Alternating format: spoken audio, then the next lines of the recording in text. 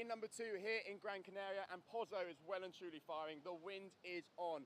Yesterday was an amazing day of action. We saw some big air and we also saw some surf freestyle in the men. But today is all about free-fly-slalom. Our sports team have put together an exciting course. So why don't we go and catch up with one of those members, because they can explain it to you in that little bit more further information. Well, we are here on day 2, Gran Canaria Wingfoil World Cup. It's been nuking again, and it's perfect conditions for our downwind free-fly slalom format with these strong wind chops and strong winds coming down. The course is going to have a lot of free-fly elements in it. So we are starting quite outside with the first reach, the first mark, and then already straight into the first free-fly section. So here the riders are not allowed to use the wing, and they have to surf and pump and glide on the bumps. Around the second mark, another reach, and then another free-fly section, which is probably a couple of 100 meters, 300 to 400 meters long.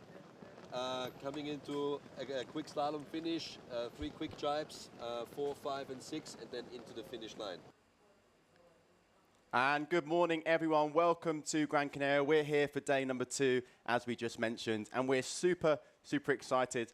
It's free-fly slalom today. There's an exciting course ahead. The conditions are really shaping up to be good. As you can see, my colleague Joe is just missing. But there's one reason for that. It's because Joe is currently down on the beach, and he's going to give us and you at home a little bit of a beach update with what the weather's doing at the moment. Thanks a lot, Liam. All I can say is look at those conditions. We have about 25 knots already. Forecast is looking even better than yesterday, where we made it to about 35. Extreme conditions down here in Gran Canaria. Free-fly slalom means they're going to be going all the way around the course, going around marks, up, left, right, down, and center. And then there's the pumpity-pump all the way through the middle. Who is going to be the fastest across the waters over here in Gran Canaria? We are going to find out. Obviously, the usual suspects. We've got Oscar Leclerc, we have Baus Muller, we have Bastien Escoffier. On the ladies, the eternal battle in between Nia Suarez and Flora Adner. Who's going to be crowned first? Let's find out.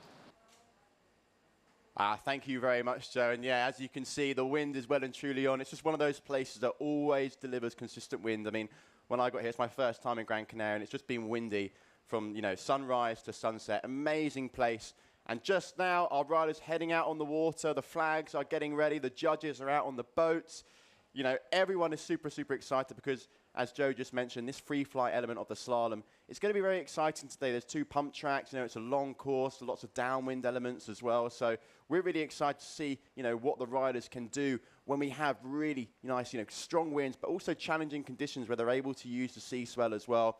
So before we head out onto the action, we're going to head to a quick commercial break, and then we'll be right back with you. The beach? When was the last time you tried something new? Could I do this every day? Yep. Could I cross the island hiking? Yep. Or riding, if you want.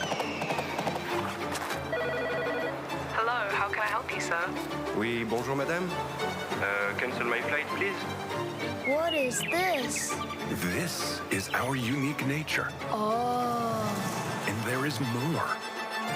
A lot more. Could that be why we smile so much? Or is it because of this? Because every day is a new discovery. Start your vital movement.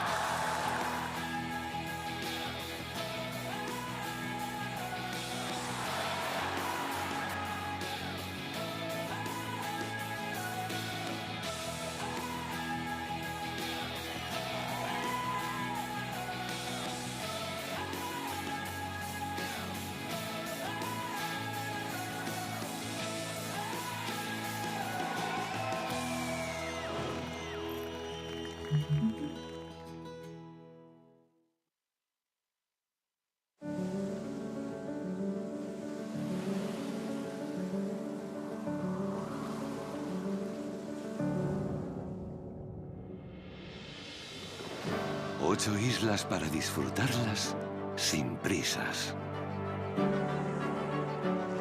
Con un clima que te llena de vida todo el año. Paisajes impresionantes que hacen que el tiempo se detenga.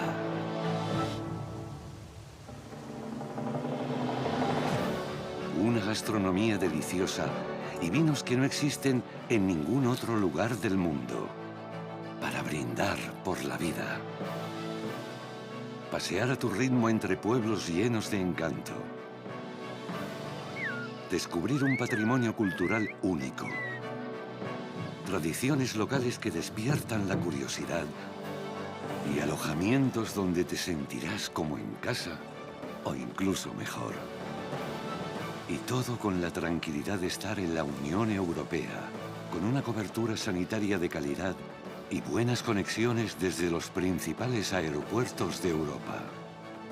¿Te imaginas disfrutar de un mes, o 2, o 3 en estas islas?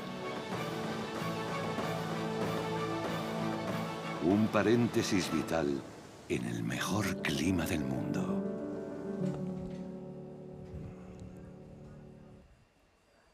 So here we are back again, and Joe, looking a little bit windswept.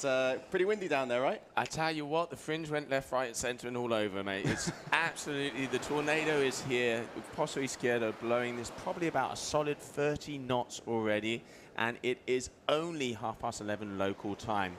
But the good news is, red flag is in the sky. We are getting ready for elimination number 1 of the Free-Fly-Slalom of the men. Let's go out to the action as we are about to start.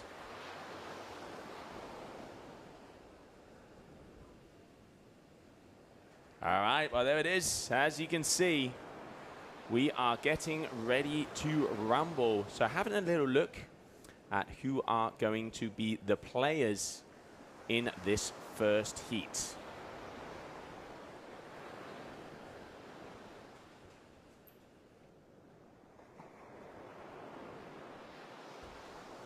So 3 minutes in, getting ready to go.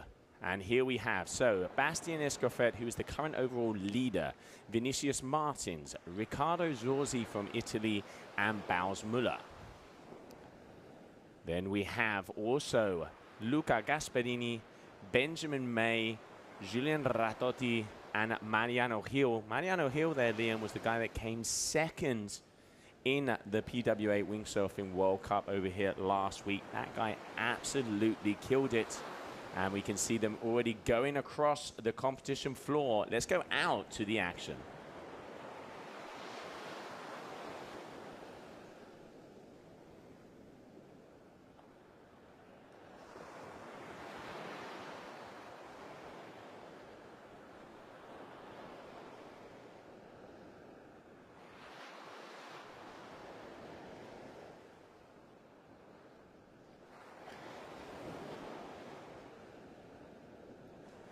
So just before we head out to the action, you can just see there, I mean, there's a little white caps, no nice glistening look on the sea there from the sun. It's local time, it is about 11:30 in the morning, so we've got plenty of action coming your way, and it's not like we have to worry about the wind going anywhere because it pretty much pumps from sunrise to sunset.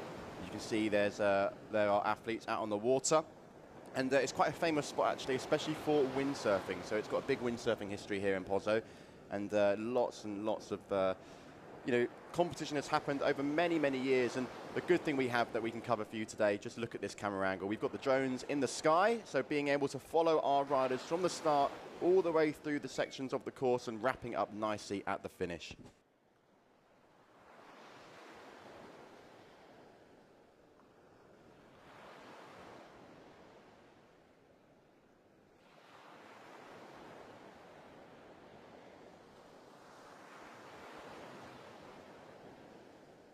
Well, there we can see the committee boats as the next round going out there on the water is just about to get ready as we are starting off day number 2 here of the Free-Fly-Slalom. So let's have a little look at what is going to be happening out here. First, we're going to be doing round 1 to 4 of men's elimination number 1. Then we're going to change over to the women for elimination number 1. Then it's back to the 2 semi-finals of the men's, heat number 5 and 6. over to the ladies, and then back to the men, where we will be doing the mini-final and the final. That is what's going to be happening here. Elimination number 1 of the men, and making it all the way to elimination number 3 of the women. And then looks like we might have a little break depending on the conditions out there. There we can see we have about 18 to 19 knots, with about 25 to 26 knots over there. So we can see wind is looking good, sun is shining, blue waters. Already had a couple of coffees. It looks like we're ready to go, Liam. Yeah, there's really not too much to complain about. If you're into your wind sports and you like getting out when it's windy, get you a one-way ticket to Gran Canaria and come and join us for the wingfoiling tour, because this place blows pretty much all day, every day in summer. And our riders sure are, enjoying Mother Nature's elements that are getting thrown their way. Yesterday we had a really nice day. We completed some rounds of surf-freestyle in the men. We also did a few of the big air elimination rounds. So exciting times ahead, but today's all about free-fly slalom.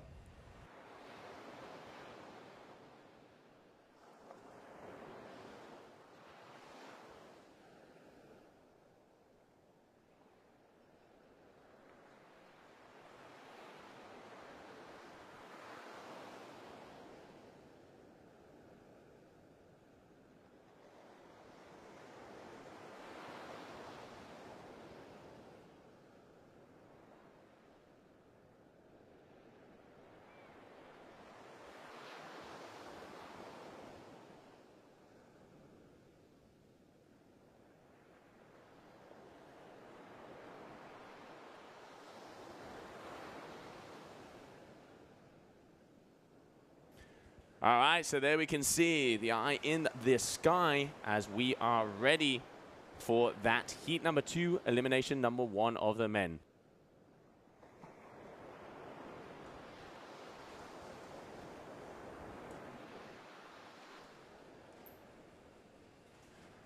The conditions are looking good out there, Liam. You can see, doesn't look like there's that much of a swell, but we are all the way out the back, and then they come towards us. And run me through who we have in this heat, because that man there, one of the best free-fly slalom riders in the world. For sure. Tito Galileo actually flew in late last night, so he's pretty much focusing on the slalom aspect of this competition. We then have Christopher McDonald's big on the freestyle, Camille Boyer and his brother, Julian Boyer. They're going to be the first 4. Secondly, all right, here's the second part of the fleet, Julio Gasparini, Paul Artner, Lasse Hallebeck, and Liam Dunkerbeck. So those are your 8 riders, round 1, heat number 2. Anyone's game, Joe. I mean, I'm reading those riders there, and I've got to say that this competition is full of talent. It absolutely is. And out of that heat number 1, we already have making their way through to the next round. So into semi-final number 1, we have Bastien Escoffet, Julian Rototti, Ricardo Zorzi, and Vinicius Martin. So they've already made it through. So 50% of each heat makes it through. So the top 4 out of 8 go through to the next round. And now that heat number 2, yellow flag in the sky, a little bit under 2 minutes, and we are going to be going for a start. Yeah, very, very excited for this, actually. I do like the look of the course that the judges have put together.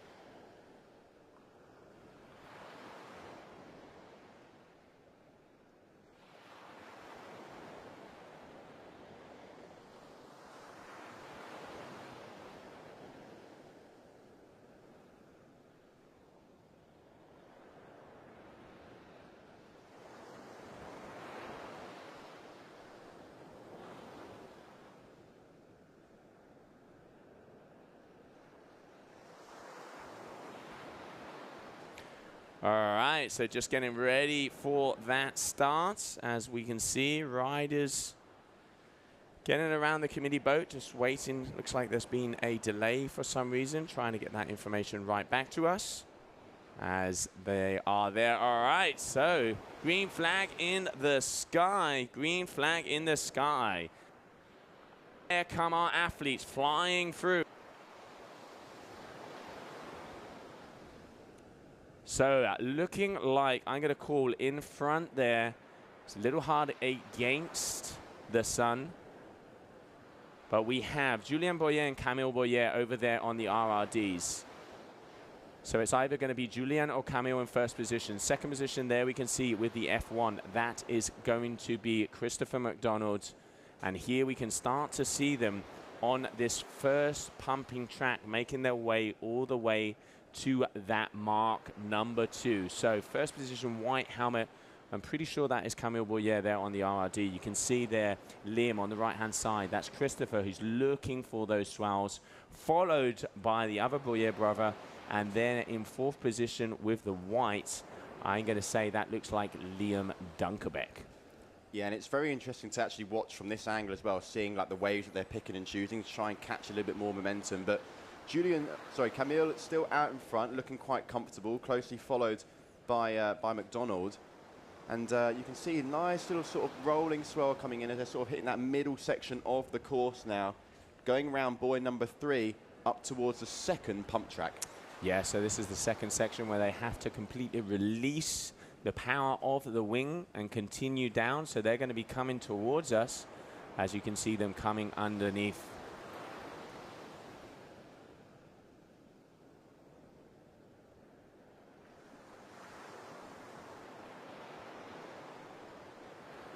All right, so it looks like Camille Boyer, Christopher McDonald. Look at the wave coming in behind there as you can see the guys going, as we can now see going from buoy number 4 to buoy number 5. So yes, that is definitely going to be Camille Boyer making his way around.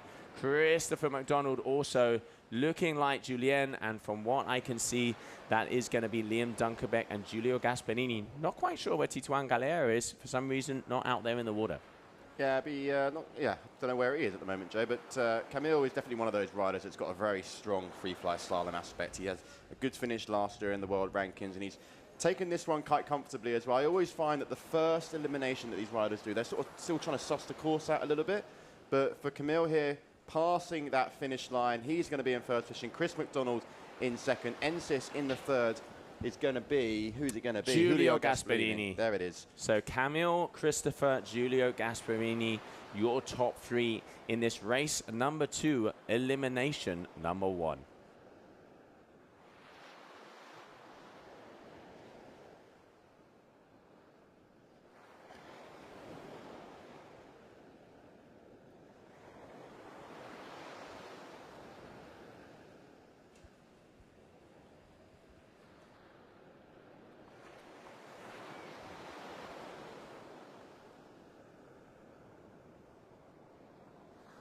All right, so there we have Camille Boyer and Giulio Gasparini, 2 of the top 4 of that one. So they're going to be advancing through to semi-final number 1.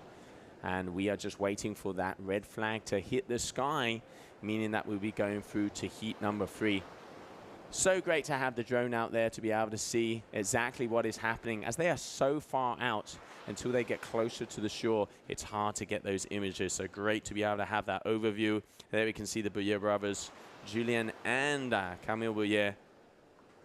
Luckily, we know these guys pretty well because they are riding the same wing, the same helmet, and they're brothers. Hard to tell them from a kilometer away. Yeah, they don't make it easy for us, but it's great to have them there. I mean, they pretty much do every single event on the tour. I don't think they've missed one this year. Maybe the New Zealand, they weren't there. But, you know, regardless of that, they're fierce competitors, you know, off the water as well. They're great. They've always got a smile on their face. They enjoy competition. They enjoy spending as much time as possible in the water. And, yeah, they're always riding the same kit. So, but like you said, Joe, we know these guys, the ins and the outs now. So next up, we're going to have some more riders take the water as we're going to enter the elimination number 3. Sorry, no, heat number 1. Elimination 1, heat number 3. More very, very solid riders coming your way. And the level of the free-fly-slalom is super, super high at the moment. Really getting used to those conditions out there. That Pozo is delivering good, solid 25 knots, I would say, at the moment. Hopefully it's going to build. The forecast is a little bit similar to yesterday. And yesterday we pretty much had 30 to, I would say, no more than maybe 35 knots all day. And it's just one of those places where we know we can, you know, experiment with different courses, and we know we're going to have a good solid 5-6 days of wind. So, you know, the pressure that we're feeling is not too heavy.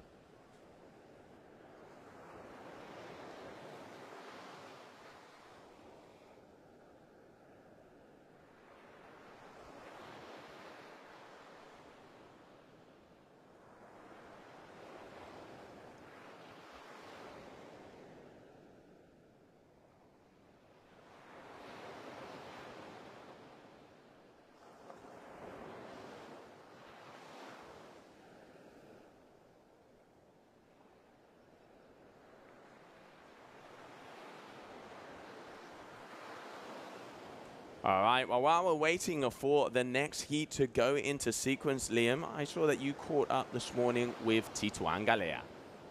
So down here on the beach with Tituan Galea. Tituan, welcome. It's Free-Fly-Slalom today. How do you feel about competing here at this location? Well, it's my first time here. I just got here this morning. It looks a pretty wild place, to be honest. And yeah, I'm excited to race in some proper wind.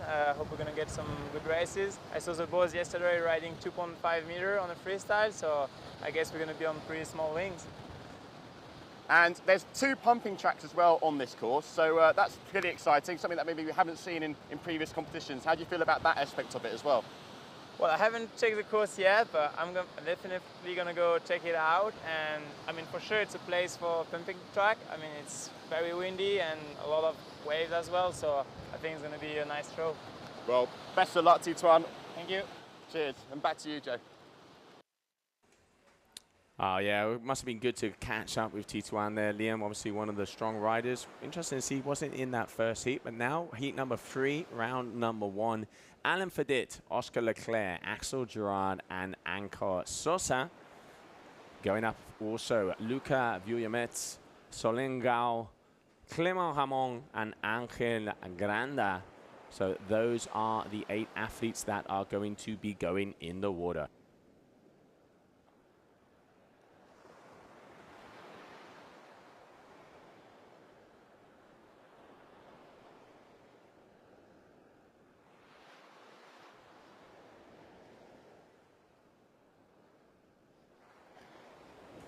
All right, so yellow flag is in the sky, meaning less than 2 minutes to go. You can see the riders out there getting ready to rumble. And we are having some Free-Fly-Slalom action.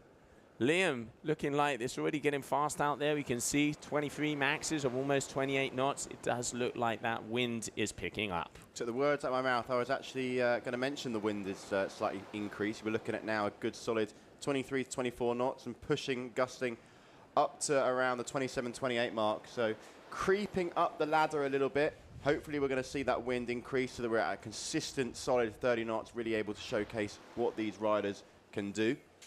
And you can see there on the right-hand side, just waiting by the sports committee boat, waiting for that green flag to go up in the sky, because we all know as soon as that green flag gets risen, we get underway with action.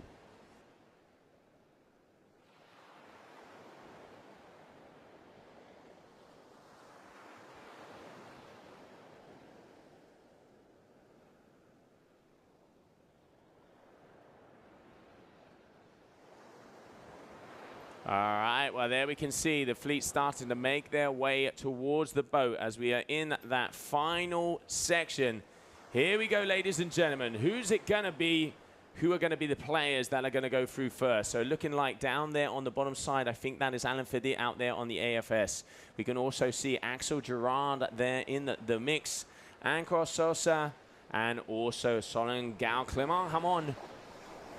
And Oscar Leclerc is always a force to be reckoned with. You can see him there on the Vayu a little bit further out. All right, so it is Alain in first, Axel in second, Anko Sosa there I can see with the Cabrina, and Oscar Leclerc with the Vayu.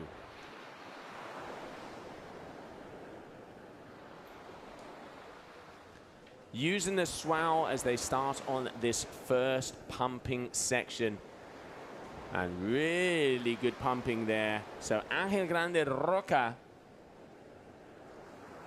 on the Ocean Rodeo went a little bit wider, did have the upper hand on the last section of that, but it does look like Oscar Leclerc now just slightly ahead, Liam.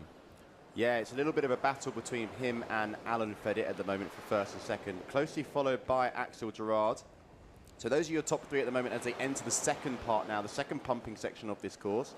Very interesting to see how they sort of play this. You can see there Angel in the back is really trying to pump and get on to the right wave, you know, because as soon as you catch that right wave, you can really catch up, as demonstrated there by Alain Fedit on the right-hand side. Caught a nice one. Axel Gerard sneaking his way into first position now as they go round turn number 4.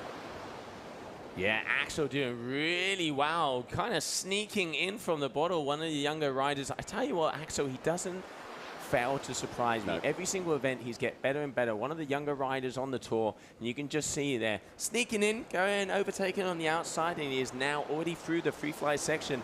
And I tell you what, unless something drastic happens now, it looks like he is going to take his first heat win here for heat number 3, as he is on that final leg to go across the finish line. So there it is, Axel Gerard in first position. There we have Alan Fidit is going to be going around in seconds, just waiting for confirmation to see who third and fourth are. But if I'm not mistaken, it looked like it was Oscar Leclerc with the Vayu, and just waiting to see who the fourth was.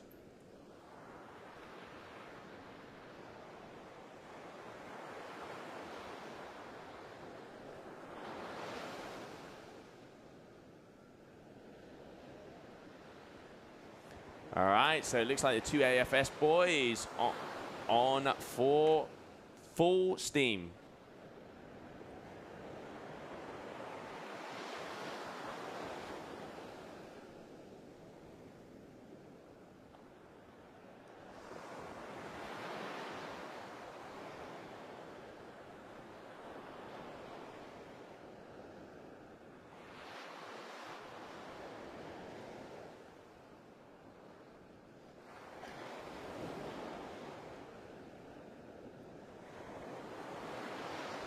All right, well, that was a nice battle in between the two AFS boys. And now let's have a little look at some of the highlights of that heat number 3.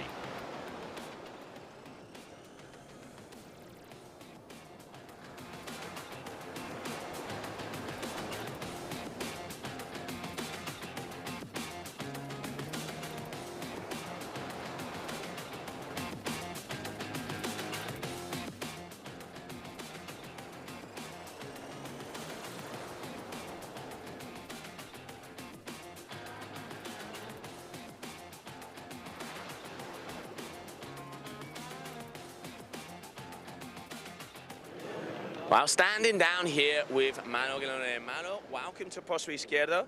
You had an insane heat in the surf freestyle yesterday. Yeah, my heat yesterday was pretty good. I'm pretty stoked of it. I landed backflip 360, huge front flip, and Klufus backflip, I think. So yeah, pretty stoked about that. Let's keep rolling like this. So now today, day number 2, we're going to switch it up and move over to the FreeFly-Slalom. Obviously, extreme conditions out there. Windy, there's waves, there's a big kind of like downwind pumping section. Talk to me about equipment. What are you going to use? What's the difference? Give me the little secrets. Come on.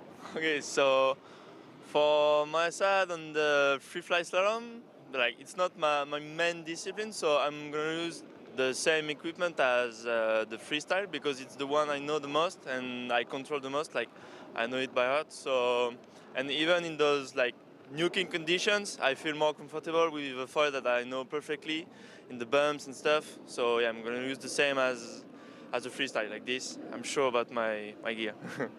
Well, there it is. It looks like this guy has it under control. So one equipment for everything. Enjoy yourselves out there.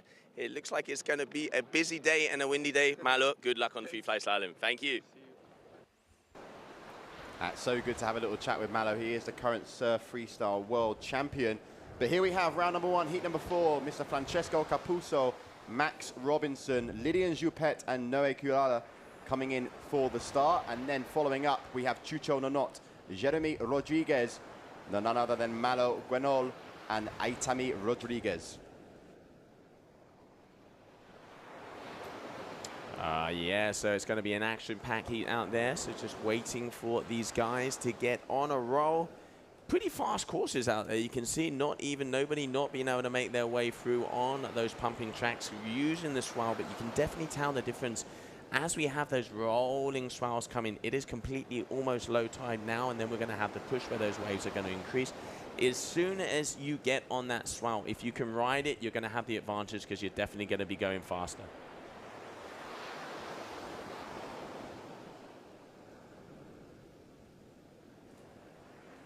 Yeah, you couldn't have hit it better there, Joe. If you get the swell, then you can really ride it, and it can make the most important difference. But red flag is up in the air, so here we go. We're going to be waiting patiently now because following the red flag, the yellow flag will go up, and then following the yellow flag, the green flag.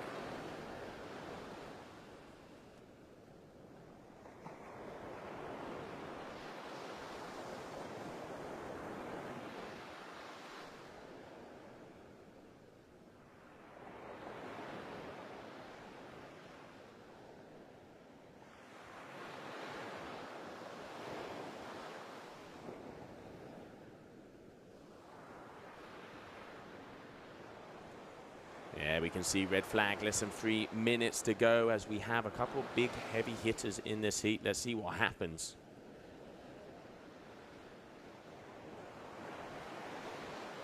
All right, so while we're waiting, I tell you what, I caught up with Francesco Capuzzo earlier this morning, who is just about to go in his heat. Let's see what he had to say. Standing down here on the beach with Francesco Capuzzo. Francesco, good morning, day number 2. Yeah, good morning everyone, good morning Joe. Yeah, today is a free fly day, today and tomorrow, so the focus is going to be only in free fly. And we just finished the skipper meeting, and we all have our brief. I already went in the water to test my gear and the conditions are pretty tough. The wind is pretty strong. I'm on a 4.0. Normally my smallest sail I normally use is 6 meters. So except the Defi wing, I was on the 3 meters. Yeah, so this is going to be my first time competing on a 4 meter. I'm not used to it, but I kind of like it. Yeah, I'm choosing my, let's say, small foil, around 500, because actually we have big bumps. So it's gonna should be easy to pump. Let's see if it's gonna work. Otherwise, I'm gonna come back and switch with my bigger foil, just 700. So Francesco, obviously Pozo Izquierdo, you have been a professional windsurfer as well yourself. You've pretty much been a professional at most water sports. This guy pretty much does everything. How do you navigate through these kind of conditions? Because obviously first time we've been here with the wingfoil, it's completely different. It's not the light wind flat. There are waves and there are 2 big pumping sections in this FreeFly-Slalom where normally you would need a bigger foil to be able to create the pump, but there are downwind waves like you're saying. Is that why you're taking the smaller equipment but that will make sure that you have to get on those swells to be able to continue?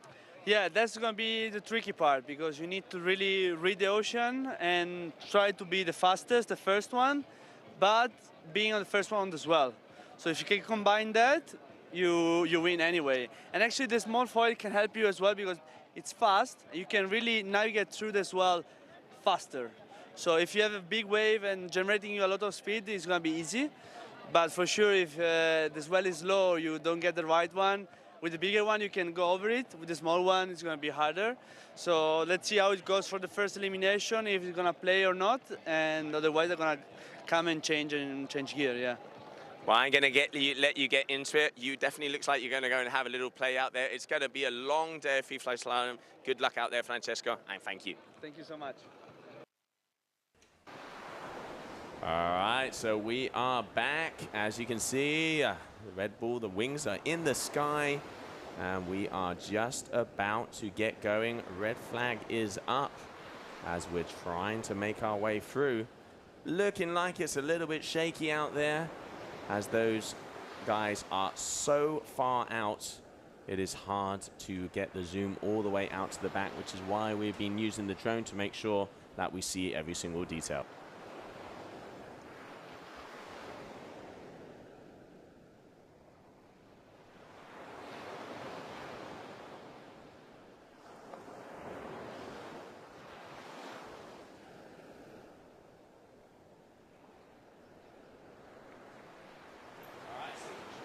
We are just waiting for this next heat to come our way. And also just a little info as well in there, making their way in to that semi-final. Axel Gerard, Alain Fedit, Anko Sosa, Clement Hamon. Those are the guys that are going to be continuing on. And now yellow flag in the sky, so less than 2 minutes. Looks like there was a little bit of a delay there, Liam. Yeah, it looks like, yeah, definitely a little bit of a delay, but you know, we are getting closer and closer to that green flag. I just love having those interviews, Joe, as well. We're able to catch up with the riders sort of before they go on the water. What I find really interesting is how each of these riders, you know, has the sort of game plan in their head. You spoke to Mallow, and he's keeping the same equipment as his surf freestyle because he feels that comfortable, whereas someone like Francesco Capuzzo is pretty much like wants to experiment with the different size front wings that you have to, you know, enable more speeds or you know, be better in the pumping section, because that's the big thing as well. When you have the pumping section, if you're on too much of a small foil and you come off the foil, it's going to be very hard to get back on the pumping. With a bigger front wing, you can sort of glide and be a little bit smoother. So, you know, it's bittersweet, and it depends what these riders, you know, where they feel their strengths are on the course. If they can go into the pump section with a lot of speed, then obviously they can keep the momentum going. And in Gran Canaria, with a lot of wind, you have the wind to help push you along in the pumping section as well.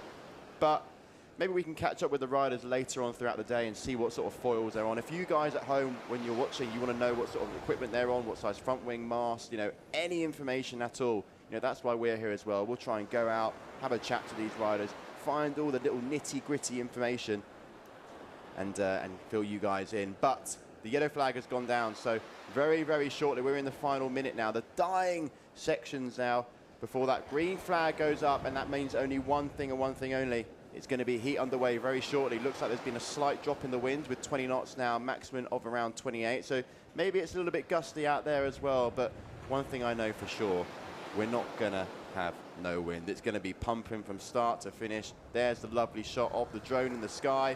And here we go, because those riders looking like they're now going to start to engage, Joe.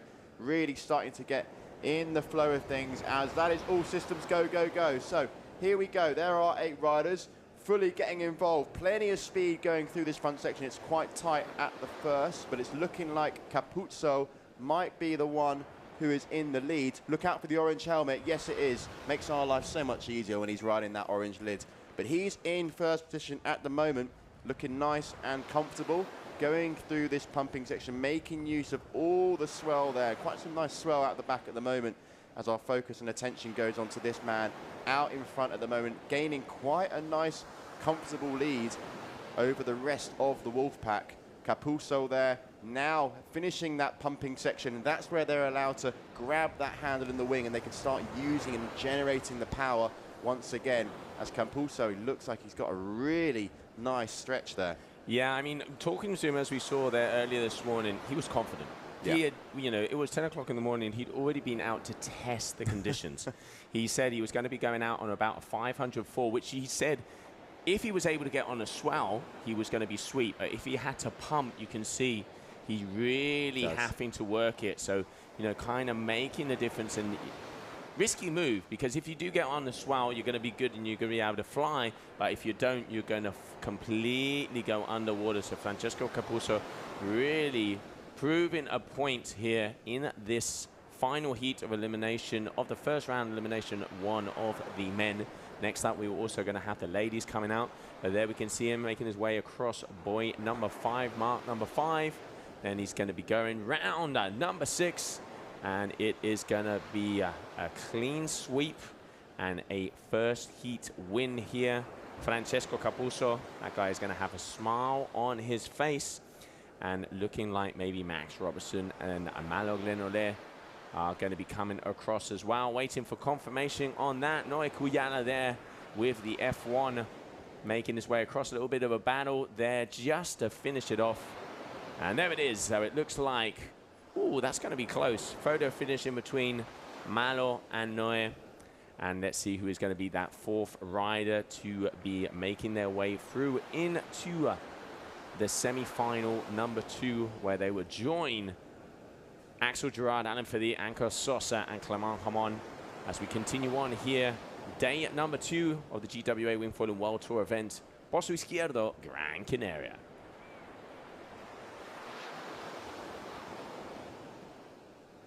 And while we're waiting for that next heat to start, let's have a little look at the best moments of heat number 4, round number 1, elimination number 1 of the men.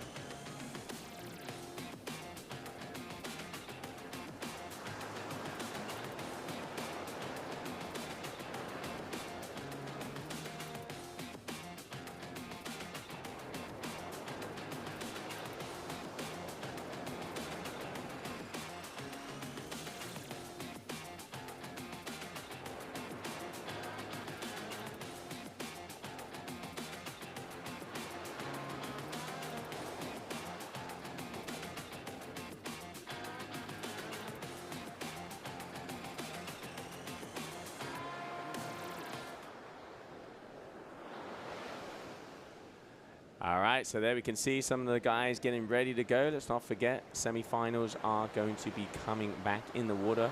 But before we start, we are going to be going with elimination number 1 of the women, and current leader of the overall ranking. Caught up with her this morning. Let's have a see what Flora Asnier had to say.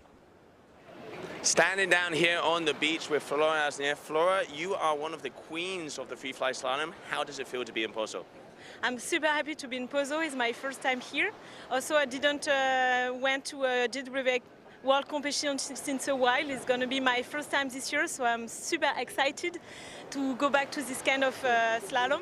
And it's going to be amazing here because we have some waves, so it looks really cool for the pumping part. Well, as we can hear there, skipper's meeting is about to get ready. Go and find out what's it going to be. Good luck out there, Flora. Thank you very much.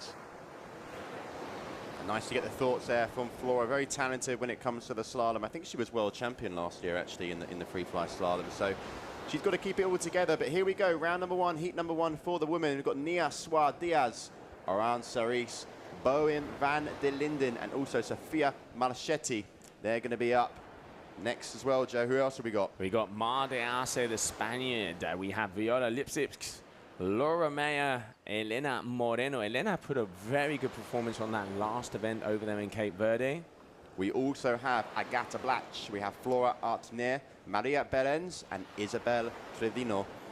Yeah, there we can see. And Lucia Trevino and Kylie Belouv. Those are the athletes, the players, the girls that are going into this elimination number one.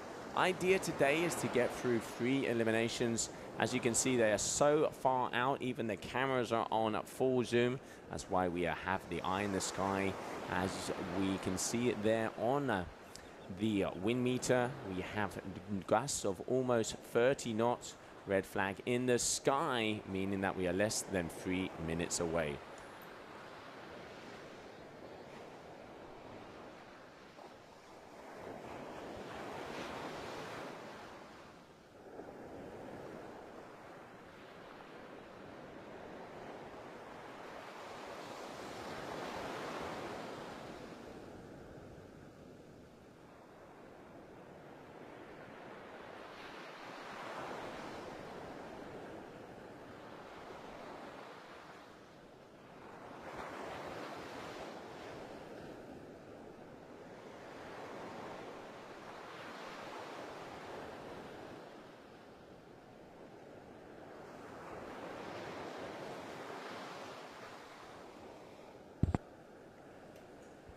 So I'm just looking at the rankings here before we get underway. You can see now the wind has really picked up, you know, good solid 30 knots now. But after 2 events this year, we've got Nia Suarez currently in first position when it comes to the 2023 rankings, Oran Saris in second, and Bo van der Linden in third. We also have Paula Novotna in fourth, but she's not joining us here in the Canary Islands. So that are your top, and then in number 5, we have Amy Bright. So those are your top 5 at the moment, but also the likes of Kylie, Ma, they're also involved in this heat and also have got some ranking points for this year. So this is for Flora, her first event of the year, so quite interesting. She's had a busy year. She hasn't been able to join us in New Zealand or Lucat.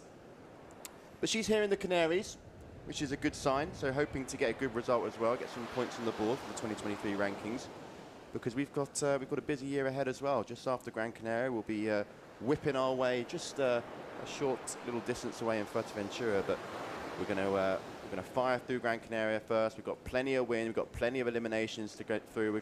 The focus today, as Joe mentioned, is free-fly slalom. And with a course like this, we should really see these riders be able to push, test their gear, test their limits.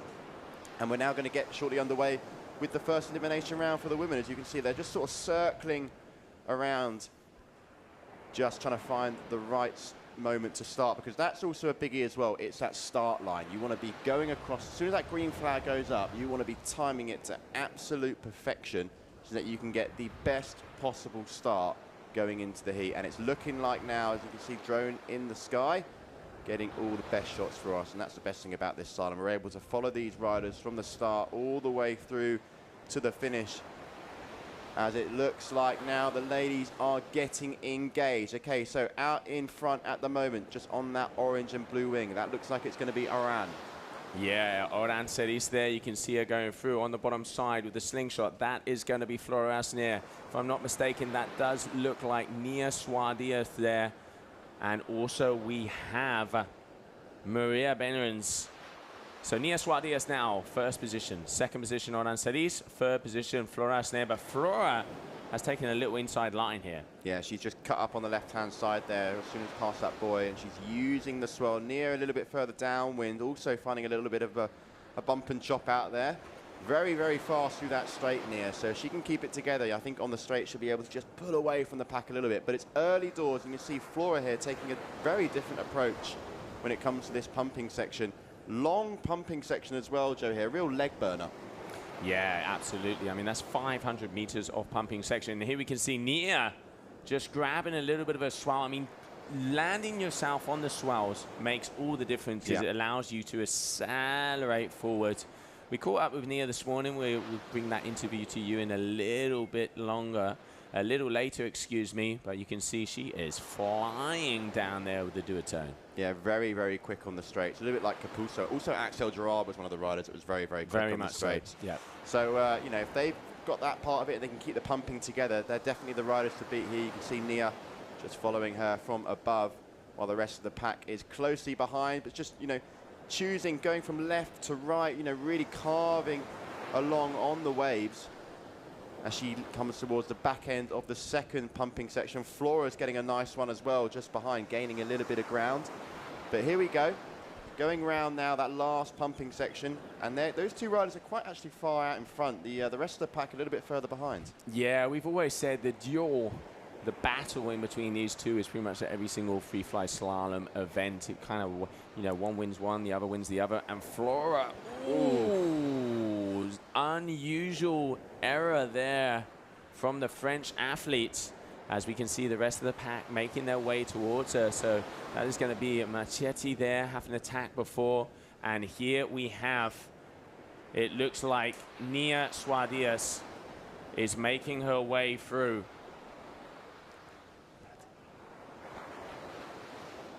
As it is, Nia Suardias is going to be the winner. And let's see who is going to be in second and third position.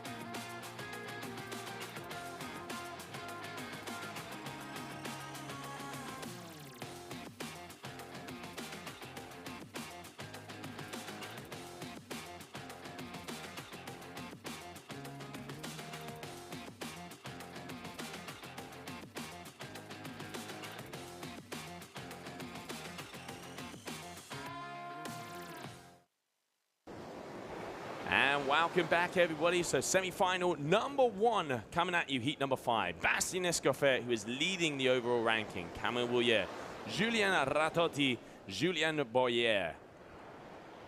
And then also Riccardo Zorzi, Christopher McDonald, Vinicius Martin, and Giulio Gasparini. Those are going to be the 8 riders that are going to be battling it out here for the semi-final. Top 4 make it through to the grand finale. Bottom 4 go into the mini-final, the elusive losers final. Let's see how is it going to be, as it looks like we are getting ready to start. Here we go, 26 knots on the reader. Backswing just pushing just shy of 30. Really, really handy actually having that wind reader there, being able to know exactly what these riders are going through. As you can see, red flag is up in the air, so just under 3 minutes to go until we begin this heat.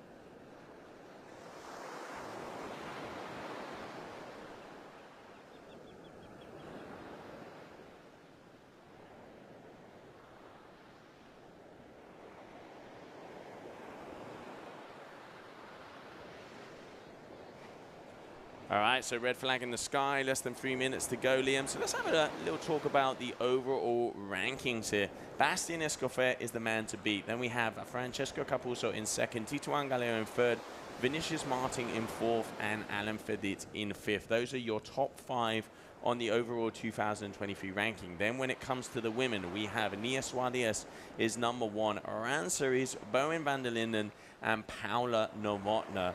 And then Amy Bright. Those are the top 5 on the women's overall. But like Flora said in her interview, she hasn't been at the GWA events, and she did take a nice little break off. She organized a couple of events, and now she's back into competition mode. So going to be interesting to see how she does. But there was an unforced error in that last elimination where we saw Nia flying through. Yeah, I actually saw it at the corner of my eye when I was watching the stream. There was a couple of riders that made that same unforced error, where they went a little bit too far downwind to where that buoy was, and then they had to essentially tack round, blast back upwind to get around that last buoy. You can't be making those errors when it comes to this course. You've got to be going from start to finish. You don't want any hiccups along the way. So Flora will be taking that as a lesson learned. She'll be firing through on the next one, and I'm sure we won't see her make that error. But right now, as you said, we've got some big heavy hitters coming up in this first semi-final of elimination number 1, the likes of Bastien Escoffet, Camille Boyer, Julien Boyer as well. A little battle between the brothers there. Mr. Christopher McDonald's also in here, and Julio Gasparini, who had quite a nice first heat. So who's it going to be? I'm not sure. I think Bastien Escoffet's definitely one to beat. He's quite fast out there, and recently making the move to the Gong team as well. They're recently expanding their team with also the likes of Clement Hamon, who last week in La Palma took the Surf-Freestyle under-16 Youth World title. So these riders are keeping themselves busy. That was a great event that we had, with some slalom, FreeFly-Slalom action as well in La Palma for the youth. A one-stop hit for those riders, but it's looking like now the first semi-final, number 1, is going to start to get underway. You can see our riders engaging now, holding that wing quite high above them. But now they're sort of all following suit. Is that green flag going to get risen? It's looking like it is. And it's all systems go, go, go now as our riders are fully engaged. Who's coming out first at the moment? Looking quite fast is the Gong, which I believe will be Bastien Escoffet coming in. That's looking like he's going to be taking this first buoy first. In 2nd position, I believe it is. Well, I can't actually tell at the moment, Joe. Who's in 2nd position there? Yeah, it's looking very close out there in the middle. So we've got Giulio Gasparini there also. We can see Bastien Escoffet out front, and now just waiting for confirmation. Christopher McDonald also amongst the mix coming on the back side. But watch out, because I can see Julien and Camille Boyer, the 2 RRD riders, as we just go into this first free fly section. The RRD equipment, you can see them both out there on the gold wing with the Alula. They really fly on pretty much all conditions, and you can see getting some speed again. So that is looking like we have the 2 Gong riders, Bastien Escoffet coming out there in first, and now tacking around. Vinicius Martin's there at the back. We can see him with the nil pride, but it is this man here, Bastien Escoffet, your current leader.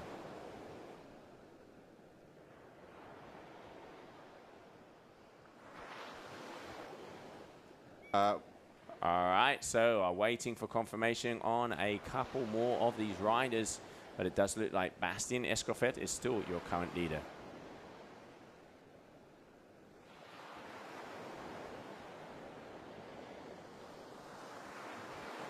All right, so we can see also the second gong rider, Giulia Rototti. They're now moved into second position. And if I'm not mistaken, I think that could be either Vinicius Martins, because Giulio Gasparini is in fourth. We're just waiting for confirmation on that third athlete.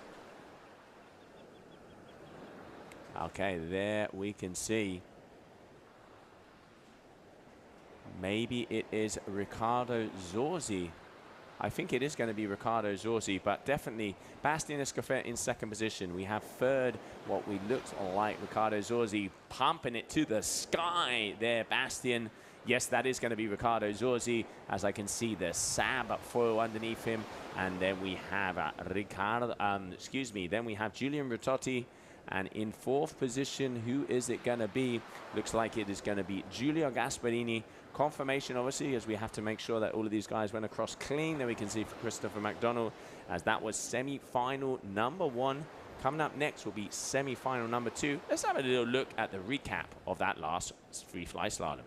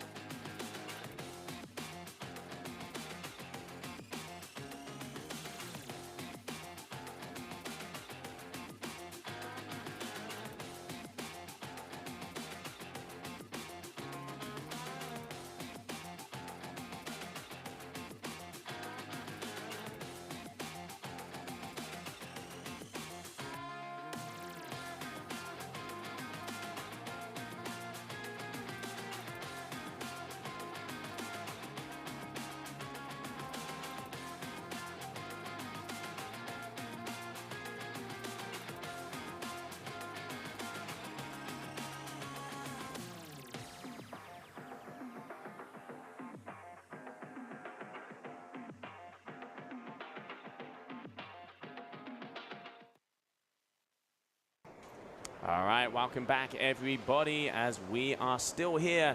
Continuing on now, coming up next is going to be semi-final number 2. Yeah, semi-final number 2 up next. It's been a good first sort of morning, actually, of slalom action. We've seen some amazing free fly go down, both on the men's and the women's side. And I really like the idea of this course with the 2 pumping tracks. That's what's really appealing to me. That first one being a little bit longer than the second one. And just seeing the riders with that drone shot from above, being able to sort of see what waves they catch, what swell they want to choose, and seeing how they sort of go about each heat. Yeah, absolutely. You can see really the people that navigate that swell, get on it first, and we have to fly them way down the course are the ones that are going to get into those first positions. You talked to Francesco, said he's taking the risk going out on smaller equipment to really be able to get up with that speed, but then you have to get on that swell. So interesting, different tactics. We've seen, talk to Malo also, he said he's on his same freestyle equipment, so a bigger wing, bigger board. In the end, all of these guys, they have the tools at hand, they have their weapons, they have a whole big arsenal. They do. It's not, it is how you use it, it is the person that is driving it. Let's see what is going to happen as we're now going to go into semi-final number 2, elimination number 1 of the men. So there we can see red flag in the sky. Axel Gerard, Francesco Capuzzo, Alan Fedit, Malo Genole, Anko Sosa, Noé Cuyala, Clement Hamon, and Chucho Nunot representing Holland. Chucho, also a very talented rider. He has been going pretty fast out there today, but now it is go, go, go, because the top 4 are the ones that are going to be making the grand final. Yeah, where Chucho, I think, really excels as well is actually, he's very good on the freestyle. He's good in the free fly slalom, but I would probably say one of his main disciplines when it comes to wingfoiling is in the waves. You see a lot of Chucho put, good wave content up. He was, loves to compete in the waves, but nonetheless, that's why I think that on the pumping track, Chucho will actually be quite, I think he'll dominate there. It'll be nice to see him, how he picks and chooses each wave. But, we've got 8 very, very talented, solid riders and it's anyone's game. And looking at how this track has been so far, if you have a good start, you're in a good position, you know, for the rest of the course. You don't want to get caught up in the lump of it. You want to be out there leading the pack. Just under 25 knots of wind at the moment, so it's nice and windy out there. Riders just circling like sharks out there at the moment, waiting for that green flag to go. The red flag is up at the moment, so under 3 minutes remaining. As soon as that yellow flag goes up, it means that we have, or are in, sorry, the last minute. And there you have it. The yellow flag's in the sky, so we're just under a minute now until we get underway with the second semi-final here for elimination number 1. Men's surf Free-Fly-Slalom. We're here in Gran Canaria for the GWA Wingfoiling World Cup. It's the 3rd event of the year. We started off nicely in New Zealand. We then had a little bit of a break. We zipped our way over to Le Cat in France back in April. We then also had a little bit more of a break.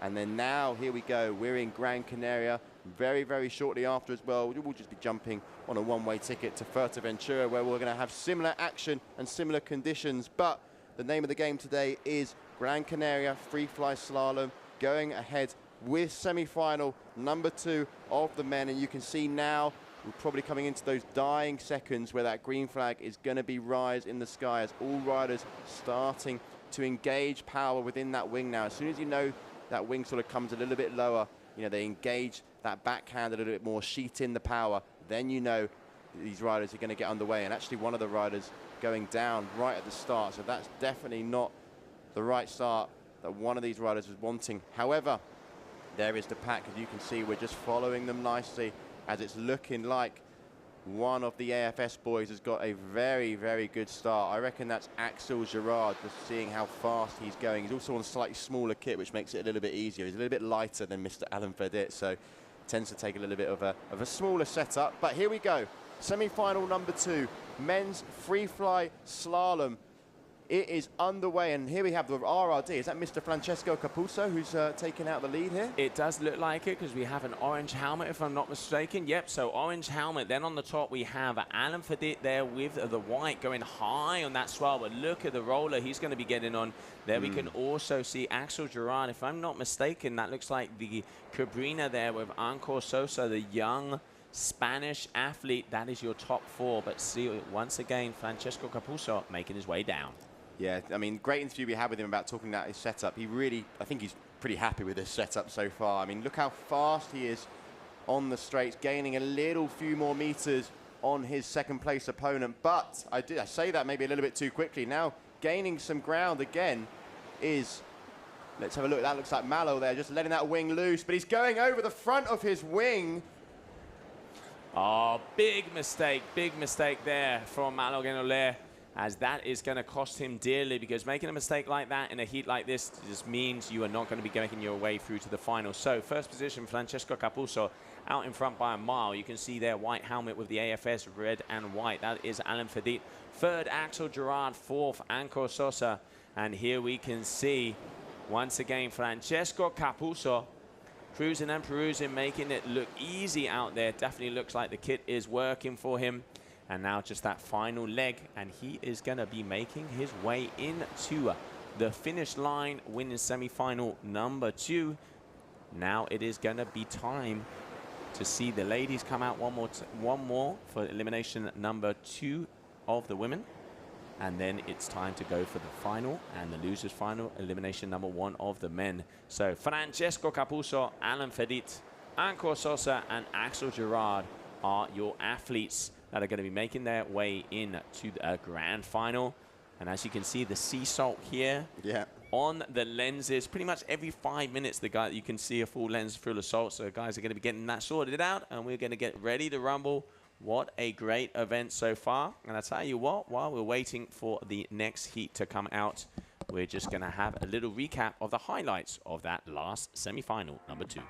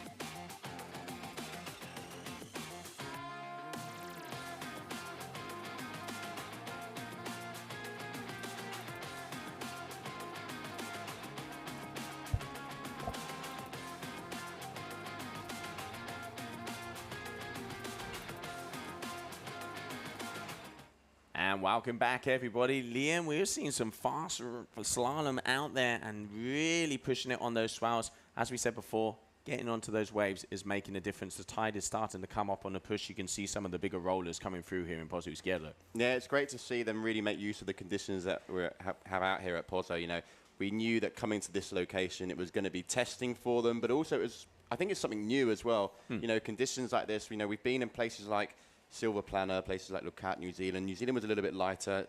Lucat this year also was lighter winds. And now we're like, you know what, 30 knots, big rolling swell, have it, you know, go and get amongst it. And I think they're actually doing really well. I mean, we saw Mallow there going down, but, you know, this is part of the game. And this is why they're here. They enjoy competing, and we enjoy seeing a little bit of a shake-up. Oh, it's always good to see some action out there on the water. And, you know, for the FreeFly-Slalom also, being able to have the conditions that we have here, having the downwind, they've got 2 500-meter sections where they have to completely release the wing. For you guys and girls back at home, those FreeFly sections, meaning release the wing, absolutely no power, and you are using the power of the wave and the power of your legs to be able to continue through. With a place like Pozo, it just makes it really visually cool because you can see them coming towards them. We've got big, long stretches. Stretches also the packer parts. There really is a battle out there. And, you know, like we just saw there with Malo Genolea, who's normally one of the guys that is on it. Unforced error costs you elimination, costs you getting into the final. Idea is to probably be able to go through 7 eliminations of the men throughout the next 2 days. The next 2 days are going to be dedicated 100% to the FreeFly-Slalom. So we're going to see who is going to come out on top in the end here in Pozo. Now, up next, we're going to have the ladies coming out one more time. And before we do, we caught up this morning with Nia Suardias, who is currently overall leader of the 2023 FreeFly-Slalom GWA. Thanks a lot, Liam. So down here with Nia Suardias in the competition tent, day number 2, just getting ready for the FreeFly-Slalom. Nia, good morning. Good morning, Joe. It's looking really good. The conditions are really strong. Wind is picking up, and the swell is looking good. So I was talking to the race crew. It looks like we're going to have 2 very big sections of pumping because we have the swell and the wind here in Pozo Izquierdo. What do you think about that? Looks like you guys are going to be using those legs quite a lot. Yeah, we have 2 pumping sections. We're going to be pumping a lot. We're going to have to use some bigger front wings. But I'm super excited and looking forward to do the racing. Well, good luck out there. I'll let you start to get your equipment ready and can't wait to see you on the water. Great to catch up with Nia Suardias, a very complete rider. You know, very, very good on the surf freestyle, very, very good on the FreeFly-Slalom. But here we go. Round 1, heat number 2, we got Nia Suardias, Oran Ceris, Bowen van der Linden, and then once again, Sofia Marchetti. Then Marta Arce, Viola Lipschitz, Laura Meyer, and Elena Moreno. Agata Blanche, Flora Asnea, Maria Behrens, and Isabel Trevino. And then Lucia Trevino and Kylie Beruv. Those are the women athletes that are going to be making their way out onto the water. Yellow flag in the sky, meaning less than 2 minutes. Currently elimination number 1 winner, Nia Suardias. Let's see what happens in this elimination number 2. Excited to see how Nia competes in this one. Obviously taking the win in the first elimination. So now we're going through elimination number 2. She definitely is the rider to beat when it comes to the free fly at the moment this year. Currently sitting in the first position in the rankings. So feeling confident. Also had the win on the youth side of things in La Palma just last week. So coming off plenty of wins this year, Miss Suardias. Definitely keeping herself busy in the freestyle and the FreeFly-Slalom. And seems to be enjoying this course as well that we put together. A lovely shot there. You can see all our wingfoil athletes just waiting for that green flag to go because we were on the yellow flag just a few seconds ago. So under a minute now until we're going to get underway with elimination number 2 of the women. Beautiful shot from the drone. So good being able to have the drone as well and follow these riders all the way from the start. And I can see a question here, what size foil are most people using? That is a good question. We will find out as the day goes on. We'll try and catch some of these riders when they come back into the water, find out all the ins and the outs of the equipment. For wing sizes, we're looking at around, I'd say the 3s, 3.5s. It's pretty strong wind out there. But now we're moving on to this elimination round number 2 as the women are underway. And you can see here, They're all sort of in the pack at the moment, nicely spread out, and it's looking like Nia there on the left-hand side, just in that second place, but she's got the speed. Shortly probably going to be whipping into first, but keeping it together nice at the front there is Flora Asnir. Yeah, she is going around. Flora, she started off like this before, but then Nia in that elimination number 1 got a better swell. We can see there Orancelis also there with the free wing with the orange and blue behind. And this section is such an important section for the athletes as they make it past that first free fly, and then it's turning around the mark, and it's back as speed across the wind. Here we can see Nia one more time. She's got on that first swell. Flora's opening herself a little bit wider. She should get another one. Or you can see Nia sneaking on the inside. She is going to be going to that mark, but this could give Flora a little bit more speed if she can keep navigating down this bump. But once again, Nia Suardias, better tacticals, better positioning in first place. Yeah, she chose and picked the right waves there, and you can see that gaining ground, especially on the straights, being able to just get that little bit faster and just, make that distance grow that little bit longer as now entering that second part of the pumping. Knows she's got that lead, but again, this is where things can change on this pumping track. If you don't catch the right swell, then you could be in a little bit of a pickle. But Nia looking like she's actually caught a nice looking rolling wave here, and enjoying herself out there by the looks of things. It does. I mean, look, she's picked that one off perfectly, and she's already got like 150-meter advantage because she was able to get the speed, not losing anything at all. Here we can see her making her way to mark number 4. I'm going to say she's about 10 to 12 seconds ahead of Flora at the moment, so a solid lead. Orancelis is catching up nicely. Flora went down in that elimination number 1. Let's see if she can keep it together here in elimination number 2. This was the buoy where she got caught up, but Nia Suardias going around that final buoy of the mark number 6, and now she's just going to free fly and cruise in to the finish line. So 2 for 2 here for the young Spaniard. Nia Suardias proving why she is number 1 on the overall ranking. It looked like I can even see a little bit of a smile there. Yeah, and a 3.5 size wing, so that should give you a good idea as well. That's the sort of size they're on. Nice bit of freestyle windsurf action going on there as well. Let's not forget that this is a very famous windsurfing spot. Yes, it is. It's all happening out here in Pozo Izquierdo. So about equipment on the men's side, most of the athletes are on in between 500 to 700 meter, 700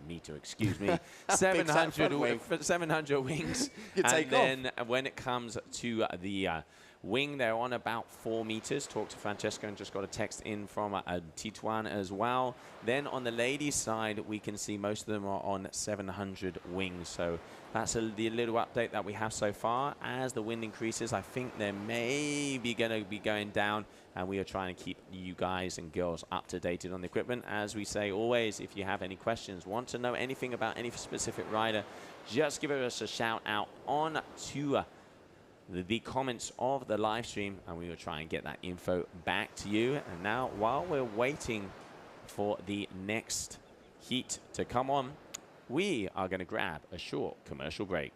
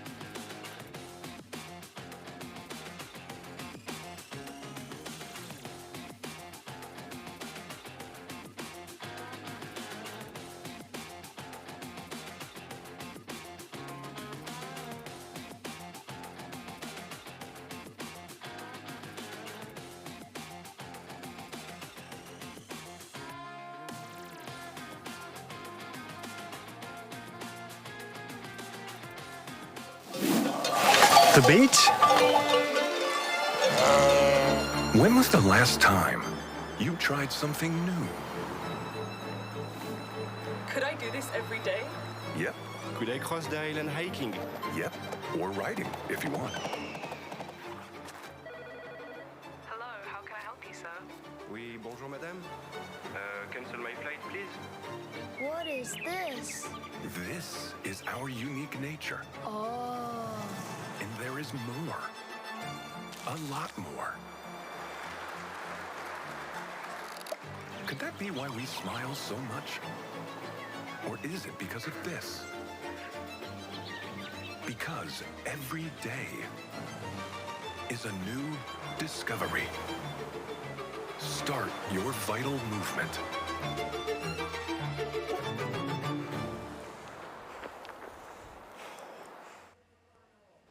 And welcome back, everybody, as we are now going to be going into the final rounds of elimination number 1 of the men, as they are getting ready. Who are going to be making a debate? We have in the small final Camille Boyer, Chucho Not, Vinicius Martins, Noé Cuyala, Julien Boyer, Malo Genolé, Christopher McDonald, and Clement Ramon. And then in that big final, we are going to have Bastien Escofet, Francesco Capuso, Julian Rototti, Alan Fedit, Ricardo Zorzi, Axel Gerard, Giulio Gasperini, and Anko Sosa. So heat number 7 is going out first. Run me through those guys. As we can see there, that is the mini final. Losers final is going to be out there on the water first. Yeah, very, very talented riders as well. And there they all are, just waiting for the green flag to go up in the sky. So, you know, this is the mini final, and then shortly after we'll have that main final from elimination number 1. Red flag is up, so that means just now under 3 minutes. And then when that, oh no, there we go, yellow flag has just gone up. So now we have just under 1 minute left until the start of this mini final. So riders now this is all about preparation now when it comes to this last minute, getting yourself in the right position, because you want to be crossing that start boat with plenty of speed, getting the best start possible. So just having a little look at the names in this one, we've got some big, you know, I mean, Camille Boyer, probably one to watch as well. He's very, very quick, especially on the straights. His brother as well, Julian.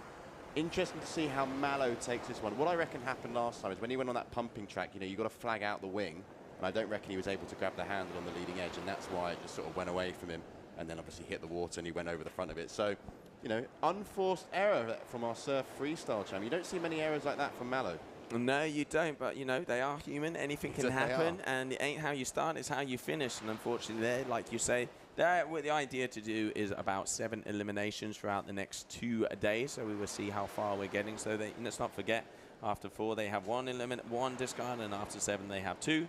So we will see they can discard that as soon as they get further along in the eliminations. As it comes for the ladies, 2 for 2 for Nia Suarez.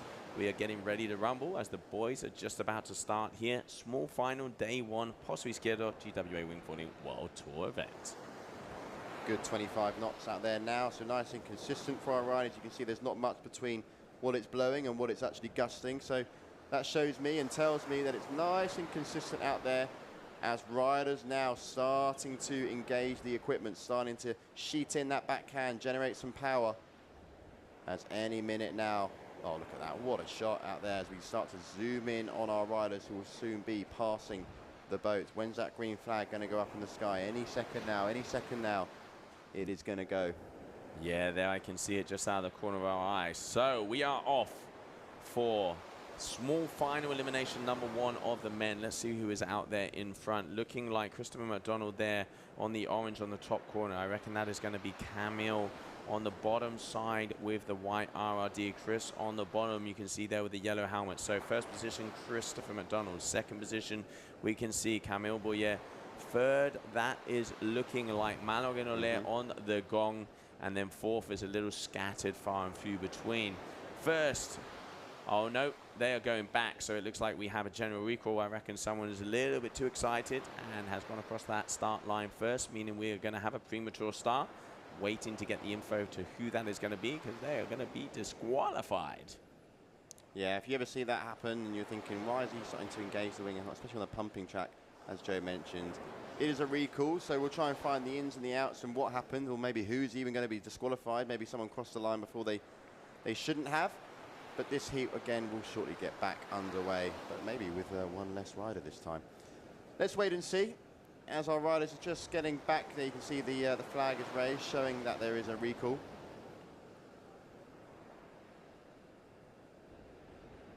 And back to the start boat they go.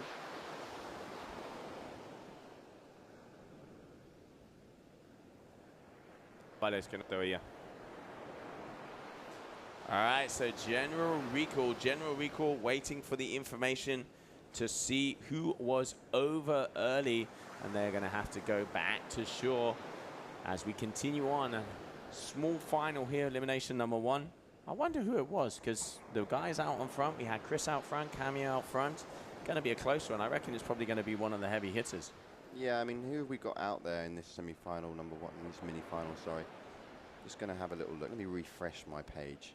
Yeah, well, we have Camille Boyer, Chucho Nunot, Vinicius Martins, Noé Cuyala, Julien Boyer, Malo Guenolole, Christopher McDonald, and Clement Hamon. Chris, Malo, and Camille were the first guys across the line, if I'm not mistaken, but the camera angle was from the drone and from afar. So we're going to wait for the information to come in from our sports crew, and then we will have to see what the decision is. Tapping all groups here to see if they're going to give me that information. Nope, but at the moment, general recall, waiting to see who the person that was just a little bit too fast across that line. Yeah, I'm not too sure either. You can't see any of the riders sort of super close to the start boat, so I'm not sure who it's going to be. If we saw one of the wings really close, we might be able to get a bit of an idea, you know, as they're sort of maybe having a discussion about why there is a recall. But it looks like all riders there are just sort of waiting to just find out what's going to go and happen next. Nice shot there from above, just circling all of our riders. Great place to be out here in the Canary Islands. They say Gran Canaria is sort of the home of wind sports as well, especially in the summer. You can see the white caps there on your screen. Plenty of wind out there. 19.8 knots, so just shy of 20. Gusting up to just shy of 30 actually, so a big wind range here at the moment. Local time is coming up to 1:45. So we're now passing towards the afternoon, and the plan is to just continue to fire right through up until the early hours of the evening. So plenty of action coming your way now as riders start to get back towards their feet as the flag has been dropped. So shortly we will find out what exactly is going on out there and get this semi-final, sorry, not semi-final, this mini-final underway, because shortly up after this will be the final of the first elimination round for the men. And then we'll be looking at the women as well, who are going to be on elimination number 3. And then it's over to elimination number 2 for the men. Hopefully we can complete 7 elimination rounds for the men over the next sort of 48 hours. But there we have it. The yellow flag is up in the sky. So just under a minute now to go until we get underway with this heat, which did have a general recall. But let's see, you know, just about 30 seconds now as all our riders back up onto their foils, Joe, ready to get engaged in the in this free fly slalom action.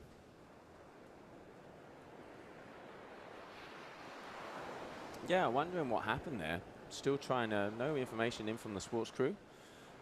I can't actually see anybody coming back towards the shore, so No, I wonder if there was an other issue. I've asked for them to get info to us, but anyway, all that we need to know is yellow flag in the sky, less than 2 minutes to start, and we continue again here for the small final, elimination number 1 of the men.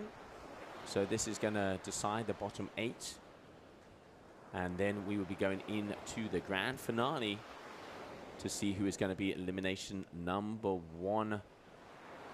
Let's not forget, we have Bastien Escoffet is first overall, and then we have Francesco Capuzzo, who is second overall, who are both in that final. And also, let's see, Alain Fediet was riding well, and Axel Girard was going fast. So no flag in the sky, meaning less than a minute, so they can't be inside that triangle. And it looks like we are just about to get on the way. Small final, elimination number 1 of the men. And there you can see the yellow flag has been taken down. So very, very shortly we're going to be getting underway. As you can see, our riders now really starting to engage and get going as the drone is going to nicely follow these guys from start to finish. Let's hope we get a good, perfect start from these 8. And here we go, crossing the line first, start line first. It looks like Mr. Christopher McDonald. Actually, no, it's Mr. Francesco Capuzzo, but it's a close one between Capuzzo, Boyer, and McDonald there. Malo closely behind. This is a nice start, Joe. Yeah, it does look like it. I just heard clean start, so it means we are off to a go. So Francesco, that is going to be Camille Boyer, as Francesco is in the final. So Camille Boyer, Julien Boyer, Manuel Guerrero, that are your top three. Liam almost choking himself over here on the left-hand side of the booth. You right there, mate? I don't quite know what happened there. I think it was just such a good start. He got the better of me. All right, so there they are. Camille Boyer, Julien Boyer, and looking like Malo Guerrero. And if I'm not mistaken, Noé Cuyala, as he is on the orange F1, is your top three. So Cami going in first. Julien in second, if I'm not mistaken. Nope, Malo getting the inside of him there. So Malo in second and Julien in third. Waiting for confirmation because the Boyer brothers, same equipment, same helmet, same Lycra. It makes it difficult, doesn't it? It is not the easiest of feats, a kilometer out to shore. And then we can see Noé Cuyala there as well. And also looking like Chucho Nunots. So who's it going to be?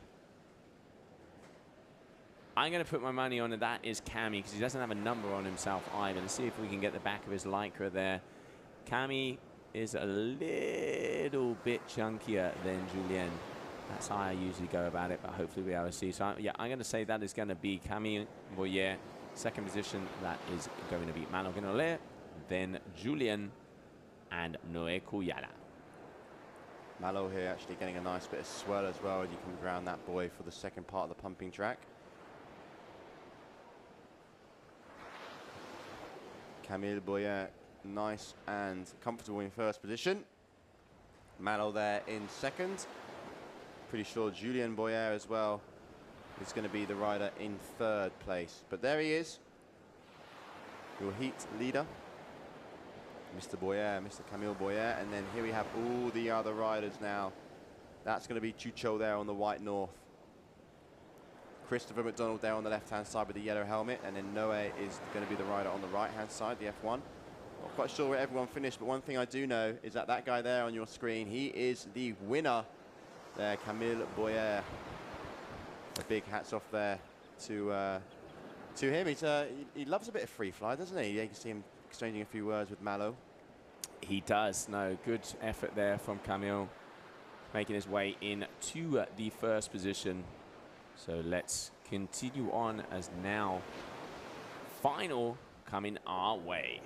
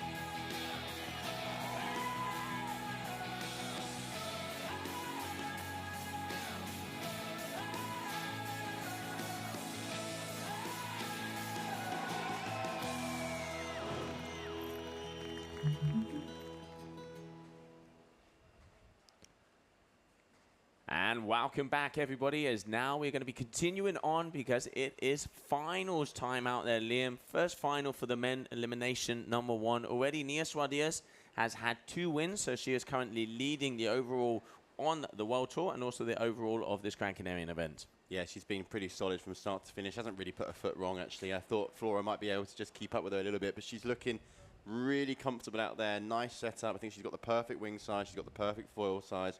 She knows the course now. She's picking and choosing the right swell, the right waves to do the pumping on. So pretty faultless start there from Nia Suarez. Yeah, it definitely is. And now let's go out to the action as it is time for the grand final. And let's see which athletes are going to be playing it for that elimination number 1 win. So Bastien Escoffier, overall 2023 FreeFly-Slalom leader. Francesco Capuzzo, who is in 2nd position on the overall. We have Julian Ratotti, Alan Fedit, Riccardo Zorzi, Axel Gerard, Giulio Gasperini, and Anko Sosa. Those are the players, those are the slalom riders that are going to be seeing if they can take this elimination number 1. I'm going to say it, I reckon the battle is going to be in between Bastien and Francesco. Those two are looking the fastest out there so far. I'm also going to throw Axel Gerard in the mix. I'm going to throw him in the mix. He's been, personally for me, watching him today, definitely been one of the faster riders. You know, we know that the swell side is very important, but if you're able to catch up on those straights, there's a few larger straights as well. One of the start straight is obviously very large, and then the straight after the first pumping track as well. If he's able to gain some ground there or have a good start, I think he's going to be one of those riders to beat.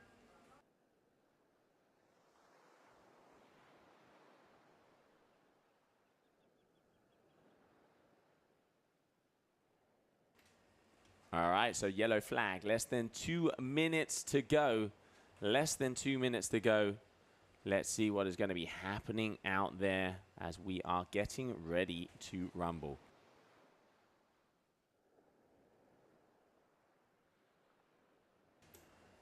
All right, so no flag. Less than a minute. Nobody inside that triangle, and we can see all of the athletes starting to pack themselves together as we are just about to start the first final elimination number 1 here in Gran Canaria, Pozo Izquierdo for the FreeFly-Slalom of the GWA Wingfoil World Tour.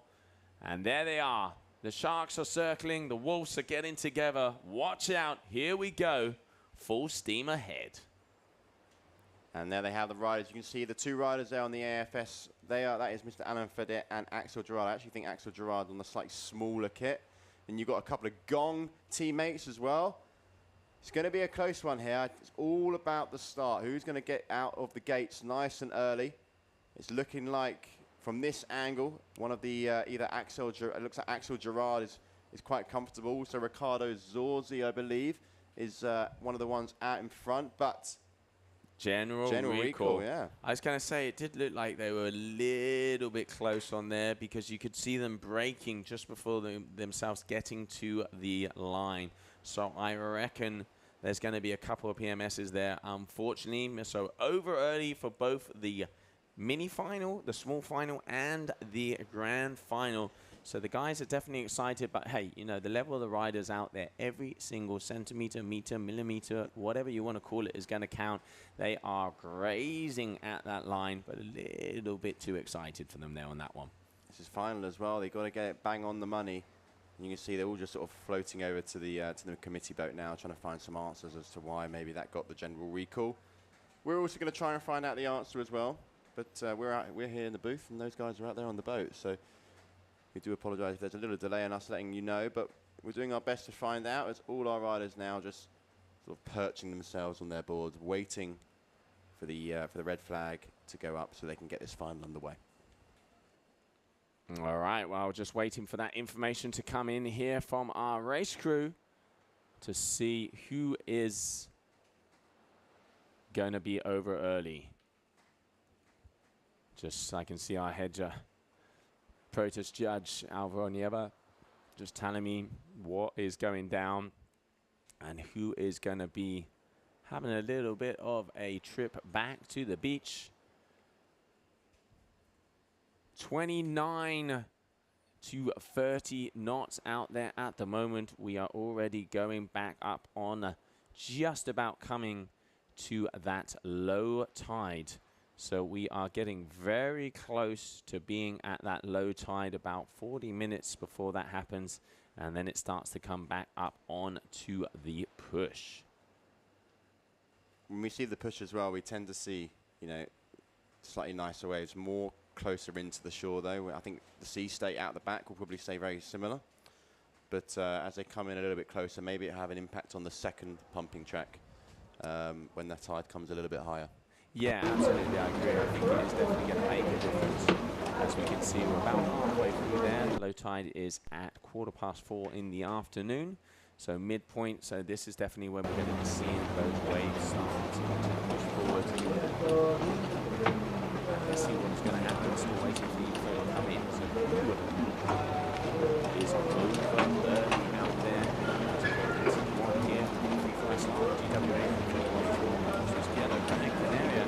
First time ever over this event, and what conditions we have had. This is the home of wind. That's the mecca of windsurfing. This is what they call the windsurfing bunker. And it is so popular. That is a great game. It certainly is. I mean, we get to actually tell these kind of train at this precise location. It's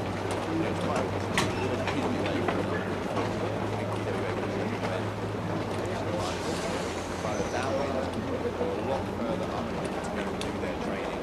So pretty much, you know, we're throwing them deep in the water here, but when we get conditions like this, the best way I think we should be able to review that to really get used to how Gran Canaria fires for the look. Look at that wind there on top of the tank. That's a big grip. 29 knots.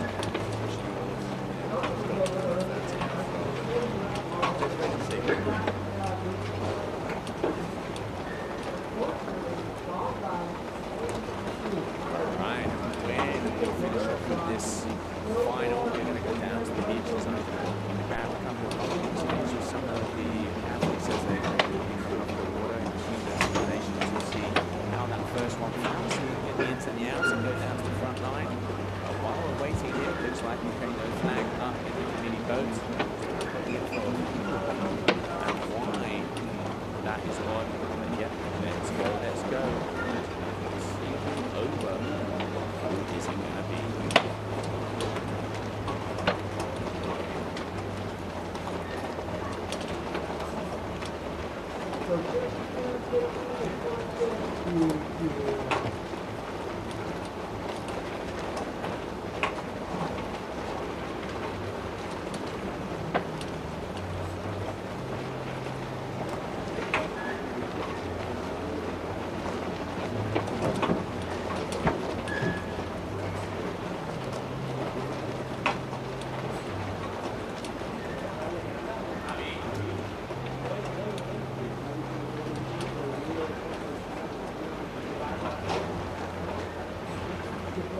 All right, so yellow flag in the sky, meaning less than 2 minutes to go.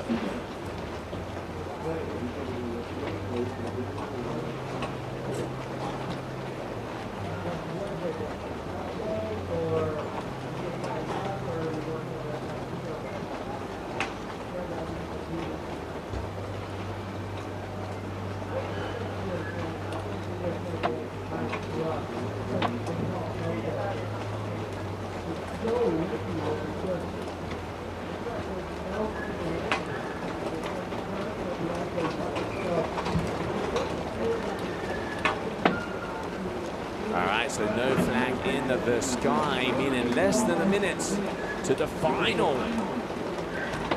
Here with elimination number 1 of the men. Good solid 27 knots out there for the final. That's exactly what we want to see.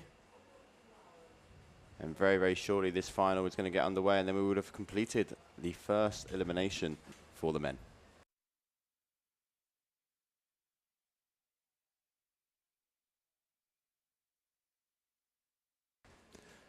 All right, getting ready to go, Liam. Final, come on, let's get this one up.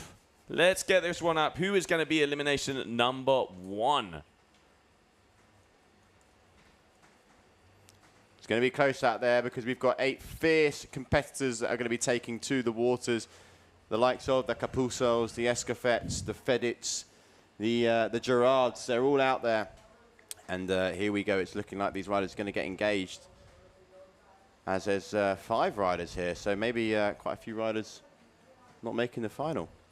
Yeah, it does look like it. So it looks like we've got quite a few PMSs there. So let's have a look. That is going to be, I reckon that's going to be Axel Gerard because it's the smaller one. Francesco Capuzzo in first. We have Giulio Gasparini in third together with Anko Sosa. And then that was Alan Fedit with the white helmet. So it does look like, let's go out here. It looks like, yes, Riccardo Zorzi, Julian Rototti, and Bastian Escoffet, the current tour leader, were over early. So first big upset. I know someone's going to have a smile on his face, and that is the Italian stallion there, Francesco Capuzzo, but he still needs to complete this race. He does, but I've just seen him catch pretty much a wave from start to finish on that pumping track. He hardly pumped. He just sort of just cruised along. And then it's a little bit of a battle for the AFS boys in second and third place, but we know that the likes of Axel Gerard is very quick on the straights. That's where he can make up some ground, but Francesco Capuzzo is really putting all the pieces of the puzzle together here, because he is picking and choosing the right wave to do the pumping track. I mean, even there, you know, he's pumping, but he's not like really having to work it. He's choosing the right wave at the right time, and it's going to be looking like if he can keep it all together on the latter stages of this course, he's going to be taking the first win for elimination number 1. Yeah, it does look like he's going pretty cool, cruising and perusing here, as he's now just going around the final sections of the course. This is going to be mark number 6. Hop, skip, and a jump, turn, and a swick. And it looks like Francesco Capuzzo is going to be taking elimination number 1. And there, that is going to be Alan Fedit. But this man here, Francesco Capuzzo, elimination number 1, and we've even got a claim and a little bit of a fist punch there. And then Alan Fedit with the whites in second position, and just waiting for confirmation on third and on fourth. But I think Axel Gerard and Giulio Gasparini. So big congratulations to that man there. Elimination number 1, final winner, Francesco Capuzzo.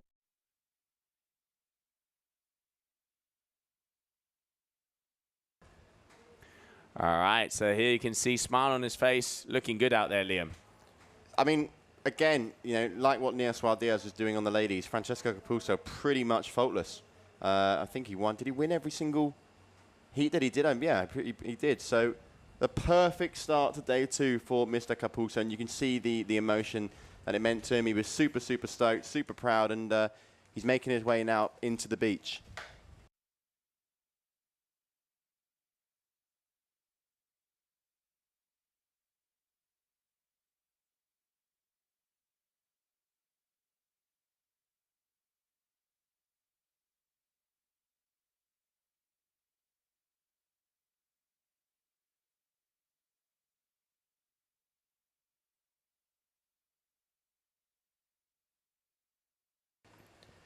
So there he is, your heat winner, actually of elimination number 1, making his way into the beach. You can just see there, it's a little bit of a nasty spot to go in and out from.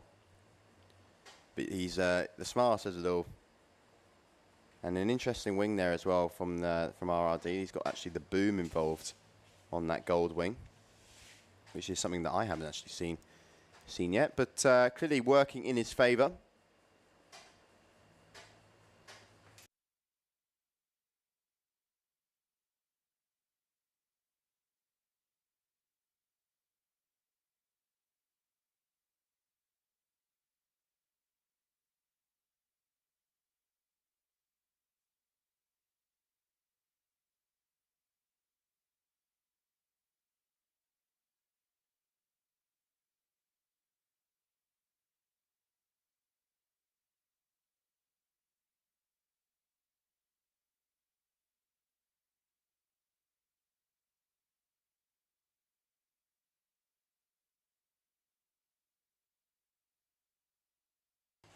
So there he is, you can see just catching his breath, definitely keeping himself busy out there, Mr. Capuzzo. Number 33. Just sorting out his equipment now.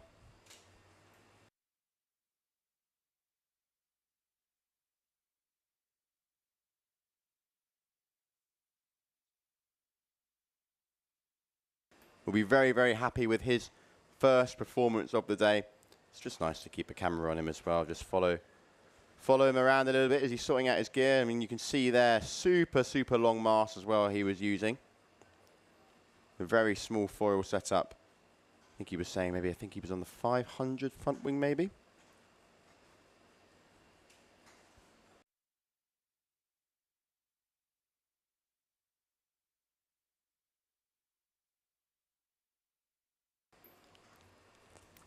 And there we have Luca Gasparini. Wonder if he's trying to have a little look at maybe what size wing and what setup Francesco was using for when he gets back out on the water. He'll definitely be wanting to improve on some of his results from that elimination number 1. You can see there Lucas, our photographer, getting all the shots. Very good result there from Francesco Capuzzo.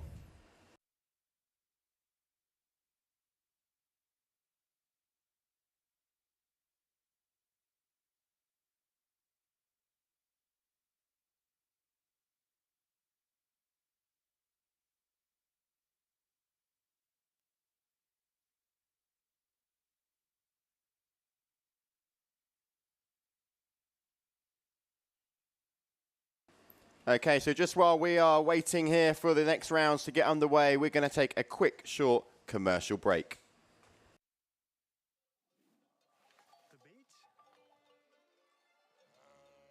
When was the last time you tried something new? Could I do this every day? Yep. Could I cross the island hiking? Yep.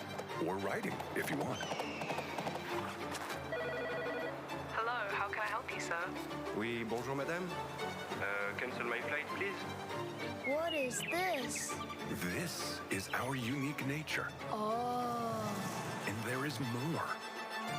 A lot more. Could that be why we smile so much? Or is it because of this? Because every day is a new discovery. Start your vital movement.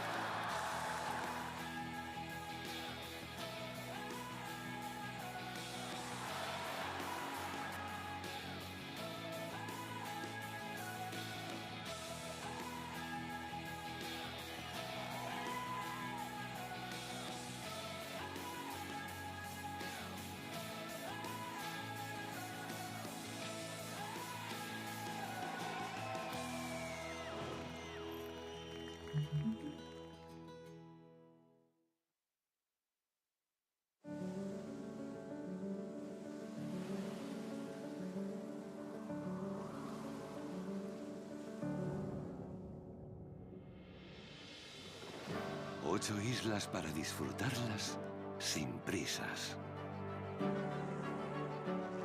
Con un clima que te llena de vida todo el año. Paisajes impresionantes que hacen que el tiempo se detenga.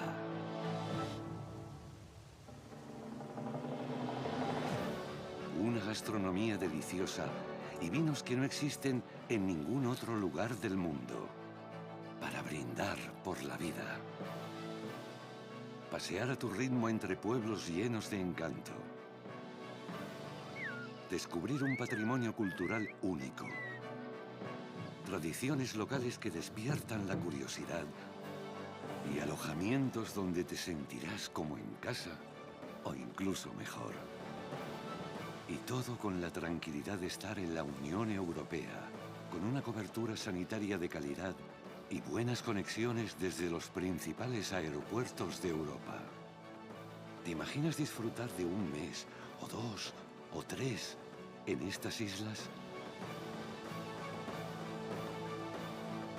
Un paréntesis vital en el mejor clima del mundo.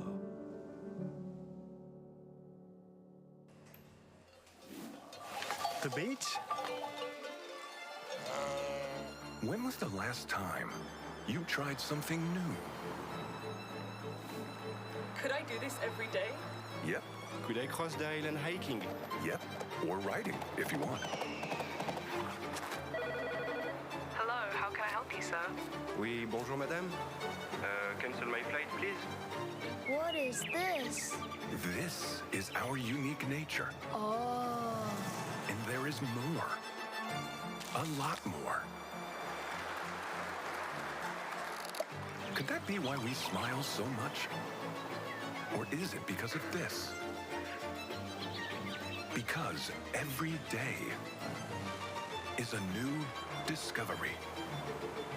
Start your vital movement.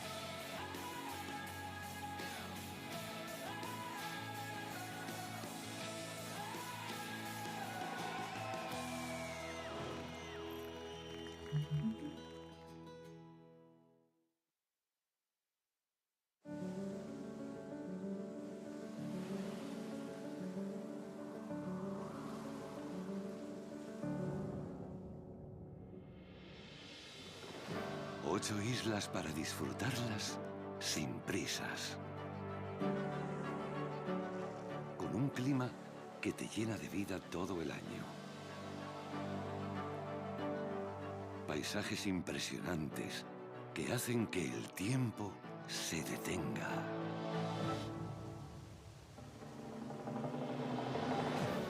Una gastronomía deliciosa y vinos que no existen en ningún otro lugar del mundo. Para brindar por la vida. Pasear a tu ritmo entre pueblos llenos de encanto. Descubrir un patrimonio cultural único. Tradiciones locales que despiertan la curiosidad y alojamientos donde te sentirás como en casa o incluso mejor. Y todo con la tranquilidad de estar en la Unión Europea, con una cobertura sanitaria de calidad y buenas conexiones desde los principales aeropuertos de Europa. ¿Te imaginas disfrutar de un mes, o 2, o 3 en estas islas? Un paréntesis vital en el mejor clima del mundo.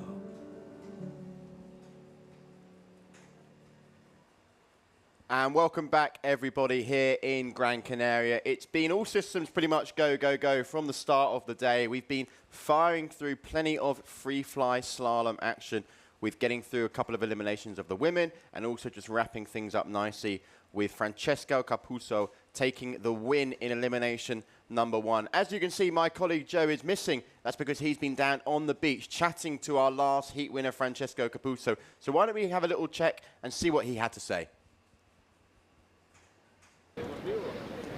All right, I'm standing here down with elimination #1 winner of the Freefly-Slalom, Francesco Capuzzo. Francesco, congratulations. Thank you so much. As I told you at the beginning, I was a bit stressed, nervous, but like can't wait to go in the water and managed to win all my heat with a good lead as well.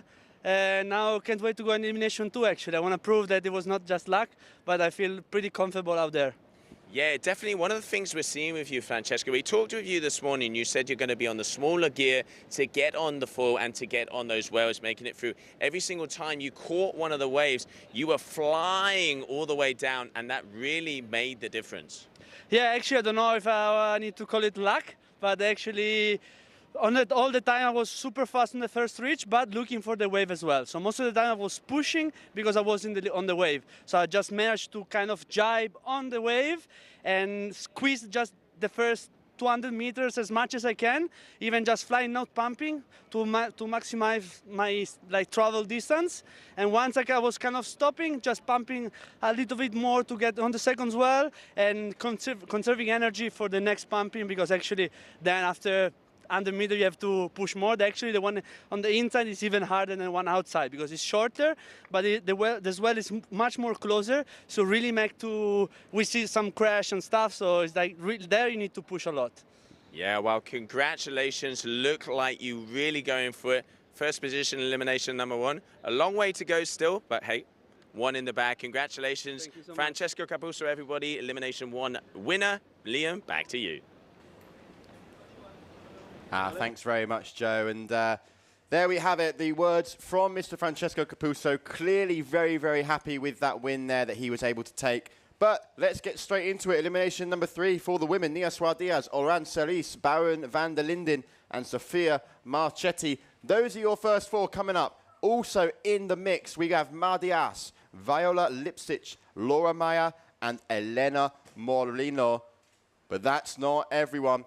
Agatha Blatch, Flora Artsneer, Maria Behrens, and Isabel Trevino are also in the mix with her sister Lucia and also Kylie Bellevue. So there we go. Those are your riders. A big ladies fleet coming your way. And a lovely shot there just showing you exactly what Pozo is all about. You know, there's plenty of windsurfers here. It's a windsurfing spot. I mean, we can't take that away from them. We can't take away that this has been windsurfing for years. But it's an absolute privilege to be able to have wingfoiling here at this iconic venue. You know, it's known worldwide in the windsurfing and wingfoiling and I just guess general wind sports community. But you can see it's pretty much nuking as well. I mean, that wind reader hasn't been anywhere below 25 for quite some time. If it has gone below, it is definitely a mistake because it's been pumping from 7 a.m. this morning. It's probably pumping all the way through the night as well. Nice rolling swell coming our way now as you see some of our athletes making their way out towards that competition area.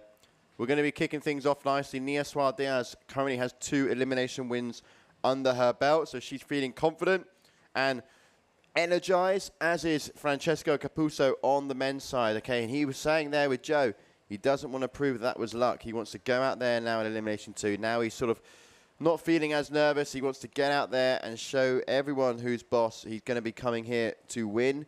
He's not here to take part. He is here to take over the Italian stallion. One of those riders that can do everything super, super well. But just waiting now for our riders to take to this water. As you can see, just swapping around the kit. There's our committee boat. The whole day on the boat out there in the chop. Whew. Tough gig for our crew. But we've got some of the best free-fly slalom action we've seen. Definitely this year. Best conditions we've had. And it's great to see that Gran Canaria can, deliver for us with what's been so far a very exciting competition. And just give you a little recap of what's happened over the last, couple of days. Because this is day #2, so it's been all about free-fly slalom. And yesterday we started things off before streaming with the Big Air qualification rounds in the men. And if you didn't know already and you've only just tuned in, Big Air is a brand new discipline that we have brought this year to the wingfoiling, and it's kicking things off nicely in Gran Canaria. What perfect conditions. It's going to be a one-stop hit as well, so we are going to crown our Big Air Wingfoil World Champion here in Gran Canaria. It's looking like there the ladies are actually coming back out of the water. So we'll try and find out what's going on there, because the heat is definitely not going to be getting underway anytime soon. But just going back to what the sort of divisions and the disciplines we have, so big air is definitely one of them. Yesterday as well, we were also able to finish surf freestyle round number 3 of the men. You can find the results online for that, but some standout riders were the likes of Mallow and Christopher McDonald, who actually landed a 1080, scoring a perfect 10. Mallow as well did a backflip with a 360 on the way down, frontside 360. So a couple of world's firsts, which is amazing to see. And it seems that world firsts are just being knocked for 6 every time we go to a new event. We always see something new, some innovation in front of our own eyes, and it's fantastic to see these riders, push the limits, push the boundaries of the sport. And they're the younger riders as well. The likes of Mallow and Christopher, also Axel Gerard landing 1080s. They are the new generation of wingfoiling. We talk about the generations. I mean, we are in the early stages of this sport. This sport has only really seriously been around, I would say, for a good 3 to 4 years, with the tour as well. This is still early days for the tour. And for us to start the tour off, in 2020 with just, one event, and then now have up to 13 wingfoiling events, 3 years down the line, it is very, very impressive. It's great to see, this sport grow. The community is growing. The amount of riders that are entering are growing. We're seeing a lot of riders from, windsurfing and from kite surfing, get into wingfoiling as well, with the likes of someone like Francesco Capuzzo, who has proven that, you can come from any sort of sport and pick it up. It's a fantastic sport, even at that grassroots level as well. If you're watching at home, and, not everyone can reach this this crazy level that these pro riders are reaching, but you can definitely go out there and enjoy, riding a foil, using the elements of the wind and getting out in those lighter wind days. But also, people were thinking, wingfoiling is for those lighter days, but clearly not. We can go out, if you've got the right kit, you can go out when it's nuking like it is here in Gran Canaria. Right now, we're over 30 knots, as you can see from the wind reader, hitting a maximum of around 33 as well. So wind is increasing. It definitely looks pretty windy out there, pretty gnarly. All that white chop, all the white water, the white horses, as we refer to it as well. Very, very windy out here in the Canaries. Been looking at the forecasts as well, just sort of for some of the other islands as well. I know Tenerife is getting spanked with a strong forecast at the moment. A lot of our kite community have actually bought tickets over there to go to train, but we're over here with the wingfoilers, and the action that we're seeing is nothing shy of quite extraordinary, actually. And long may it continue. We're going to be here till the 16th as well. So still to come on the agenda, just to fill you in for the rest of the week, we're going to continue Free-Fly-Slalom today. We're also going to continue and try and wrap Free-Fly-Slalom up tomorrow as well. And then what that does is it leaves us with the last days focusing on surf, freestyle, and big air. So 2 very exciting disciplines, both in the women's and the men's. We've got big air in both. And just going to see how high these riders can jump. We also are using the Surfer app, which, if you do not know, is a device. The riders wear a mobile phone. This is for freestyle and big air.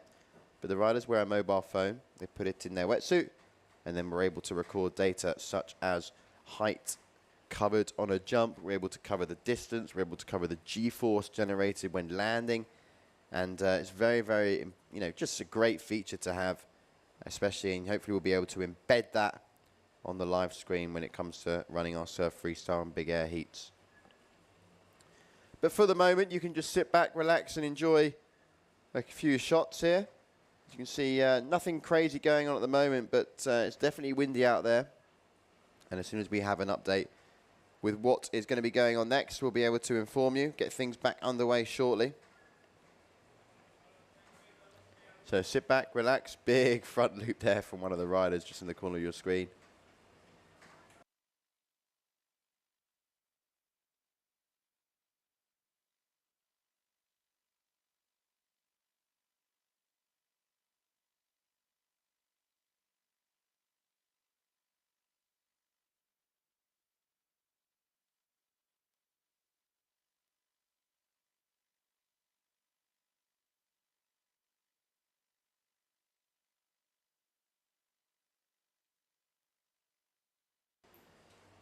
And just a nice little different shot there, just showing you a little bit more of a broader angle here in Gran Canaria. You can see plenty of windsurfers out there enjoying the spot. So we're just currently in a bit of a lull period now. I'm just trying to find out what exactly is going on. But just while we're going through this period, we're going to try and show you some different angles of the beach and show you a little bit of the event site as well. As you can see, on the left-hand side, you can see the boat there. That's where we compete. And then we've just kept this little stretch on the right for the locals that want to keep busy out here, because unfortunately during the PWA, this whole spot was closed off for the windsurfing event. But we know how important it is for these windsurfers to go out there and enjoy the conditions that Pozo, offers.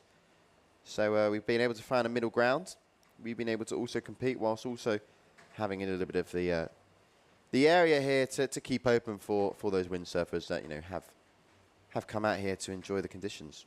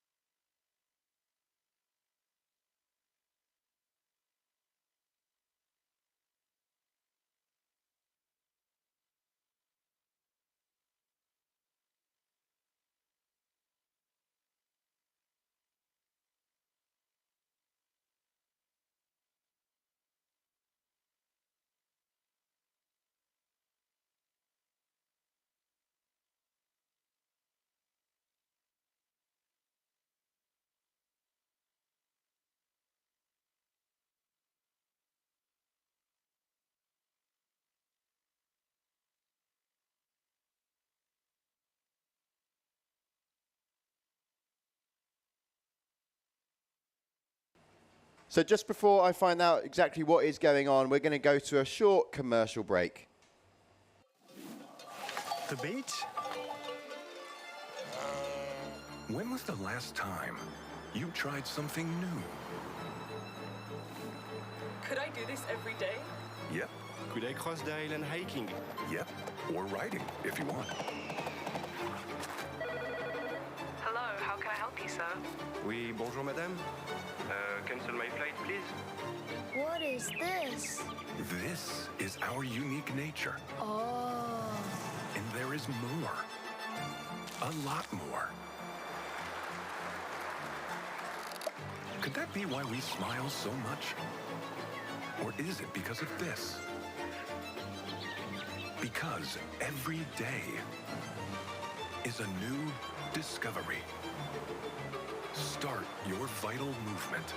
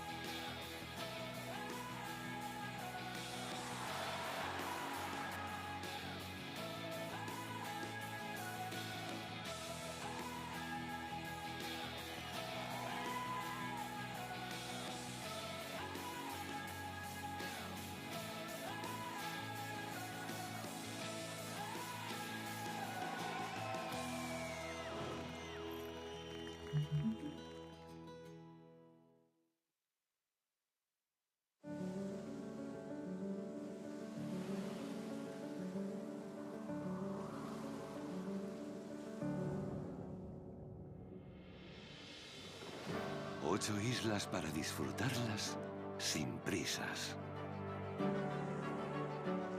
Con un clima que te llena de vida todo el año.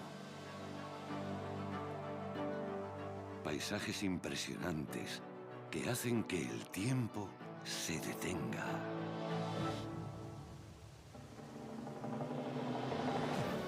Una gastronomía deliciosa y vinos que no existen en ningún otro lugar del mundo. Para brindar por la vida. Pasear a tu ritmo entre pueblos llenos de encanto. Descubrir un patrimonio cultural único. Tradiciones locales que despiertan la curiosidad. Y alojamientos donde te sentirás como en casa o incluso mejor. Y todo con la tranquilidad de estar en la Unión Europea, con una cobertura sanitaria de calidad y buenas conexiones desde los principales aeropuertos de Europa. ¿Te imaginas disfrutar de un mes, o 2, o 3 en estas islas? Un paréntesis vital en el mejor clima del mundo.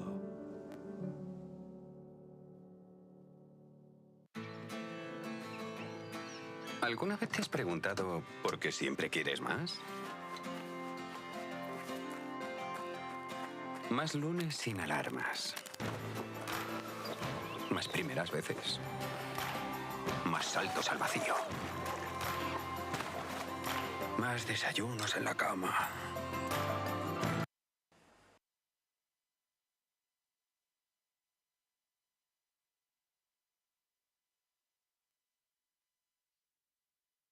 Okay, welcome back everyone. Here we go. We're back, but still yet to exactly find out what is going on. We are pushing for this, but a lot of the sports team obviously out on boats.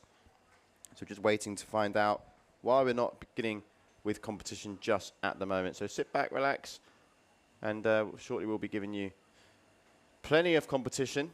As you can see, nice salty camera there. Just shows you how windy this place is.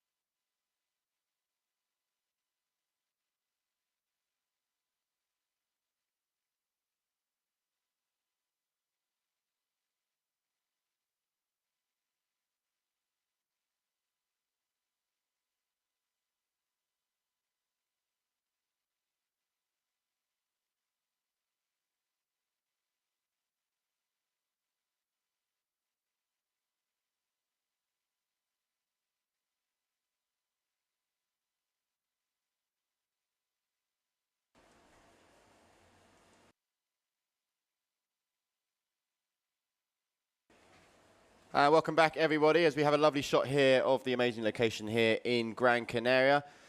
Just a few moments ago, Joe was able to go and have a few words with none other than the famous Nia Suarez, who has won 2 eliminations so far. So let's go and have a little look and see what she had to say. Thanks a lot, Liam. So standing here with the current leader of the overall ranking on the tour and also of this event, Nia Suarez. Nia, 3 for 3, pretty good start.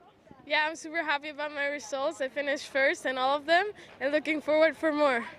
So it looks like one of the things we were saying, it looks like you were really surfing the bumps well. Tell me a little bit about the equipment, because a lot of the people on the stream are asking what is underneath her feet. Well, I'm using an 800 front wing. It's really important to use a bigger front wing to pump better and get a good swell. And then one of the things we also can see is when you get off of those swells, you have the speed. Normally there's a big battle in between you and Flora. Flora made an unforced error in that first elimination, but then it really does come down to you two girls. Always pressure up on top of the podium.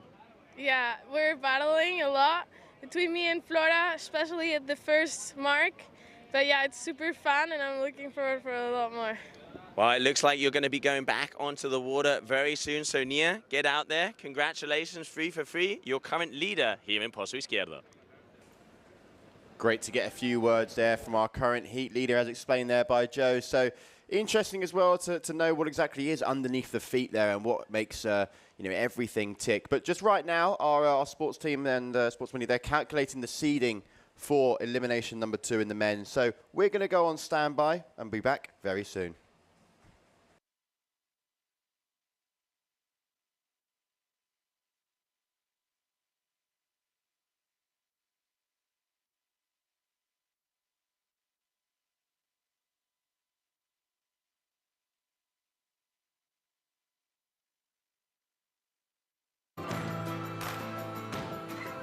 Más olor a mar, mar y a campo, campo.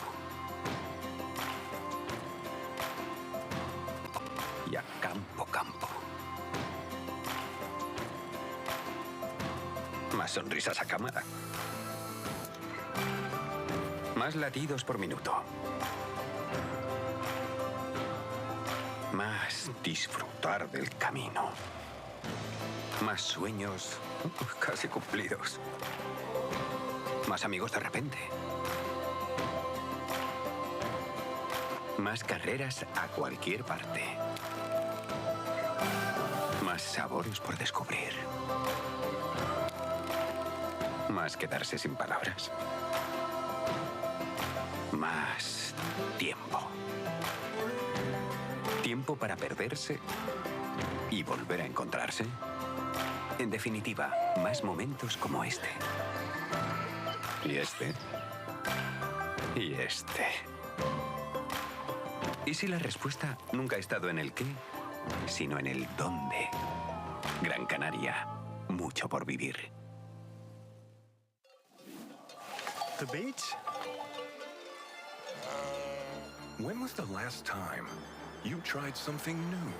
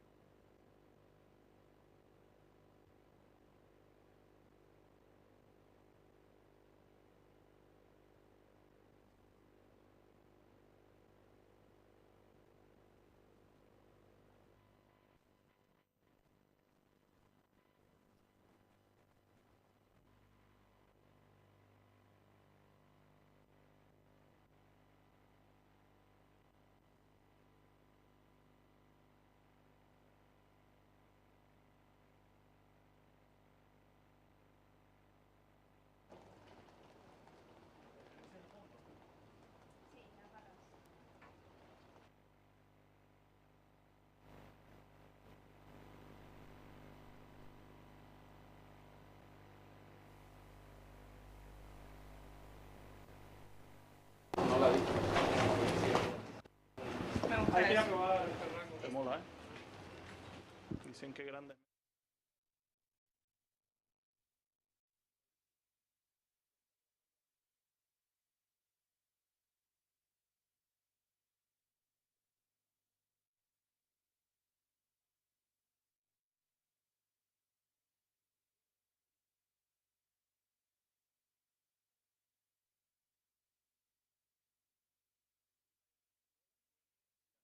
Vamos a hablar aquí con no sé qué, y le agarraba así del brazo para que no se le fuera. Bueno.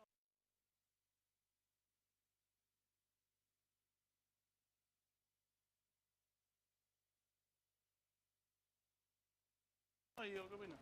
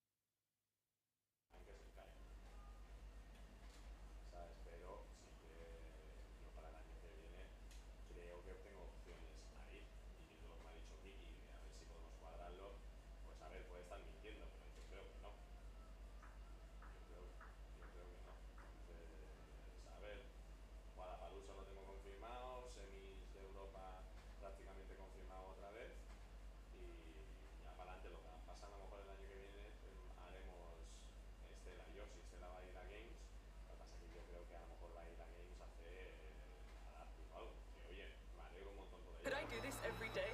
Yep. Could I cross the island hiking? Yep. Or riding, if you want. Hello, how can I help you, sir? Oui, bonjour madame. Cancel my flight, please. What is this?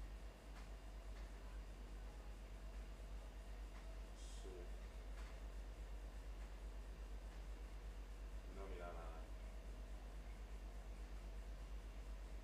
Pero en Marbella, ¿quién es el lead en sí? ¿Tú o yo? ¿Quién es el que maneja eso? Eso es lo que quiero saber. No, el head en sí. ¿Quién organiza los micros? ¿Tú o yo? Él. Vale, perfecto. Perfecto.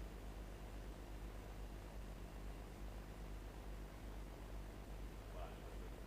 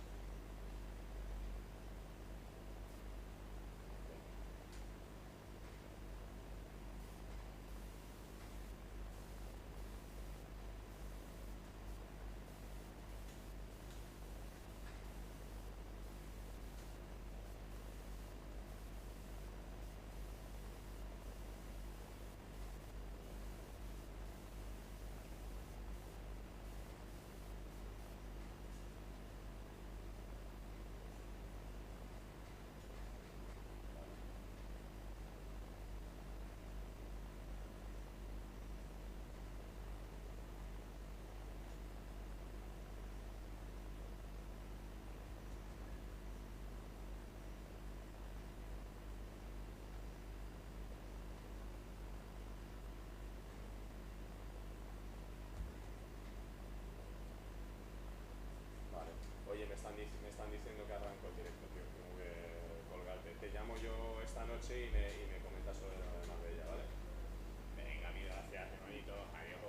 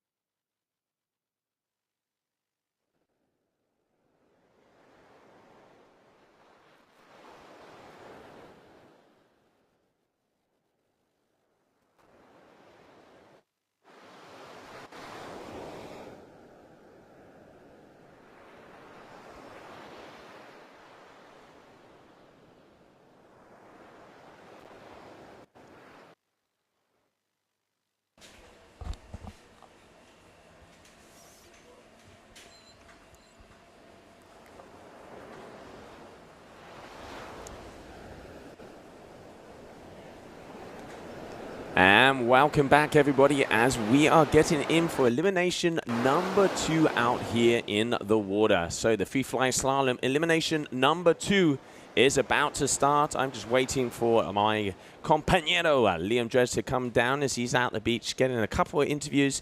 And we now have heat number 1 getting ready to go.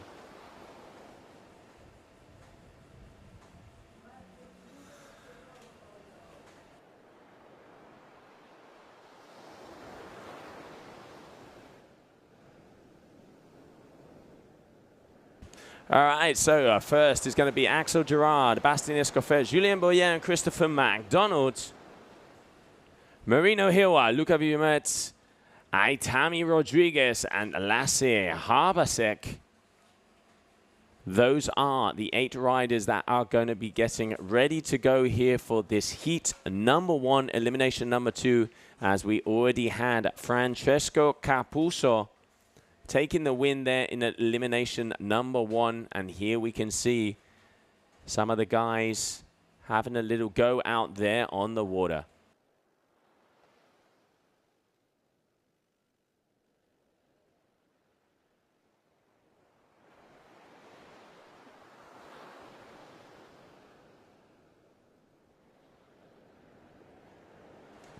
All right, so it looks like Bastien Escoffet, Axel Gerard, that is Marino Hill, who came second on the waves of the Windsurfing World Tour last week.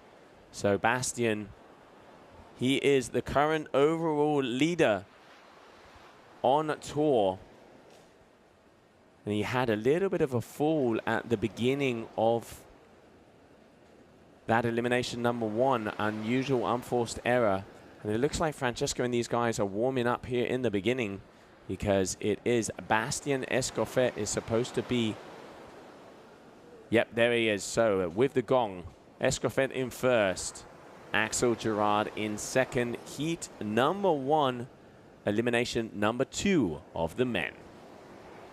And a little bit of a battle there in between Christopher MacDonald and Marino Hill, as they make their way on that second free fly section.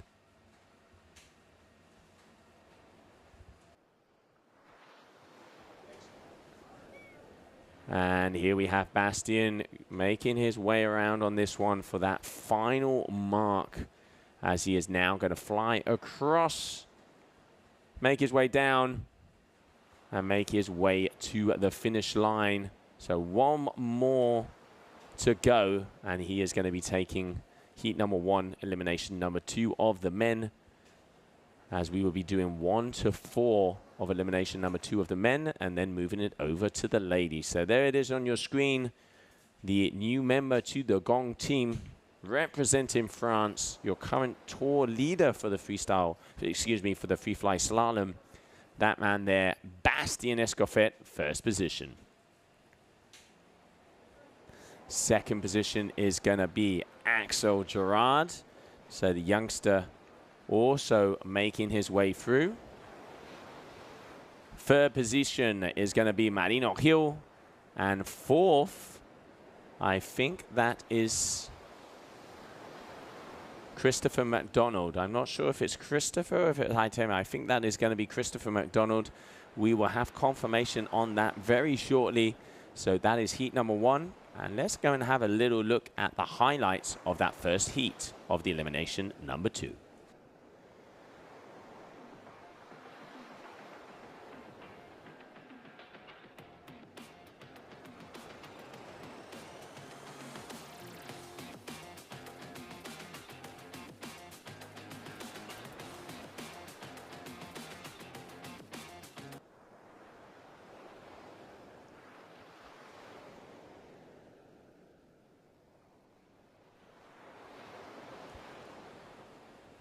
All right, so round number 1 of elimination number 2, heat number 2.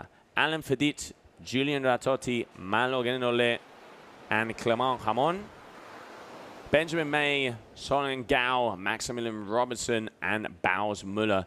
That are going to be the athletes out of this heat number 2.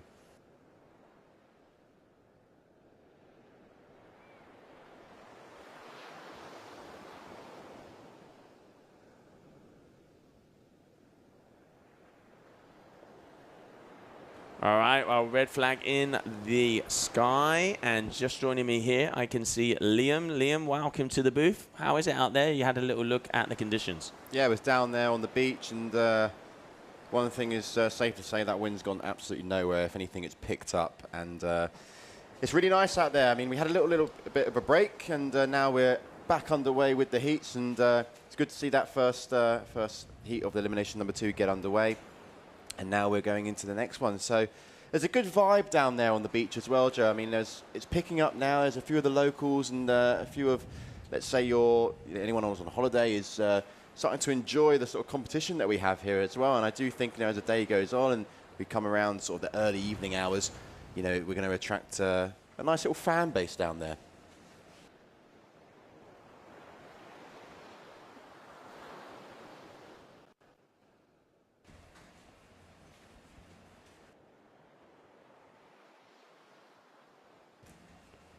All right, so heat number 2, Liam, already seen out there in that heat number 1 once again. Bastien Escoffet looks like he's on full throttle. And I tell you what, we can see it's definitely getting windy out there. As you can see, the cameras shaking around left, right, and center as they are so far out. But luckily, we have the eye in the sky with our drone. So yellow flag, less than 2 minutes to go.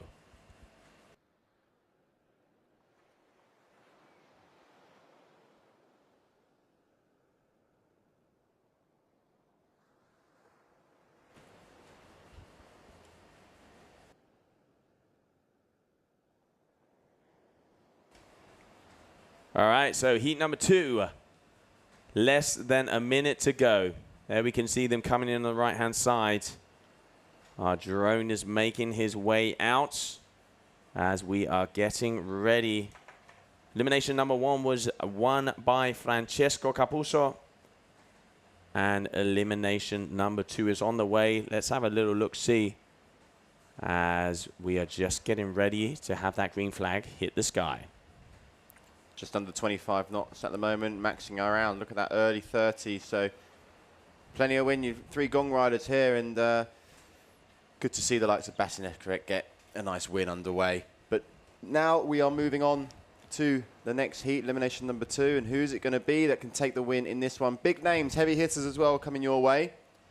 Great view from the sky as well, and you can see the pack just there on the left-hand side. There they are, and really starting to engage now.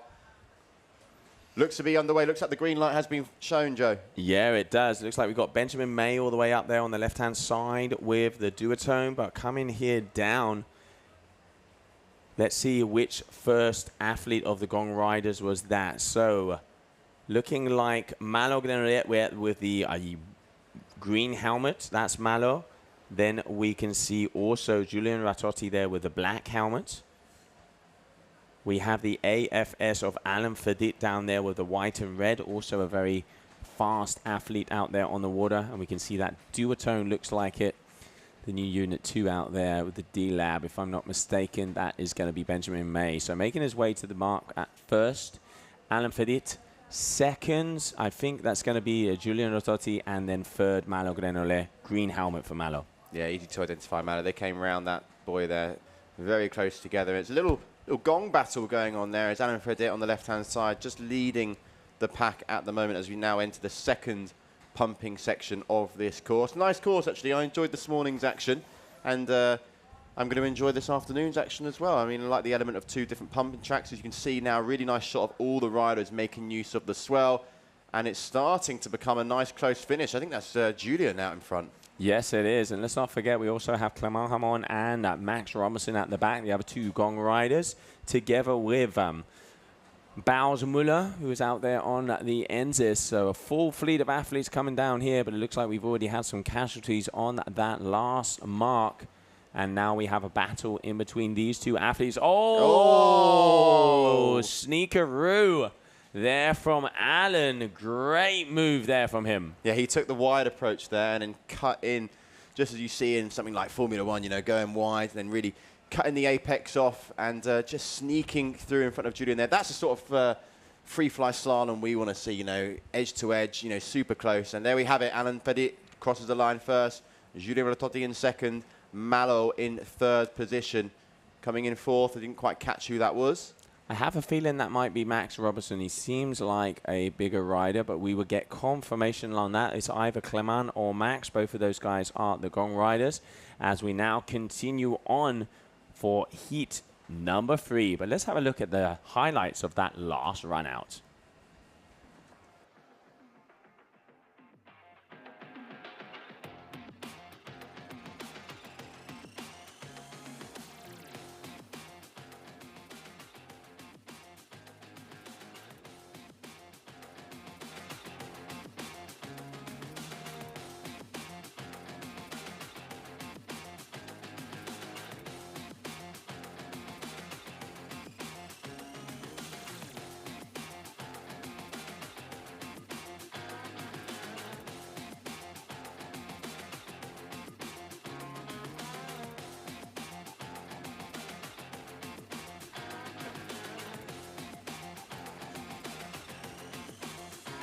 And welcome back, everybody, as we are now going to move into heat number 3. Already seeing there in that one we saw. In heat number 1, we saw Bastien Escoffet. And then here, the gong riders really pushing on strong there with Malo, Glenn Rollet and Julian.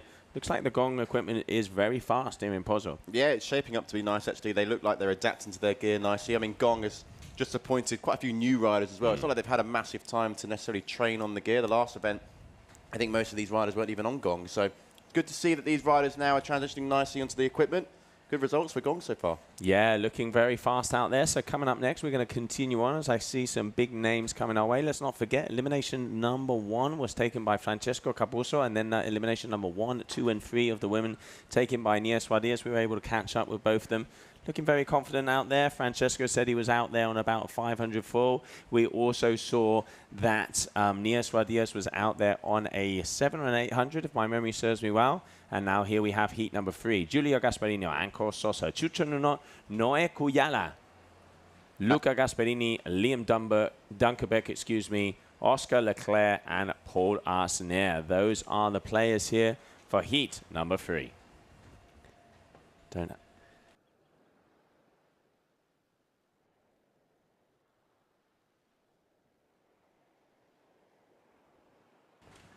All right, so they're getting ready. So Liam Dunkerbeck, let's not forget the son of Bjorn Dunkerbeck, which is one of the most famous windsurfers out there, more than 40 times world champion. He was having a chat with him before. He has done Pozo for 25 years in a row as a competitor, starting all the way back from 1986, which was when I was born, mate. I know. I mean, when we spoke to him actually on the first day of the skippers meeting, I think he said that he's had like 161 wins or something like ridiculous like that, and that he's been competing here for 30 years, which is actually older than I am. So he's been windsurfing this spot longer than I've actually been on the planet.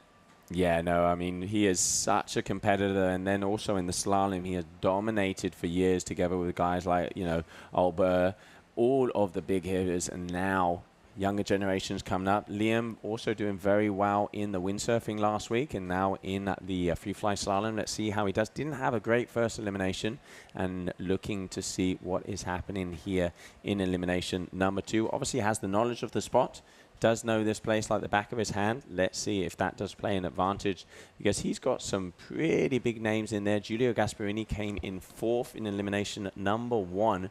And then also, obviously, Noé Cuyala and Oscar Leclerc, the Vailleux rider coming out of France. Always definitely usual suspects on the top part of the pack. Let's see how they do as they are coming towards the starting line. Let's see if we have a clean start. I do love watching the start of these FreeFly-Slalom races where they're all sort of clustered together, and then you sort of see it spread out a little bit as the course develops and goes on. So at the moment, there we have it on your screens. We can just see them. I can see a flag in the sky. General recall. They did look a bit close. And looking at the wind measure and how we can see the white caps out there, it looks like the wind has increased, because we've got 32.8 maxes, gusts in between from 24 to 32. There you go, 26 to 31. So wind is definitely picking up. And that actually is normally what happens here. We're about 3 o'clock in the afternoon local time, meaning we are just about an hour away from that low tide. So all these factors is normally throughout the afternoon where the wind picks up.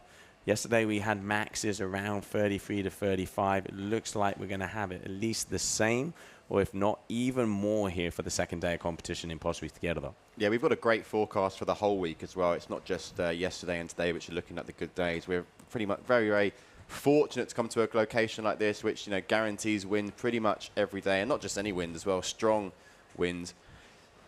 So very excited to see how the next sort of elimination rounds develop and who can be ones to take it to someone like Francesco Capuzzo, because, you know, great start for him, and it's not, he doesn't want it to be luck. He's here and ready to go. Oh, he is here, and he is sharpening those wings. I can tell you that. He means business. He's second overall, and he wants to take that first spot on the overall ranking 2023 for the FreeFly-Slalom. Little info out in that semi-final number 1, which will be coming up after heat number 4. We have Bastien Escoffet, Alan Fadit, Axel Gerard, and Julian Rototti, who were the top 4 from the first heat. And then Marino Hill, Malo Grenole, Luca Villamet, so that was the other athlete, and Clement Hamon. Those are the top 8s that made it through to that semi-final number 1. Now we are going to be going into heat number 3. We've had a general recall, waiting to see who was over early. So we have Giulio Gasperini, Anko Sosa, Chucho Nunot, Noé Cuyala, Luca Gasperini, Liam Dunkerbeck, Oscar Leclerc, and Paul Arsner, the cousin of Flora Arsner, who is one of the fastest ladies out there on the planet and already starting to push through. So who is going to be making their way through to the semi-final, and who is going to be coming back to the beach, becoming over a little bit too excited? Yeah, you just answered the question for me, actually, Joe. I was wondering, I was looking at that surname thinking, definitely, it's got to be a relation to Flora somehow. And there you go, now I know. So I can tick that one off the list. And just now our riders, you can see all just sort of hovering by the boat, waiting for the flags to be raised so that they can start getting ready for that green flag. Then we're going to be getting underway because, as you mentioned, some big names in that first semi-final. And, you know, elimination 2 well and truly up for grabs. On the women's side, it's been a pretty dominant performance from Nia Suarez, and she's been ticking off the wins all over the place this morning. So can she keep it going, or is Flora going to be able to bring it to Nia as well? Yeah, I mean, Nia, huge start, 3 for 3. So she's already got a big advantage. The idea on the men is to get through at least 3 or 4 eliminations today. Let's see how far they get that done. We've now gone from, as soon as the 4th athlete goes through the finish line, there's 1 minute until we go into the next sequence. So 1 minute from the 4th athlete, and then we go into a red flag for the next heat. Currently heat number 3, just waiting to be restarted. We're going to go from 1 to 4 of the men. Then we are going to do another elimination of the lady, 5 to 6 of the men, another elimination of the women, and then 7 and 8. So losers final and then grand final. That is the heat sequence that is out there. I'm going to say probably about 2 and a bit minutes every time they go out on the course seems to be the kind of times they're running. Yeah, I would agree with that as well. You know, just nothing more than 2.5 minutes really. And the first place positions crossing the line around that 2 minutes. But you can see there on the left-hand side, yellow flag is up in the sky. So we're very close to lift-off here. We're very close to be getting this next heat underway in elimination number 2. Yeah, let's have a little look, see who is it going to be. So yellow flag, I'm just refreshing the old browser here to see if we do have information on who or was PMS'd out of that one. I will be getting that back to you ASAP. But so far, we are less than 2 minutes in to the resale of this heat number 3, elimination number 2 of the men.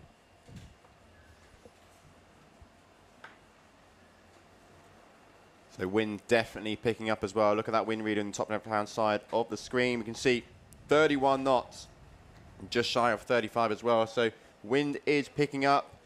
We knew it was going to do this, and hopefully it will stay above 30 knots. Definitely feels that way when you stand down on the beachfront. Just real salty as well out there. Just sort of just sprays you, and it's a nice location as well for viewers as well. You can be right on the spot, similar to how our setup was in Cape Verde. Actually, any spectators were able to go like literally right on the water's edge, and it's a very similar setup here. So if you are down here and you want to check it out, you know, you can't be any closer to the best wingfoilers on the planet. Yeah, no, absolutely. And I mean, what an event we had, Cape Verde, double overhead, pumping waves there down at Punta Preta. Now a little bit different, more for the freestyle here in Pozo Izquierdo and also for the FreeFly-Slalom. So let's get into it. Looks like starting off in first position, we can see that is going to be either That is going to be Noé Cuyala out there on the F1 in first position. I can see there with the Cabrina, that is Anko Sosa, and there with the Vayu, we're looking at Oscar Leclerc and Liam Dunkerbeck out there with the free wing, looking like he is rocking the Hokipa model, the new material there by Star Wars Aeroscope Collaboration on the wings as we are getting ready to rumble. So first position so far, Oscar Leclerc. Second position, Liam Dunkerbeck. And then we got a battle out for third and fourth. Yeah, I like the way how this heat started, actually. One of the heats where, personally, I felt they're quite close. Even during that pumping track there, it was all quite tight-knit and sort of sharing waves a little bit. But now, as it's sort of that pumping track has got a little bit longer, Oscar Leclerc is coming out in first. But it's still tight around that second, third, and fourth position. But this is a sort of straight where these riders can really gain a lot of speed. Look on the right-hand side there, that rider really putting on his foot down on the accelerator, but Oscar Leclerc keeping it together in first place still. Yeah, but watch out, trying to get an inside line there. We can see Anko Sosa. So there we have your current leader, Leclerc. Second position in between Liam Dunkerbeck and Chucho Nunot coming out of Holland. And if I'm not mistaken, fourth probably is Anko Sosa. But when they go out on the waves, it's so hard to tell. But yeah, watch out because Chucho Nunot is starting to press on the back there. And Liam deciding to go a little bit further downwind. Let's see how that does for him because they've just made it past that free fly section. Oh, going half into a board, going a little bit too tight. So a mistake there from Dunkerbeck. And now Anko Sosa getting a little inside rubble. And he is going to go through into second position. And there we can see Chucho out there. But this man here, Anko Sosa out there on the 3-meter Cabrina, making his way to second to last mark. And we also have Chucho Nunot. So Anko Sosa, Chucho Nunot, Oscar Leclerc. And if I'm not mistaken, that is looking like Noé Cuyala, your top four, awaiting confirmation as we move through to the next heat, heat number 4. Let's have a little look at the highlights of heat number 3.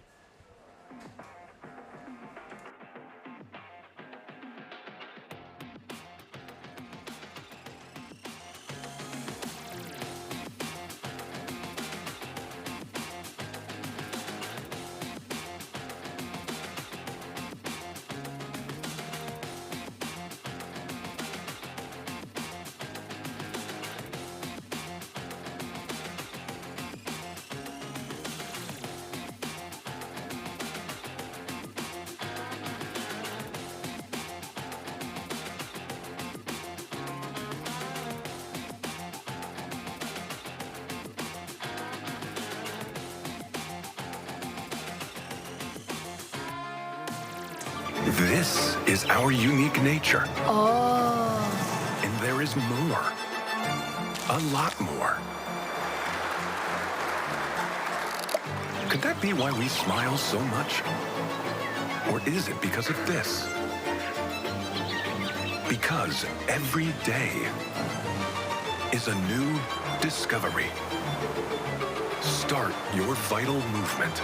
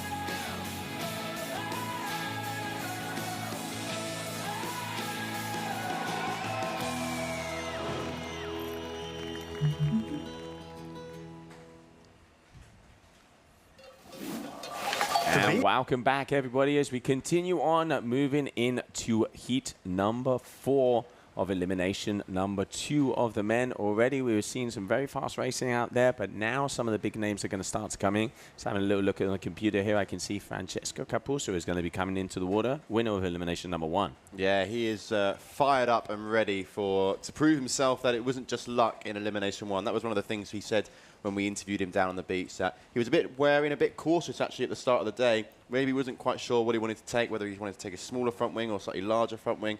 But I think he chose well. He didn't put a foot wrong, and it shows in his performance. Yeah, he definitely had that one on cue. So here we have heat number 4. Francesco Capuzzo, Ricardo Zorzi, Camille Bouillet, Vinicius Martin, Tituan Galea, Angel Granda, Lilian Juppet, the Peanuts, and Jeremy Rodriguez.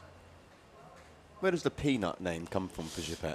Well, we call him the cacahuete, so I can't let out all the secrets. Let's just put it. There's a funny story behind it, but it's over 18. Is it? Just in case. It's not PG, is it?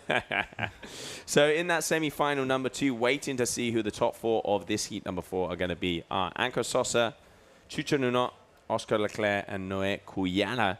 And here we can see the guys going very close together, meaning we're going to have another start. Tituan didn't start in that elimination number 1 for some reason. And I can see he's definitely out there. Tituan has been a world champion when it comes to slalom. And we can see him over there with the Cabrina on the top left, bottom right-hand corner. That is Francesco Capuzzo. And in the middle there, that is going to be Lilian Juppet, who has just moved over to the duotone gear. Let's see who's going to be making it. So, Tituan Galea looking like Camille Bouillet, excuse me, as that is a white helmet for the RRD. And just look at Tituan pushing his way forward here on those swells. Yeah, he's really showing why he's up there with one of the best free-fly-slalom riders in the world. Actually just flew in from Israel, was out in Israel with Cabrina. So he's definitely got his air miles in before the event, arrived this morning.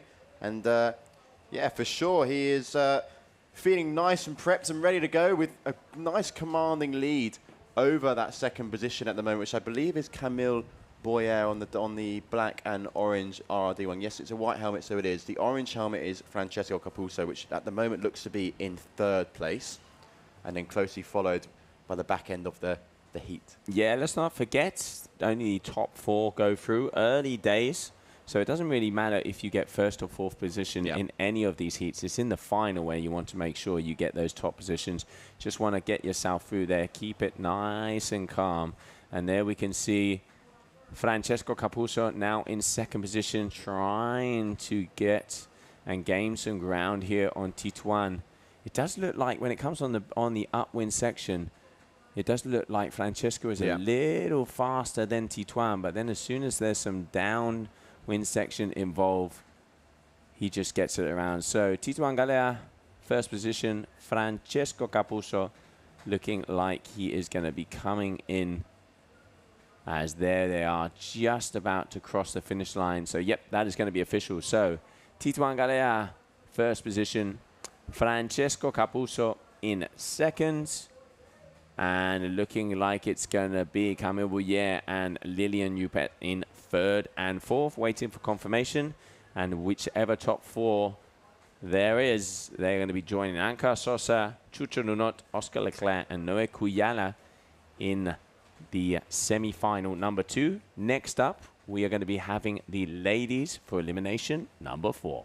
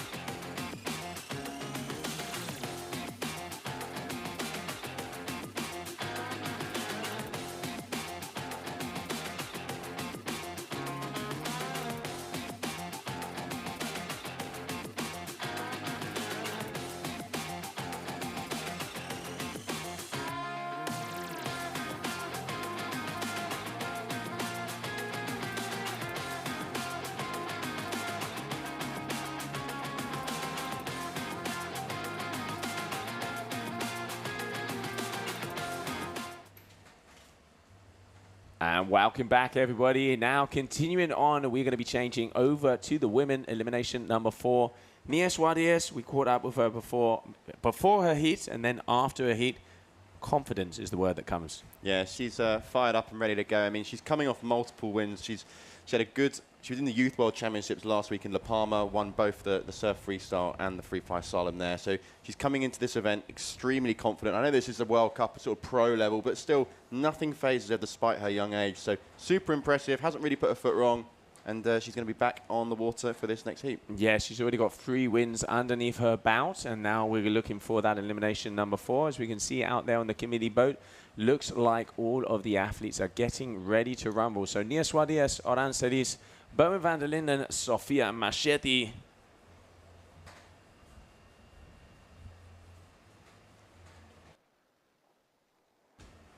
Ma de Ace, Viola Lippisch, Laura Meyer, Elena Moreno, Agatha Blanche, Flora Asner, Maria Behrens, and Isabel Trevino, Lucia Trevino, and Kylie Balou. Those are the athletes just about to get ready for elimination number 4.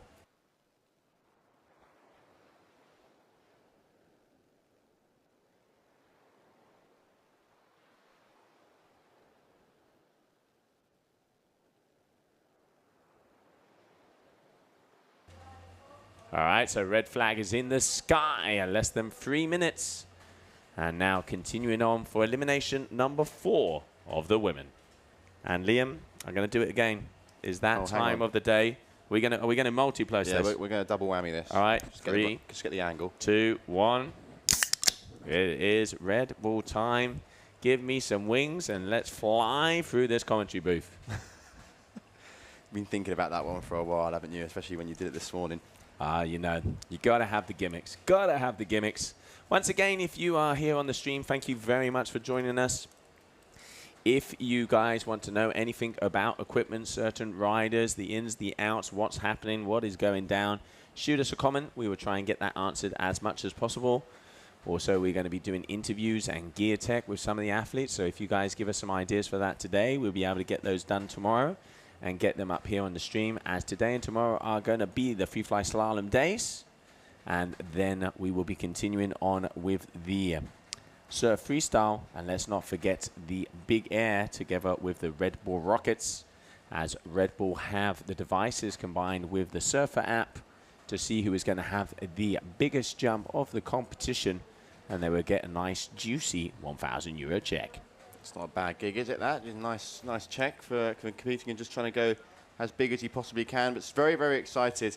And you can see now the wind really cranking up now. I mean, nearly just shy of 40 knots. I mean, this is Gran Canaria. This is why this location is so famous. During these periods and these months in the summer, it just blows from sunrise to sunset.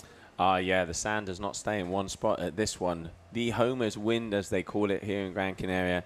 And as you can see, our cameras are protected by a couple of containers, but even so, as they are so far out, they're going to have a little bit of a shake to it, and our drone is fighting against the almost 40 knots out there.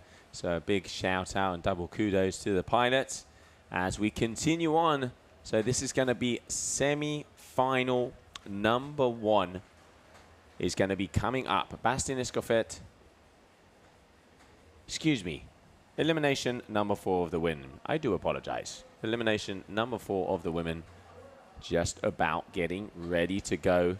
All right, I can see Oran there with the free wing on the bottom, orange and blue. You can see the duotone, that's going to be Nia. Flora Asner there with the green slingshot on the bottom. Keep your eyes out on her. And also Kylie Balou there in amongst the mix.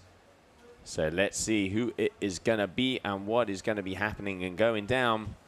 As we're getting ready to go, let's see if we have a clean start as they're just about to approach the committee boat. There's the flag.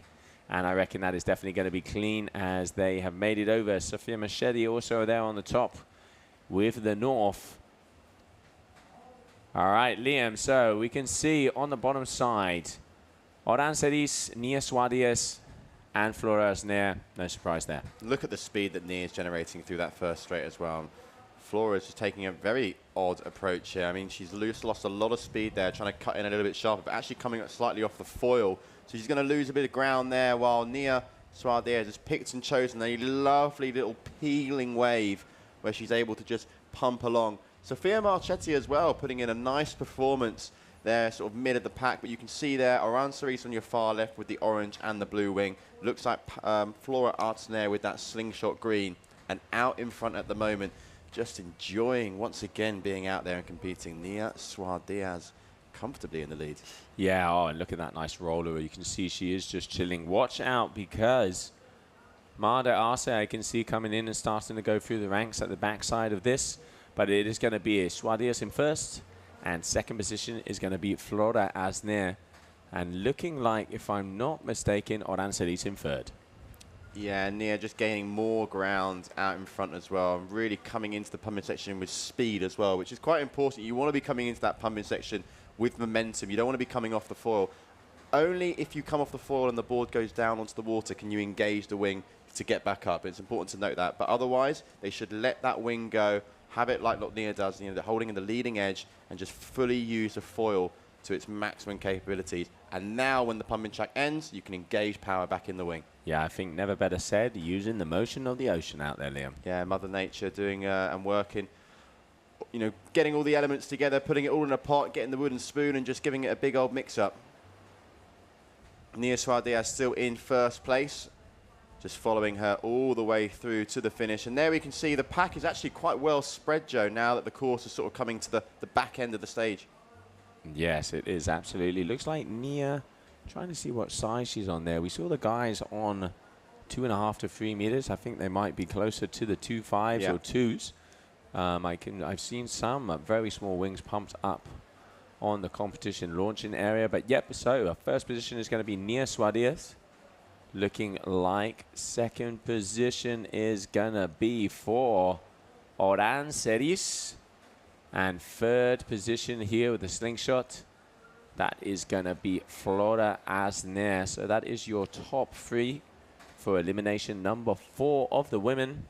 But let's have a little look at the highlights of that last heat.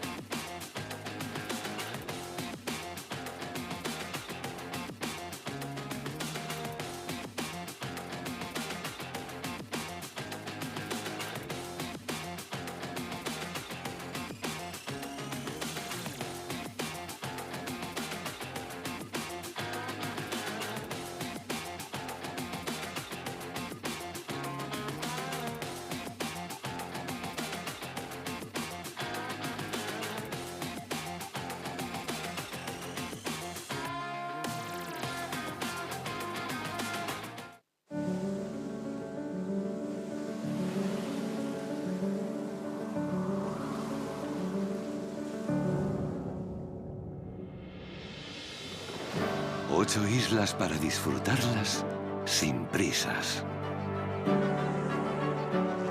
Con un clima que te llena de vida todo el año.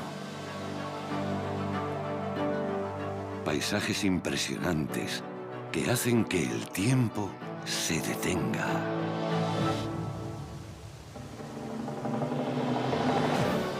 Una gastronomía deliciosa y vinos que no existen en ningún otro lugar del mundo. Para brindar por la vida. Pasear a tu ritmo entre pueblos llenos de encanto. Descubrir un patrimonio cultural único. Tradiciones locales que despiertan la curiosidad. Y alojamientos donde te sentirás como en casa o incluso mejor. Y todo con la tranquilidad de estar en la Unión Europea, con una cobertura sanitaria de calidad y buenas conexiones desde los principales aeropuertos de Europa. ¿Te imaginas disfrutar de un mes, o 2, o 3 en estas islas?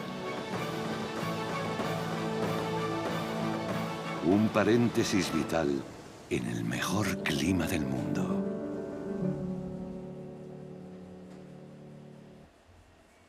And welcome back, everybody. There we can see the drone on the top left-hand corner. We just saw that elimination number 4 of the women. Nia Suarez taking yet again another win. Less than 2 minutes to go as we are now with semi-final number 1 of the men. Bastien Escoffet, Alain Fedit, Axel Gerard, Julian Rutati, Luca Viamet, Mano Grenole, Christopher McDonald, and Clément Hamon. Semi-final number 1 getting ready to go.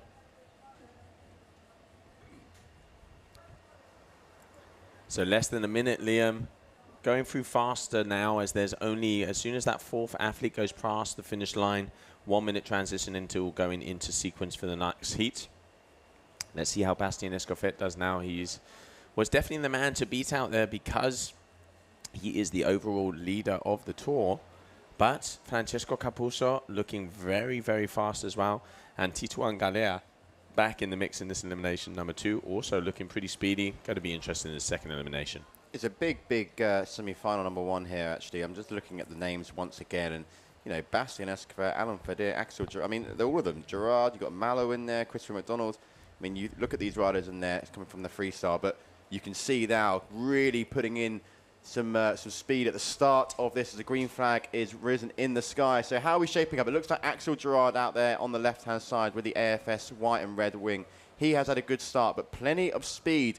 Can't quite see the helmet colour. If it is a green helmet, it will be Malo, but it's not. It's a black. So that will be Julian Ratotti, I believe. And then in the back, they can come into that pumping track. Alain Fedit on the far right and Axel Gerard on the far left. Quite well spread, this one. Yeah, it is. So looking like that is going to be Julian Ratotti or Clément Hamon, as they both have the black helmet and the gong. Without a doubt, Axel Gerard there in second position. We can see Alain Fedit out the back with the white helmet and the ASF, and there Christopher McDonald, the yellow helmet, and the Strike V3 there with the F1 rider. So squeezing in and squeaking it here on the inside. So it looks like might have Bastien Escoffet as well. Is it going to be Bastien there? There is Bastien. That is. So first position, Bastien Escoffet, number 26. Second position, Axel Gerard. And third position is for Christopher McDonald. So Bastien here cruising and perusing his way along as they make it down this free fly section. Just coming around the boy now, Bastien, current heat leader. And then you've got Alain Fedit in second. In third position looks to be Christopher McDonald. In fourth, Axel Gerard. And then a little battle between some Gong teammates at the back there. So Bastien Escoffet still comfortably out in front. Axel Gerard trying to put a little bit of speed in to catch up. But it's going to be a tight finish here, especially from second, third, fourth, and fifth. So let's see who is going to come and cross the line. And we've seen one of the riders also go down right at the end. That might have been Malo, it might have been Clément Hamon, or even Julian. Couldn't see from here. Yeah, just waiting to see the helmet color. Malo, he had it in that elimination number 1. I'm hoping it's not going to be him, because that would be 2 for 2 unforced errors there. But now, so Bastien Escoffet, second position is going to be Axel Gerard, if I'm not mistaken, or Alain Fedit waiting for the helmet. Third position is going to be Christopher McDonald, and fourth, Axel Gerard. So second, Alain Fedit, also waiting for confirmation on those final results. But great riding there from that man, the current leader and winner of that semi-final number 1. Next up, semi-final number 2. Let's have a little look at the highlights.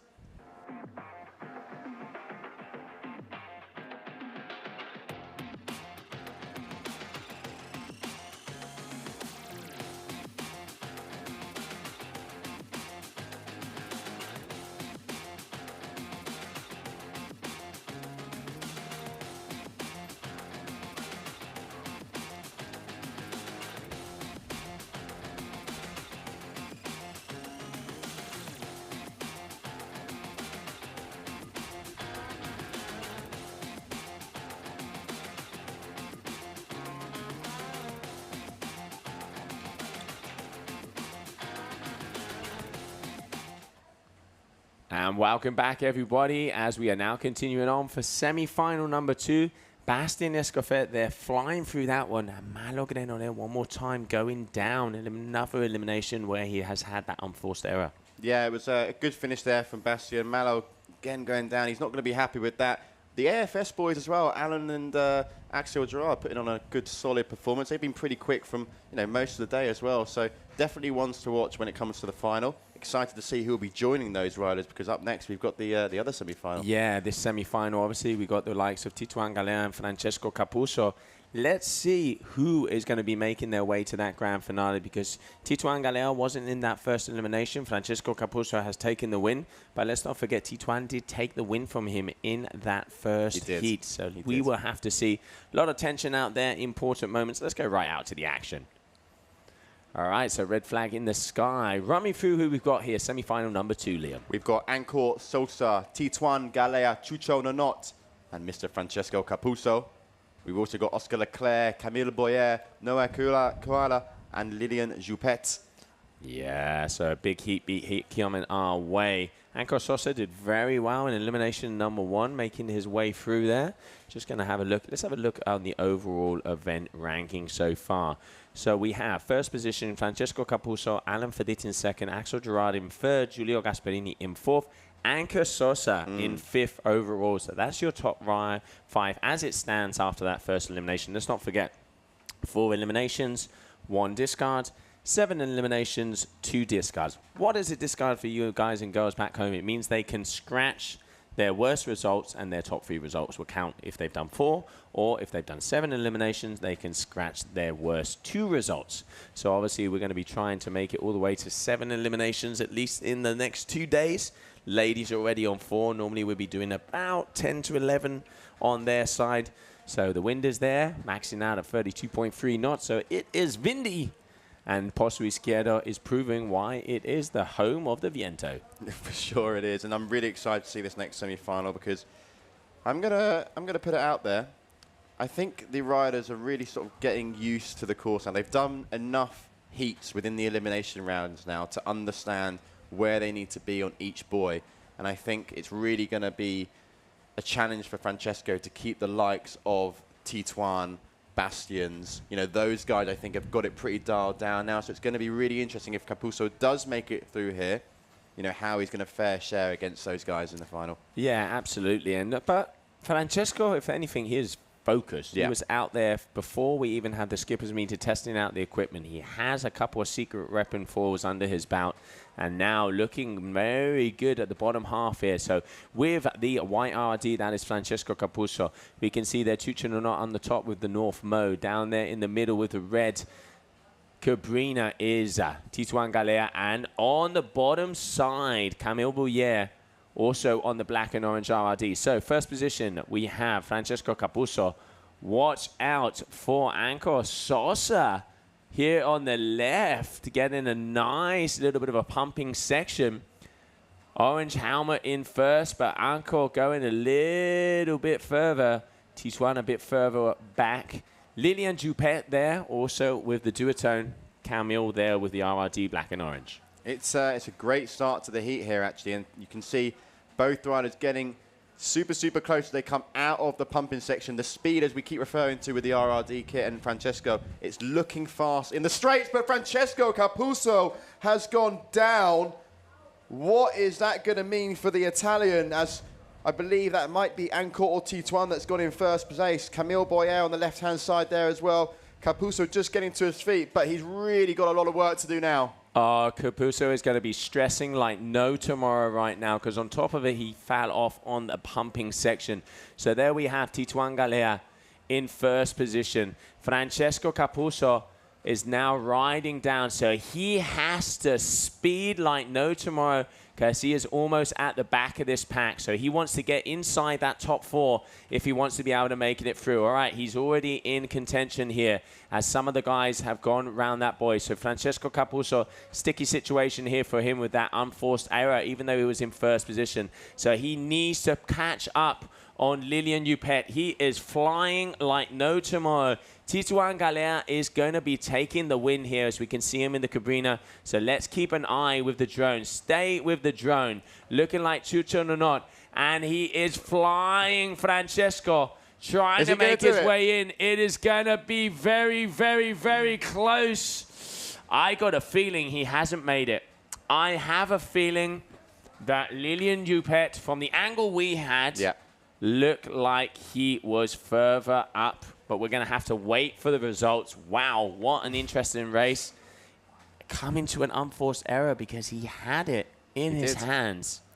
I think we would have seen a celebration if he was in the top 4 there. I think he would have given a fist pump to himself, like just for getting up. But he didn't see it. I don't know. I don't know. I mean, I could see him there going to the committee boat.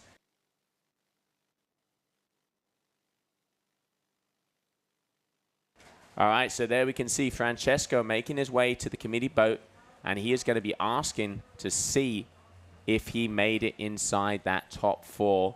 And let's stay with Francesco, because I can imagine with the Italian in him, if he starts shouting, we know he hasn't made it. Yeah.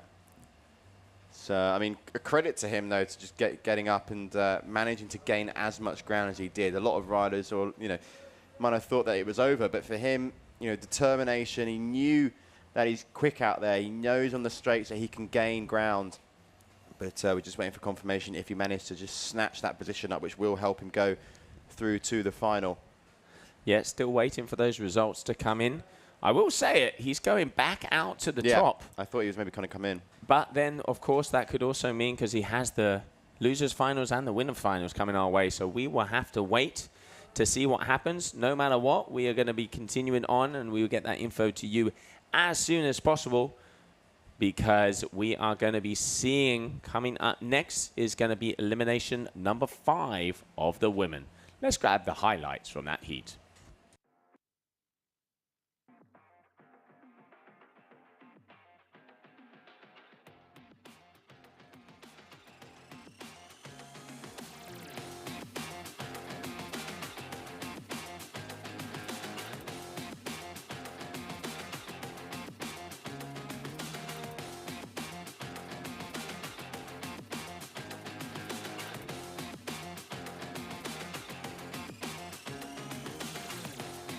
And there we can just see that crash there from Francesco. That cost him maybe the entry into the final, waiting for those results to be confirmed. I'm hitting the refresh bunny like the Energizer bunny.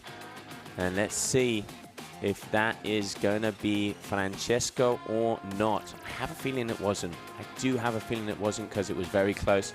But while we're waiting, enjoying the highlights of that last heat, because there you can see just coming down on the bottom. This is that moment. Don't know about the angle, but I'm going to say Lilian Dupet looked like he was going across first. We're waiting for confirmation on that one. As we continue on, let's go back out to the action, because coming up next, elimination number 5 of the women.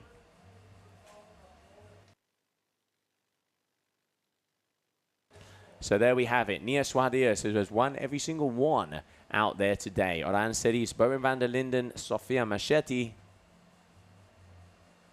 Mande Arce, Viola Lipcic, Laura Meyer, and Elena Moreno. Agatha Blanche, Flora Asner, Maria Behrens, and Isabel Trivigno, Lucia Trivigno, and Kylie Belouvre. Those are the athletes that are going to be flying their way across the Gran Canarian waters. As we can see our Darth Vader Star Wars drone making his way out to the committee boat, as we are just about to be starting with that next heat. So very shortly we'll be getting underway. You can see now a slight drop in the wind, 25 knots, just shy of that, and then just a maximum of around 29. So big gust joined us about 15, 20 minutes ago, where we were seeing winds of nearly up to 40 knots. So here we have all the riders in the water getting ready to engage on this elimination number 5 for the women. And it's Nia Suarez, as you can see on the left-hand side, duotone wing. But actually, as the green flag gets raised, it's time to get involved. So who's it going to be in this elimination? Let's find out, as Flora Artsner is your current leader.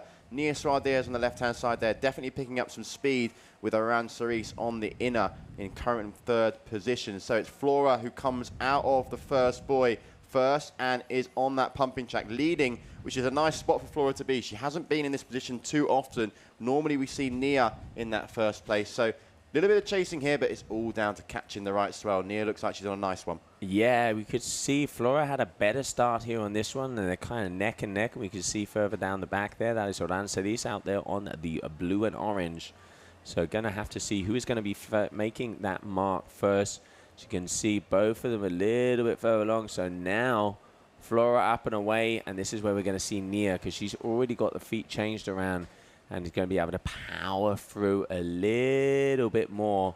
But now we have a battle on our hands. So Nia taking the inside, but both of them are on the same swell. So here we have a battle. This is what we want to see, Liam. Yeah, it's good. This is definitely the action we want to see as they come really close together there. Nia sort of cutting in. And I'm just looking now, great shot of the boards. You can see the difference in the board sizes. Flora has a lot more of a longer board, Nia with a bit more of a surf style, so maybe that's maybe a little bit easier under the feet, especially when it comes to the pumping. I'm not sure, but it's definitely close as Flora switches her feet first. But Nia, this is where she can really accelerate now. Flora chasing. Absolutely. You saw them come so close there on those waves, and now, so they've got the 2 free fly pump sections done. Now it is time to put the nitros and hit that red button. Nia out there in front. Flora looking a little slower on the transitions. Yeah, it looks like she'd maybe, I wouldn't say given up on it, but she was definitely taking a bit more of a laid-back approach just at the back end of this heat. Maybe she's happy to go with second place, but it's this lady on your screen at the moment, Nia Suarez, who has gained some nice ground in the back end of this course, and you can see just how much ground she's gained there. Great shot there from the drone. Really interesting to see what size Nia is riding. This morning in the earlier heats, she was on a 3.5 meter wing. I definitely think that that's a slightly smaller one, but let's wait and see. And it looks like Aran Cerise just behind Flora there. So that'll be your first is Nia, second Flora, and it's looking like Aran's going to be third. Not sure about fourth or fifth just yet. Yeah, just waiting for those other athletes to make their way across the finish line. And now we will be continuing on, because coming up next is going to be the small final and the first upset of that elimination. Francesco Capuzzo did not make it inside that top 4, meaning that he is going to be wanting to discard this elimination. So left the door open with that unforced error, but there is plenty of FreeFly-Slalom eliminations to go. It ain't how you start, it's how you finish, as we always say. But let's continue on and have a little look at the highlights of that elimination number 5 of the women.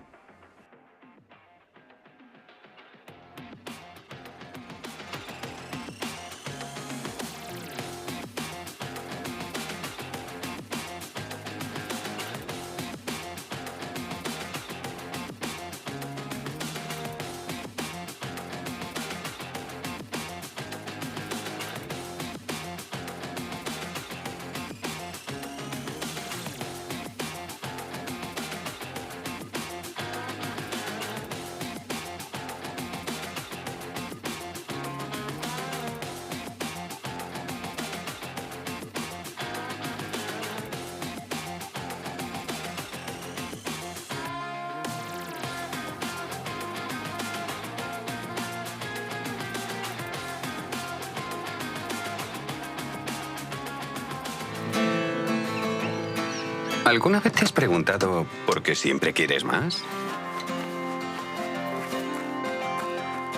Más lunes sin alarmas. Más primeras veces. Más saltos al vacío. Más desayunos en la cama.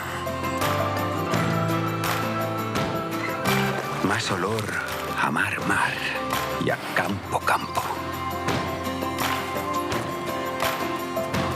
Más sonrisas a cámara. Más latidos por minuto. Más disfrutar del camino. Más sueños casi cumplidos. Más amigos de repente. Más carreras a cualquier parte. Más sabores por descubrir. Más quedarse sin palabras. Más tiempo. Tiempo para perderse y volver a encontrarse. En definitiva, más momentos como este. Y este. Y este. ¿Y si la respuesta nunca ha estado en el qué, sino en el dónde. Gran Canaria, mucho por vivir. All right, well, welcome back, everybody, as we are now going to be going into the grand finale. Small final coming our way. Malo Granole, Francesco Capuzzo with that error. Clement Hamon, Anko Sosa. Luca Viamet, Noé Cuyala, Julien Ratotti, and Oscar Leclerc. So a couple of big names here in that small final. You can really see conditions are challenging and anything can happen out there in Gran Canaria. Yeah, for sure. And Francesco Capuzzo is going to be really kicking himself that he's not in the final. And as you mentioned before, the discards, you know, he'll definitely be wanting to discard this potential mini small final here. And green flag goes up. So let's see who comes across first and who's going to be taking the lead. It's looking like, there we have it, Mr. Capuzzo with the orange helmet in first position. Is that Malo just behind? No, it's not. That's a black helmet. So I believe... Ratotti. Yes, Ratotti. That is going to be Julien Ratotti in second position. And then it looks like Oscar Leclerc is in third. On the Cabrino wing, that's going to be Ancor Sosa on the left-hand side. And then we have an F1. That'll be Noé behind. So that's the current order in this small final. Capuzzo putting it together. He's not going to want to go down again, but it's getting tight at the front here. Yeah, you can see just going on the outside there. Look at the speed going across the competition area. This is where we fell down the last time. I don't know how that happened there to Francesco. He is normally a very calculated athlete, but still he's trying to do damage control here on this elimination. Yeah, Julian just chasing now on this second pumping track, but Francesco getting a nice bit of swell here as he cuts on the inside now. Just going to snap in front of Julian. Nicely done there from Francesco. Moves like that are going to allow him to gain a little bit more momentum. As Julian goes down in the break of a wave, means that Oscar pushes through into second place. Yeah, he got caught out there on that white water. Unusual for a wave to be breaking that far out.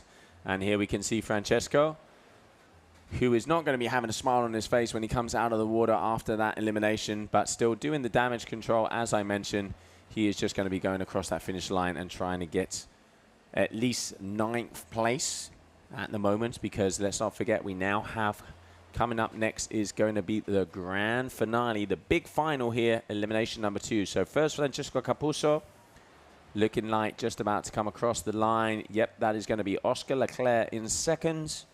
And in third position, Ancor Sosa. Your top 3 here in the small final. And here we can see Noé Cuyala. So that's your top 4. As we continue on, it's going to be 1 minute until the red flag of the big final here. Elimination number 2 of the men. And there's Francesco Capuzzo and the face of thunder. That man ain't happy. Yeah, he doesn't look too happy even after a win there. But for him, that is not a win. That is just the best that he could have possibly done in that elimination there. Definitely a game wanted to discard, but look at the beautiful settings we have here. On the right-hand side, that's where we're running competition. And then you can just see the event site there on the left-hand side of the screen. And the beautiful little town, I would say, maybe a little Pozo. Is it a little town, Joe? What is it? Yeah, a little town, little village, a little like couple little something. Something. Yeah, something. Pozo Izquierdo is beautiful. I mean, it is the haven for windsurfing, for jumping windsurfing. So it is very well known. It's one of the places where you can go the highest. You can rocket into the sky. That's why we're going to have the Red Bull's rockets coming here at the end of the week. And now just coming off of the water, Francesco Capuzzo. He was the winner of that elimination number 1. And there you can see him shaking his head. Not a happy Vegemite, as my granddad would used to say. And now let's go back to the committee boat as we are about to be going into sequence. Red flag in the sky. Less than 3 minutes for the final.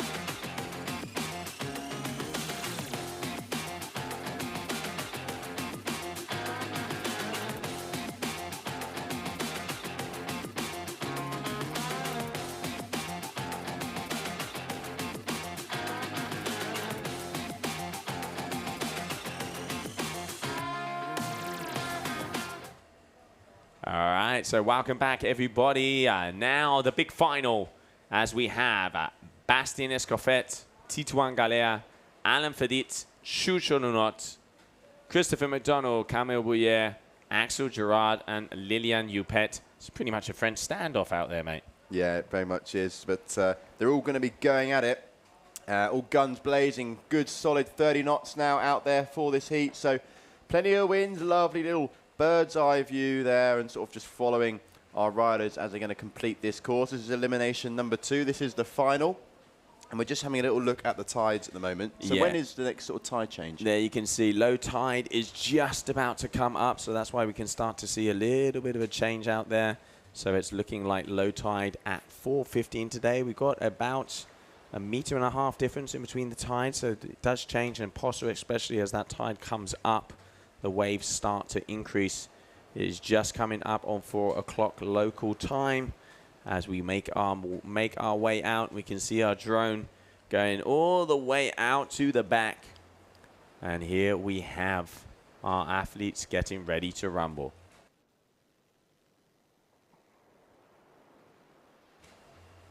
All right, so here comes the final. Who's it going to be? There's the line. Perfect position there. And let's see if they get across there here. So keep your eyes on the boat for that green flag to hit the sky. There it is, if I'm not mistaken. I think it looks like a clean slate, as I do not see. Yep, so it is going to be a clean start. Bastien Escoffet on the bottom hand with the black and green gong. You can see Titouan Galea there with the red Cabrina coming in strong. Camille Bouillet and Axel Gerard, if I'm not mistaken. Is that a black helmet? It does look like one, so yeah. First position, Bastien. Second position, Titouan. Third, Axel Gerard. And fourth, Camille Bouillet. And Bastien and Titouan fighting on the same bumps. I think it's going to be a finish, but Bastien has gone down. He's done a capuso there, and it's allowed Titouan just to sneak right through, giving him a little bit of an extra lead over the third and the fourth position. But Bastien quickly getting back to the foil, but now behind Chucho Nonot, Christopher McDonald. It's Titouan Galea who's just got in first position. Titouan being quite lucky at the moment with Capuso in the last one, and now Bastien giving him the first place. Yeah, I mean, we can't put it down to luck because he is right there. And on that side, Titouan looks like he was even just about to go past Bastien. Lucky to dodge him. Yeah, Titouan had to skedaddle off to the right-hand side. If not, he would have run into Bastien. I mean, these boys are pushing. Let's not forget, this is a world championship. They are pushing for the top positions, but at the moment, unforced errors for both the top seeds, Francesco and Bastien here. So both of these usual suspects are not going to be happy. Let's not forget, Titouan is a past world champion on the slalom division, and he is no shy man when it comes to speed. And there he goes, making his way across the course. So it looks like Titouan Galea in a commanding first position so far. He is going to be taking, unless anything changes soon, elimination number 2 of the men. There it is. So Titouan Galea in first position. Alain Fedit in second. Camille Bouillet in third. And we got a battle in between Lilian Youpet and Axel Gerard. Looks like Escoffet came through in 6th position, so he's going to be slightly annoyed about that one. So yeah, great work from those guys.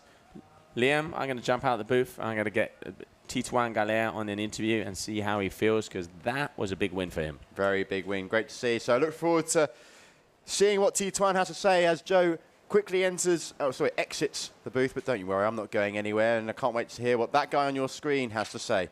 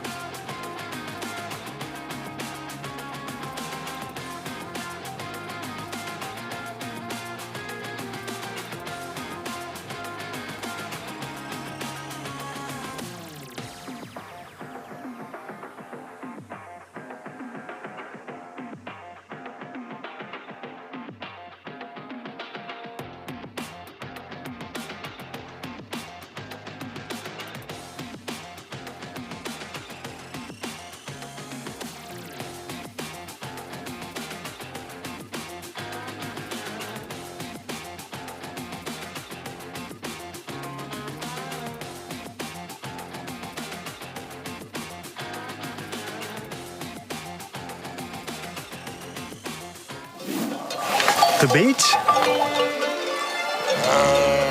When was the last time you tried something new? Could I do this every day? Yep. Could I cross the island hiking? Yep. Or riding, if you want. Hello, how can I help you, sir? Oui, bonjour madame. Cancel my flight, please. What is this? This is our unique nature. Oh. And there is more. A lot more. Could that be why we smile so much? Or is it because of this? Because every day is a new discovery. Start your vital movement.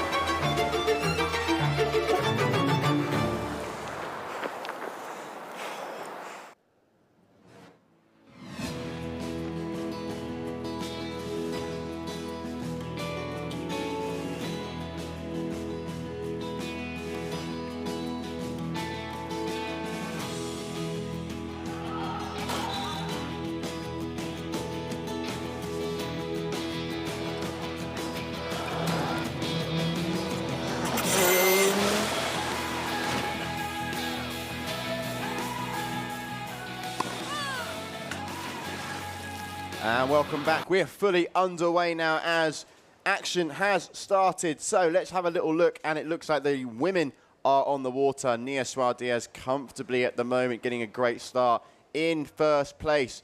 Flora Atzner in second, and Oran Celis in third. So once again, it's those three that are sort of taking up the top three positions here. Everyone on that first initial pumping track as they are continuing on. 20 knots out there, pumping up to 32. So big, big wind range. But I would probably say on average, we're just looking at a steady 30 knots. Nia Suarez has won every single elimination so far.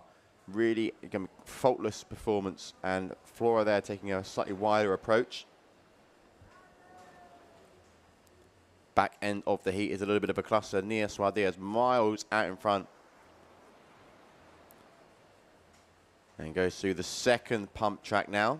Great shot there. You can see all the wind turbines, all the windsurfers as we follow Nia down. Passing that halfway mark. Flora there. Is Flora catching up? It looks like she's, yes, definitely is catching up a little bit. Has managed to grab a nice bit of swell, but is taking a very different approach to Nia here, going a lot wider. And you can see just how much ground Nia's gaining just because she's sort of slicing and dicing up the course that little bit better. Around in third position. What's the battle for fourth? Can't quite see the riders at the moment. But there we have Nia in first, Flora in second, Aran in third. And what is the wing behind? I don't quite know at the moment. Looks like Bo van der Linden there, if that's the north wing. And Nia Suarez now on the final straight, looking like a very nice, comfortable win for her. Elimination number 6 for the women. And yet another victory for Nia. At this rate, she will have to discard her best result, which is actually a win. And there we have it, Flora crossing the line in second place. Where is Aran Celis? It looks like she might... Yes, there she is, crossing the line in third. Is it going to be Kylie in fourth position? It's going to be a close, tight finish. Looks like Kylie might have snatched it, but we'll wait for confirmation there. So there you have it. Nia Suarez, yet another victory. There she is on your screen. Seems to be pretty happy with that as Aran goes down and joins her. But let's go and have a little look at the highlights from that last women's elimination round.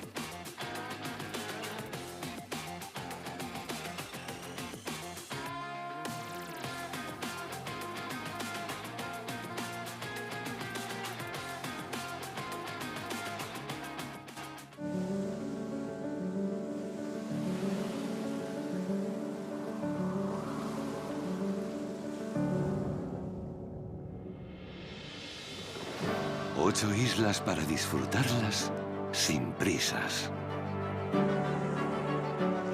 Con un clima que te llena de vida todo el año.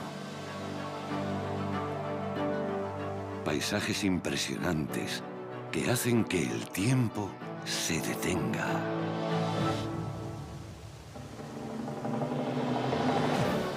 Una gastronomía deliciosa y vinos que no existen en ningún otro lugar del mundo. Para brindar por la vida. Pasear a tu ritmo entre pueblos llenos de encanto. Descubrir un patrimonio cultural único. Tradiciones locales que despiertan la curiosidad. Y alojamientos donde te sentirás como en casa o incluso mejor. Y todo con la tranquilidad de estar en la Unión Europea, con una cobertura sanitaria de calidad y buenas conexiones desde los principales aeropuertos de Europa. ¿Te imaginas disfrutar de un mes, o 2, o 3 en estas islas?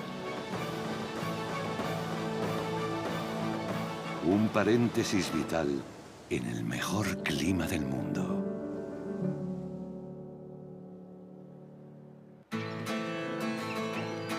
¿Alguna vez te has preguntado por qué siempre quieres más? Más lunes sin alarmas. Más primeras veces. Más saltos al vacío. Más desayunos en la cama. Más olor a mar y a campo. Más sonrisas a cámara. Más latidos por minuto. Más disfrutar del camino. Más sueños casi cumplidos. Más amigos de repente. Más carreras a cualquier parte. Más sabores por descubrir. Más quedarse sin palabras. Más tiempo. Tiempo para perderse y volver a encontrarse. En definitiva, más momentos como este. Y este. Y este. ¿Y si la respuesta nunca ha estado en el qué, sino en el dónde? Gran Canaria, mucho por vivir. The beach? When was the last time you tried something new? Could I do this every day? Yep. Could I cross the island hiking? Yep. Or riding, if you want. Hello, how can I help you, sir? Oui, bonjour madame. Cancel my flight, please. What is this? This is our unique nature. Oh. And there is more. A lot more. Could that be why we smile so much? Or is it because of this? Because every day is a new discovery. Start your vital movement.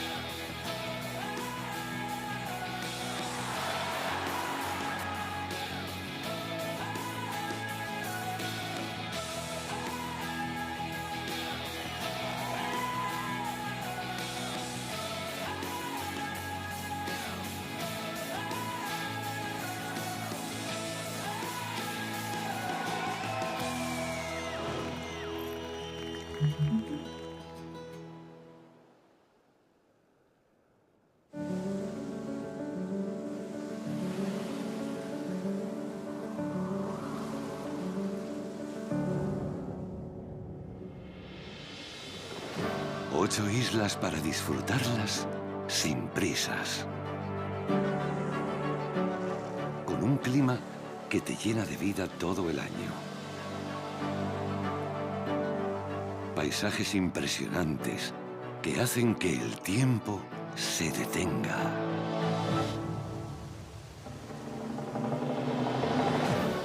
Una gastronomía deliciosa y vinos que no existen en ningún otro lugar del mundo. Para brindar por la vida. Pasear a tu ritmo entre pueblos llenos de encanto. Descubrir un patrimonio cultural único. Tradiciones locales que despiertan la curiosidad. Y alojamientos donde te sentirás como en casa o incluso mejor. Y todo con la tranquilidad de estar en la Unión Europea, con una cobertura sanitaria de calidad y buenas conexiones desde los principales aeropuertos de Europa. ¿Te imaginas disfrutar de un mes, o 2, o 3 en estas islas? Un paréntesis vital en el mejor clima del mundo. Welcome back, everybody, to the GWA Wingfoil World Cup here in Gran Canaria. So really, really exciting elimination there for number 2 for the men. And we've also been firing through the women's. Nice victory there for Tituan Galea. We're just going to go out onto the location now, out to sea, as we're just waiting to find out what is going to be the name of the game next. I'm pretty sure that we're just going to be calculating seeding for the next elimination round. But let's just do a little bit of a recap, because Nia Suarez has not put a single foot wrong at the moment. She's been dialing off the wins left, right and centre. I think the women have now done around 6 or 7 eliminations. I can't remember exactly what number it was, but we've been firing through them. As for the men, Francesco Capuzzo won on elimination number 1, and then had a real big hiccup actually in his semi-final, where he went over in front of his board, wasn't able to keep that first position, and ended up in the mini final. So that is a result that he'll be looking to discard, but still managed to win his mini-final. However, it was Tituan Galea with the elimination number 2 victory. So it's all still to play for. Our plan today is to carry on firing through Free-Fly-Slalom. We're also going to continue to do Free-Fly-Slalom tomorrow as well. I mean, the conditions are aligning really nicely for us to continue just to keep batting off these elimination rounds. As Joe has previously mentioned, we plan on getting around 7 eliminations for the men. If we have 7 eliminations, then they're able to discard 2. So for someone like Francesco Capuzzo, who had a little bit of a bad result in elimination number 2, he should be able to discard that result if we're able to get through 7 eliminations. Right, that is the aim. That is the name of the game, because that's where we want to be wrapping things up tomorrow. And then we still have a few more days of competition left. So just to let you know where we are with the competition, we're also going to be doing a big air. It's the first time ever that we've had a big air competition in the GWA and in wingfoiling. So really, really excited to see, you know, where the riders can push the limits. It's done on 80% height. That's what the judges are looking for. So when it comes to the big air, we did the qualification rounds yesterday along with some men's surf-freestyle up to round 3. Today, Free-Fly-Slalom. Tomorrow, Free-Fly-Slalom. And then it's all about surf-freestyle and big air. We haven't started the surf-freestyle yet for the ladies, but Nia Suarez is definitely a force to be reckoned with on that front. Is winning most of the Free-Fly-Slaloms as well at the moment. So she's having a good week so far. We can't put that past her. But super, super excited because Pozo, Gran Canaria, the wind is pumping from, you know, from right at the start of the day all the way through to the end. I don't think I've been down here at the moment this week where it hasn't been absolutely nuking. We've had a good solid 30 knots pretty much all day. Very rarely has it dropped underneath. Fortunately for us, we do have a live wind reader as well. So when we go big screen, we'll be able to show you what is exactly the live wind here. It does fluctuate a little bit from up and down, but it should give you a nice average of what it's blowing. As you can see on your screen now, the one I'm looking at, you know, white caps are there. It's definitely windy. The tide is on the push back up to high. It was low tide probably about 30 to 40 minutes ago.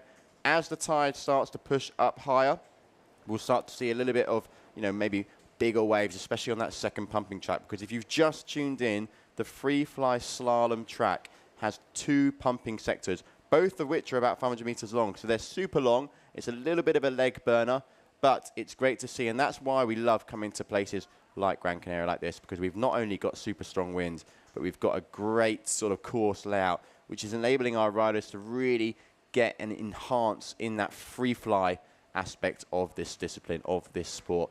And that's the great thing about wingfoiling. It is the variety that it shows. You can go out in the light winds, you can go out in the strong winds, you can go and do freestyle, you can go and do slalom. It has it all. And also the kit, you've got numerous amounts of kit. You've got wing sizes that range up to 9 meters. You've got wing sizes that range down all the way to 2. And those are the sort of sizes we're seeing at a location like Gran Canaria. We're seeing 2.5s, 3s, 3.5s. Don't think we've seen anything bigger than a 4, especially yesterday. They were all on around 3s, 3.5s. Today, maybe, earlier on in the day, there was a 3.5 or the 4 for the men, but it really hasn't been any bigger sizes from that. They've also been altering their foil setups as well. For slalom, they want to go a bit faster. They're going for a slightly smaller front wing. All right, we've been seeing someone like Francesco Capuzzo, for example, was deciding and tweaking between either going for a 700 or a 500. He went for the 500. Seems to be doing quite well for him, although he had a little bit of a hiccup in that last one. But that's the name of the game. Long mast as well. I mean, Capuzzo, I keep referring to him, but he's got a huge mast length. The kit that's on offer as well. There's plenty down on the beach. If you're down here in Gran Canaria, please do come down. Also on the live, you're tuning in, watching from home, send them some comments in the YouTube and the Facebook links, because we are reading them. We are checking in. If you want to know anything from riders, whether that's what kit they're riding, anything about the location, anything about how they're feeling as well, or if you just want a general overall shout out, we're here to try and get all the ins and the outs, all the nitty gritty information. That's why me and Joe are here. As you can see, I'm missing my companion, my colleague at the moment. He's down on the beach gathering a load of interviews, chatting to all the riders, trying to find that information out. But, that's why we're here, to get anything and everything portrayed to you all watching at home. So I hope you enjoy it. Sit back, relax. We're going to be back very, very shortly, but we're going to be deciding the elimination for seeding, the seeding round for elimination number 3 in the men.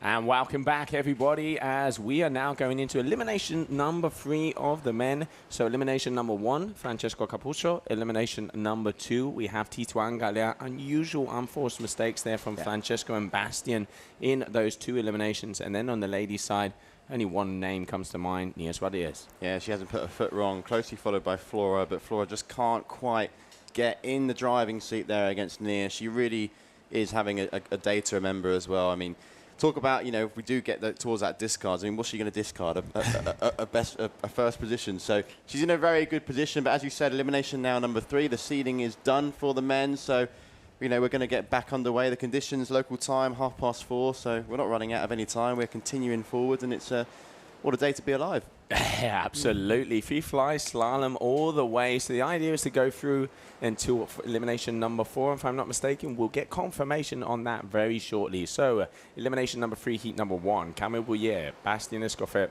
Anko Sosa, Luca Villamet, Jeremy Rodriguez, Vinicius Martin, Aitami Rodriguez, and Angel Granda. Those are the 8 athletes that are going to be going out there on the water first. No flag in the sky, meaning that we are less than 1 minute to that green flag. Big lineup here as well. The likes of Camille and obviously Bastien. He's going to be wanting to get over that last hiccup. We've seen a couple of hiccups today from some big riders, the likes of Malo Guenole also, and we've seen a hiccup from Bastien in the last one, and we've also seen a hiccup from Francesco. So, you know, errors that they would not want to be making at all. And look at that, there goes the green flag. So very, very shortly we'll see these riders cross the line. There they go, and absolutely coming through the gates, the Ocean Rodeo. Let me try and figure out who that one is.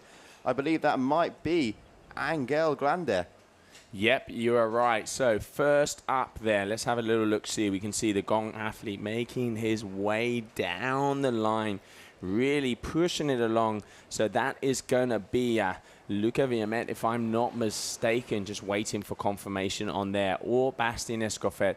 Orange helmet, I think that is going to be Bastien. We will confirm that as soon as they get closer. And then we can see the Ocean Rodeo athlete also right up in there. Yep. All right, and then we can see Camille Bouillet there with the RRD at the back, and Anko Sosa with the Cabrina as they're bearing their way towards us. So Bastien Escoffet here in first position, almost catching his edge there on that bit of a bump. And then Camille Bouillet and then Angel Grande Roque with the Ocean Rodeo. Bastien there out in first position. That's exactly where he wants to be, just making use of that little bit of swell there as he comes around. Now a little bit of a battle for second and third as Camille Bouillet just comes around that little bit faster. Bastien looking comfortable in third position, goes around the next boy, as does Camille, who is on the Cabrina. I believe that is. Let's have a little look. Yeah, because as it stands as well, on the overall ranking after those first 2 eliminations, Alan Fedit is in the lead, Axel Gerard is in second, Francesco Capuzzo is in third, Camille Bouillet in fourth, and Bastien Escoffet in fifth. Let's not forget they want to make it all the way to elimination number 4, where they can discard one of their worst results, and then it will start to the tables will start to turn and go all over the place.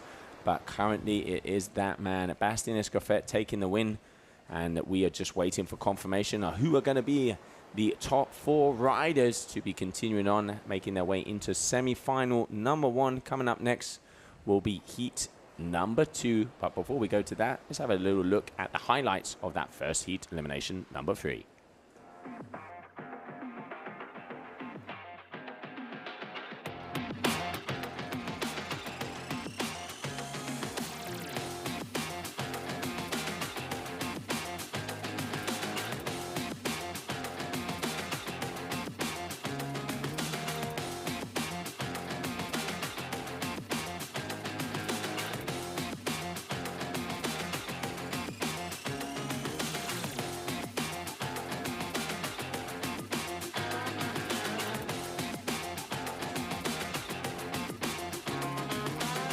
All right, well, there we can see elimination number 3, always getting on a run. Bastien Escoffet getting the win there. And talking about eliminations, we caught up. I went down to the beach and grabbed Titouan Galea, who won at elimination number 2. Let's see what he had to say. Wow, I'm standing here with Titouan Galea, who just took the win of elimination number 2. Titouan, congratulations. That was a tight race. Yeah, pretty stoked winning this one. I missed the first one. I went to the wrong heat, so that was my discard. And yeah, during the qualification and the semi-final, I was feeling good. I win both of the races, so I feel confident for the final. And I had a great start right behind Bastien, and he felt on a downwind. I just managed to avoid him by very little, and then I kept the lead, and I won that elimination. Pretty stoked. Yeah, I mean, Titouan, I'm going to call you the barber from now on because you went so close. I reckon you cut Bastien's hair very close. Unusual for him to make that mistake, but we're seeing you with the equipment on the wave, on the bump. You are speeding super fast. Would you say that the determining factor here in Pozo is to get those surf rides correctly to be able to get in first position? Well, it's one of the first events we have proper wind and also wave. So obviously, like reading the wave on a downwind is really important. And I mean, obviously the gear matter, but like ocean reading is very important on this event, I guess. Wow, I'm going to let you go to it. Titouan, congratulations. Elimination number 2 winner as we continue on. Well, there we can see yellow flag in the sky. Good to hear what Titouan had to say. Looking confident, happy there. And like I said, the barber, because wow, he dodged Bastien by the skin of his teeth. I like that name there, the barber. I wonder if that will stick for Titouan. But yeah, here we go. Yellow flag up in the sky. So very, very shortly, we'll be getting underway with the next heat in this elimination round.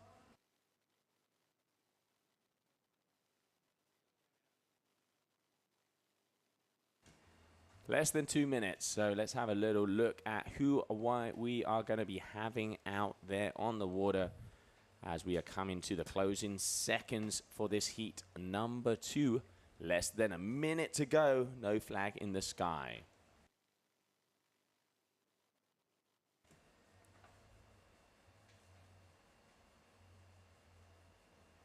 All right, so Alain Fedit, Chucho Nunot, Oscar Leclerc, Julian Ratotti,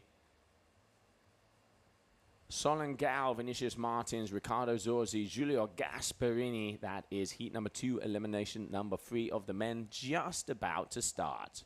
Oh, we've got some freestyle action happening out the back there, Liam. Yeah, it looks like McDonald's out there just having a little bit of fun. He's one of those, if not one of the best freestyle, well, he definitely is one of the best freestyle riders on the planet. He is the one that is really looking like a tornado, a little twister out there when he does his 1080s, which he landed yesterday, got the perfect 10. But just going back to that interview with Titouan, really, really interesting, actually. Something that we haven't mentioned, which is quite surprising because we normally pick up on it, is, you know, ocean reading, picking and choosing the right swell. And let's see if these riders here can pick and choose the right moments to catch the wave, as it is one of the gong riders that is out in front. So I believe that is Julian Ratotti, and then closely followed by Chucho Nunot. But also, Oscar Leclerc is in the mix along with Ricardo Zorzi, who I think actually is going to be in first position at the moment. Yeah, it does look like he's out there. We can see the Italian athlete, Ricardo Zorzi, looking like he's got his stuff together here in this elimination number 3. Haven't seen much of him in elimination number 1 and number 2. And there we can see Chucho Nunot out there on the north mode. We've got the value rider, Oscar Leclerc, just coming in looking like second, but he has the inside line. Let's see who is going to be the first athlete to make it to that first mark. So, first position, Oscar Leclerc. Second position, Ricardo Zorzi, but cutting in on the inside. Yeah, nice Chucho Nunot, nice move there from him. Great move there from Chucho. He's really starting to get it together in the later stages of today. You know, he had a bit of a elimination 1, didn't get a good finish, but then elimination 2 was in the final, and now elimination 3, he is keeping up with the front of the pack. As you can see, they're sort of carving and moving around when it comes to this second pump section. They're all sort of getting a little bit of a leg burner. Looks like Oscar Leclerc struggling there on the left-hand side, trying to keep momentum going. Sorry, no, Oscar Leclerc on the right-hand side. That was Ricardo Zorzi. And now Gong, Julian Ratotti coming back and sneaking his way into first position. Chucho going down. Oh, Chucho going down. And it looks like Oscar getting caught up there as well. So now it is Ratotti. Second position is Alain Fedit. there with the white helmet, and looking like Riccardo Zorzi in third and Giulio Gasparini in fourth there on the Enzis.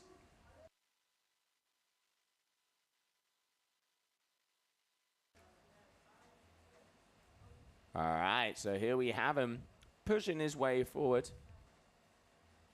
Pushing his way forward as he makes it around the corner there. So good heat out there for Giuliano Ritotti. And just waiting for confirmation of who are going to be those top 4 athletes. But a good heat there for Ritotti as he continues on. And we are going to be moving towards heat number 3, elimination number 3.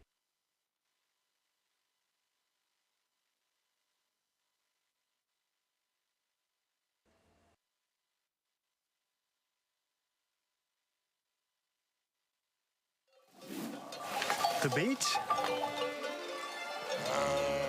When was the last time you tried something new? Could I do this every day? Yep. Could I cross the island hiking? Yep. Or riding, if you want. Hello, how can I help you, sir? Oui, bonjour madame. Cancel my flight, please. What is this?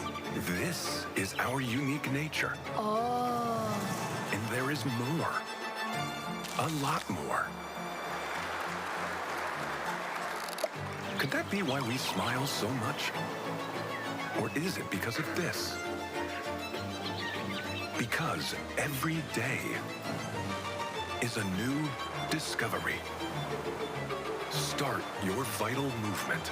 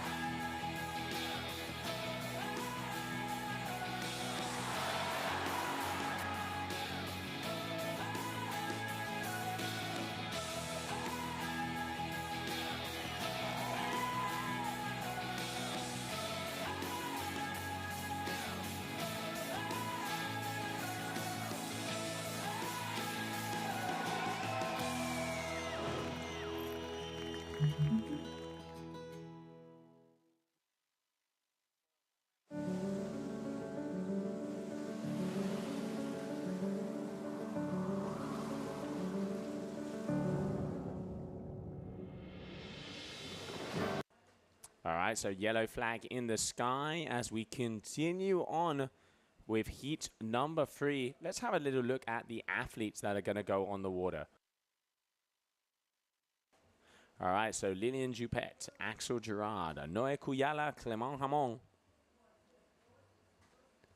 Jeremy Rodriguez, Maximilian Robertson, Lassie Harbasek, and Baus Muller. Those are your 8 riders here for heat number 3. Less than 2 minutes to go, Liam. Yep, just under 2 minutes on the clock. You can just see some of the riders out at the back, just starting to form where they want to begin this next heat in the elimination number 3. Still nice and windy out there. Local time just coming up to 4:45.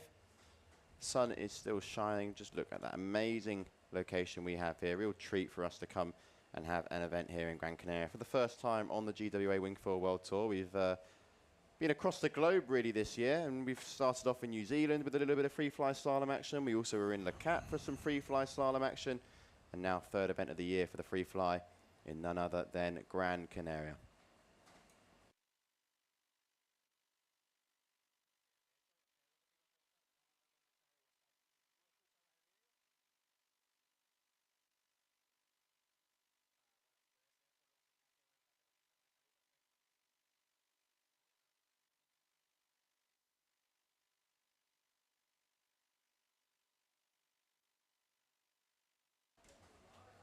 Okay, it looks like it is going to be a clean start as the riders start to go past, and a nice opening start here for the F1 rider. I believe that is Noe, who has got out the gates very quickly, and also chasing we have Axel Gerard, who's just bumping himself up into second position on the duotone gear there. That is going to be Lilian Joupet, as Joe always refers to, the peanut. It's a close start. He's just nipped his way into first. He has Al Kakawedi taking off the skin and going all barefoot down the way there. And we can see, so yeah, we have Lilian Joupet on the left-hand side of the duotone. We have, and that is Noe in the middle, Kuyala on the right-hand side. That's going to be Axel Gerard. And then I also saw Clement Ramon, the gong rider, all the way on the top. And I tell you what, it looks like the wind has dropped off a bit, because now we have 20 knots with maxes of 29. Before we were having 35 on the gusts. It's just coming up on 5 o'clock in the afternoon. Maybe the wind is starting to die off a bit. Maybe, yeah, but the good thing we have here is that it's never going to completely go. This is still great wind for the free fly slalom, as Axel Gerard now on your screen enters the second pumping section in first position, closely followed by Noe though. Oh, there we go, actually. Sneaking out in first there out of the camera was Lilian Joupet, so correct me, sorry, he is in first position. Axel and Noe battling out for second and third. Yeah, so let's have a little look. Joupet out in front, probably by about, what, 20 meters so far. He is just a mark.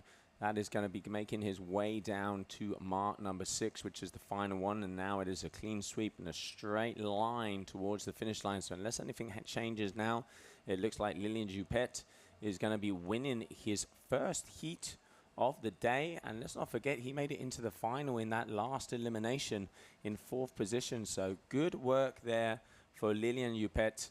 Second place is going to be for Axel Gerard. Third place is going to be for Noe Kuyala. And then it's looking like 4th place is going to be for Clement Ramon. Let's have a little look and see how Joupet is doing so far. So Lilian Joupet is overall is 15th at the moment, because he was 25th in that first elimination, did not go good, but 4th in that second. So he's now made his way. Looks like he's getting his mojo back together, getting loosey-goosey out there, as you know, Mr. Angulo likes to say, and we like to say here on the stream. But no, good work there for the young French athlete, new member to the duotone family. Let's have a little look at the highlights of that last heat.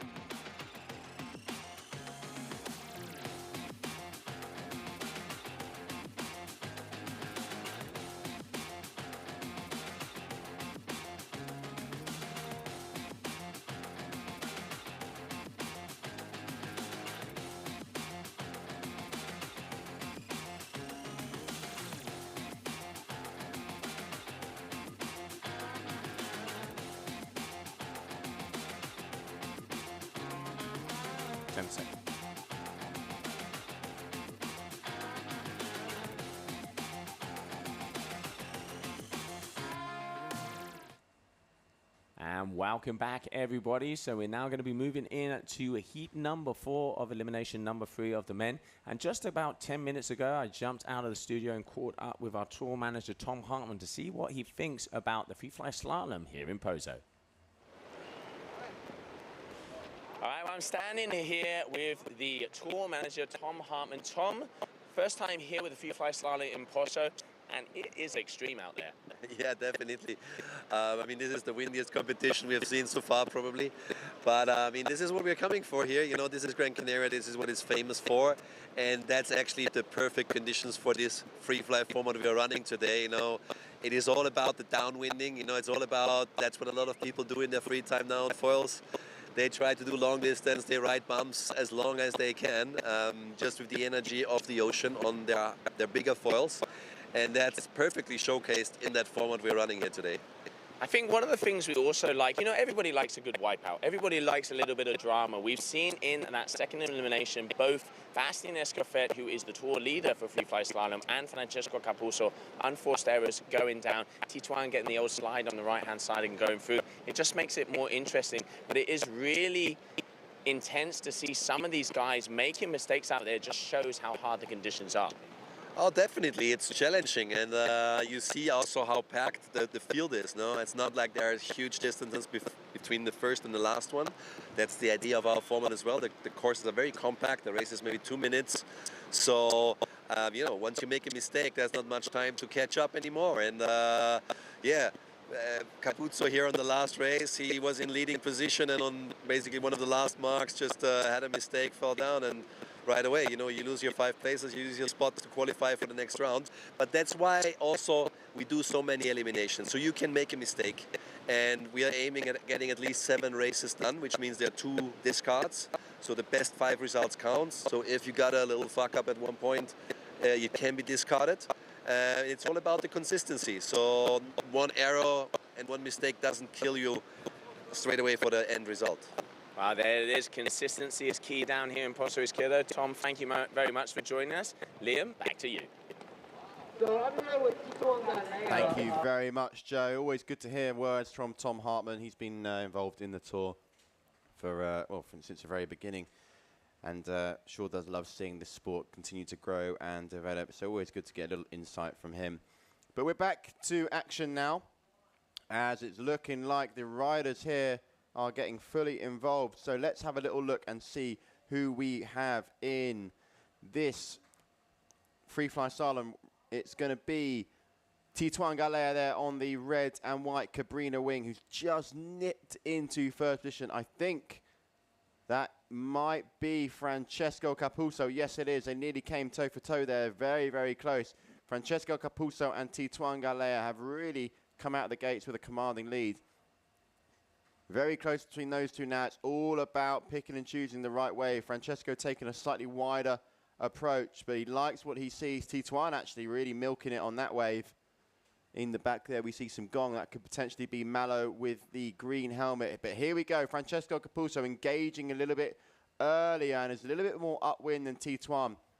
Very, very close here, because at this next buoy, Francesco, although he looks behind, he's got a slightly wider approach, should be able to cut it quite cleanly. Second pumping now for the two of them. Although both of them at this rate will be going through, Francesco sure will want to beat Tituan and just let him know that he's not here to mess around. He's not here to take part, but he is here to take over. Tituan, though, looking comfortable in first position. Real nice on that marker there. So I think it's going to be a little bit too much for Francesco to catch now, but I don't think Francesco will be stressing too much, because, you know, it's not like he's going to not advance through the next round if he continues in second place. So Tituan in first, Francesco in second, looking like Malo in the gong gear is in third place. As Tituan now on the last stretch. Let's just see how these riders will cross the line. Lovely little scenic spot there of our amazing location here in Gran Canaria, the famous Pozo. Look at all the wind turbines as well, blowing in the good solid 25 knots. So it's Tituan number 1, number 2 Francesco, number 3 is Malo. I'm not sure about number 4 just yet. Might have been Liam Dunkerbeck there. We'll get confirmation on that final finish. But there you have it. That is the last heat of elimination number 3 before we go into the semi-finals. So up next, I believe we're going to be seeing what the women can do. But let's just sit back, relax, and enjoy the highlights from that last heat.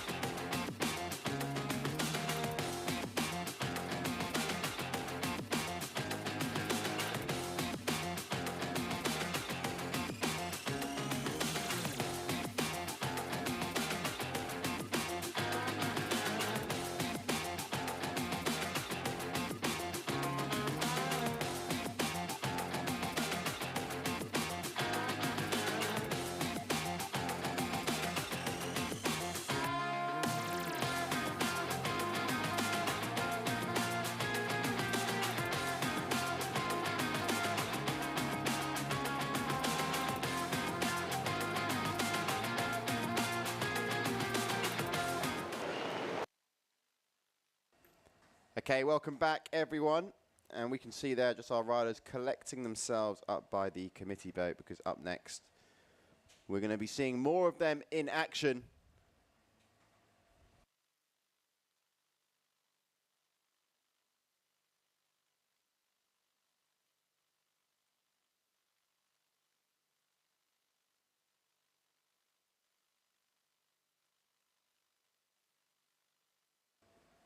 Trying to get some confirmation of exactly what's happening, because it looks like all the riders just sort of taking a bit of a breather. A little bit of freestyle action there from what might have been Noe.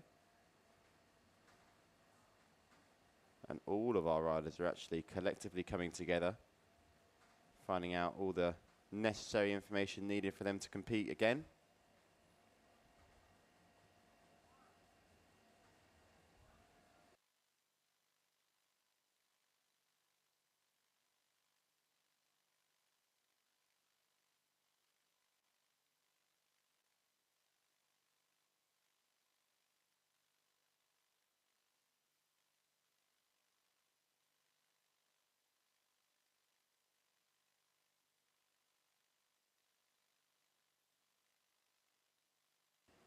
So there we have it, red flag is up in the sky.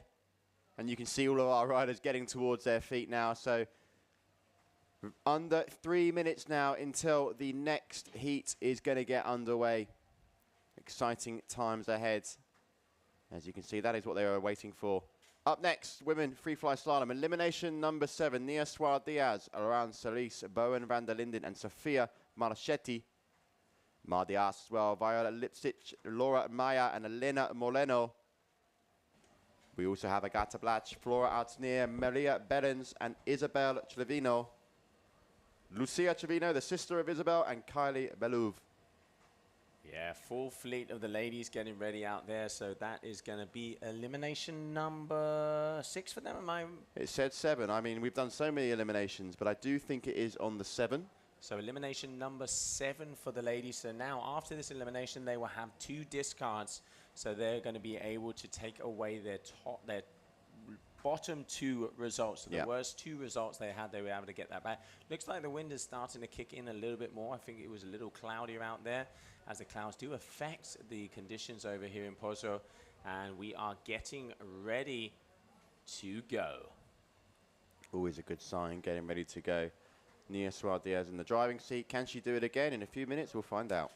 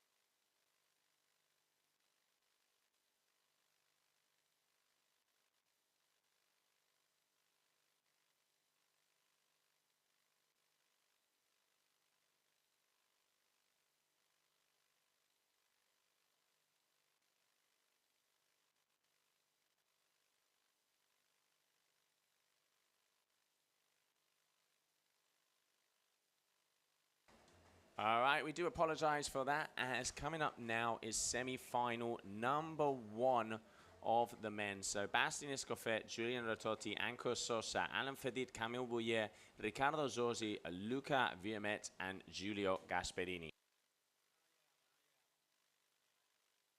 So there we can see them coming towards the water, coming towards the start line. Are they going to get a flag up? That is going to be close. I wonder if we're going to have a recall, because they did break quite a lot before the beginning of that, but I can't see the general recall boat. So out there in front, I'm seeing Bastien Escoffet on the bottom side. Camille Bouillet also there with the RRD. Third position, Riccardo Zorzi. Then we can see Anka Sosa also there with the Cabrina. Giulia Gasperini up there with the top with the Enzis on the bottom side with the ASF. That is Alan Ferit. And then also Giulio Ratotti with the other gong. So all of the riders pushing their way around and quite close together at the moment out there, Liam. Yeah, it's nice to see them all a little clustered up there, especially the third, fourth, and fifth. But now, Bastien still out in the lead with Camille in second. Looks like Alan Fredit there in third, Axel Girard in fourth. Great shot there. You can see Bastien now nearly going down again with the nose of the board. Keeps it together though, keeps momentum going, and is just pumping his way through this next section, as are all the other riders. Camille is chasing. You can see there Camille just looking over his right shoulder, seeing how much distance he's gained. But it's definitely close. As you can see Alan here taking the inside line. Is that going to be in his favour when it comes to just coming around this Red Bull buoy? Yes, it is. He's now in second place. Bastien in first. In third, we have Camille. Fourth, Axel Girard. In fifth, that looks like Julio Gasparini. And in sixth, we have Julien Latorti. So here they go, continuing on as we come to the final stages now of this semi-final number one. Bastien Escofet comfortably out in the driving seat. He's going to cross that line first. Yeah, so Bastien there, semi-final number one win. I mean, he's going to be going into the grand final. Let's have a little look around. Looks like Alan Fedit is going to be in second. Camille Bouillet is going to be in third. And Anko Soso is going to be in fourth with Giulio Gasparini there. Also waiting for confirmation on those riders that will be making it through to the grand final. Coming up next is going to be semi-final number 2 of the men.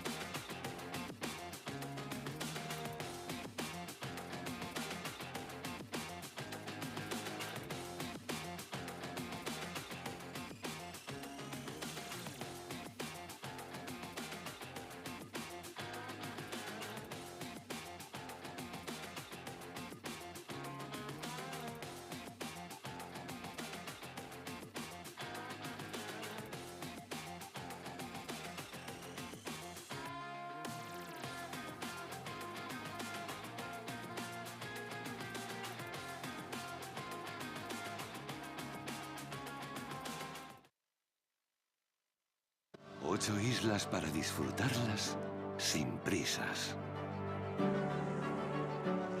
Con un clima que te llena de vida todo el año. Paisajes impresionantes que hacen que el tiempo se detenga.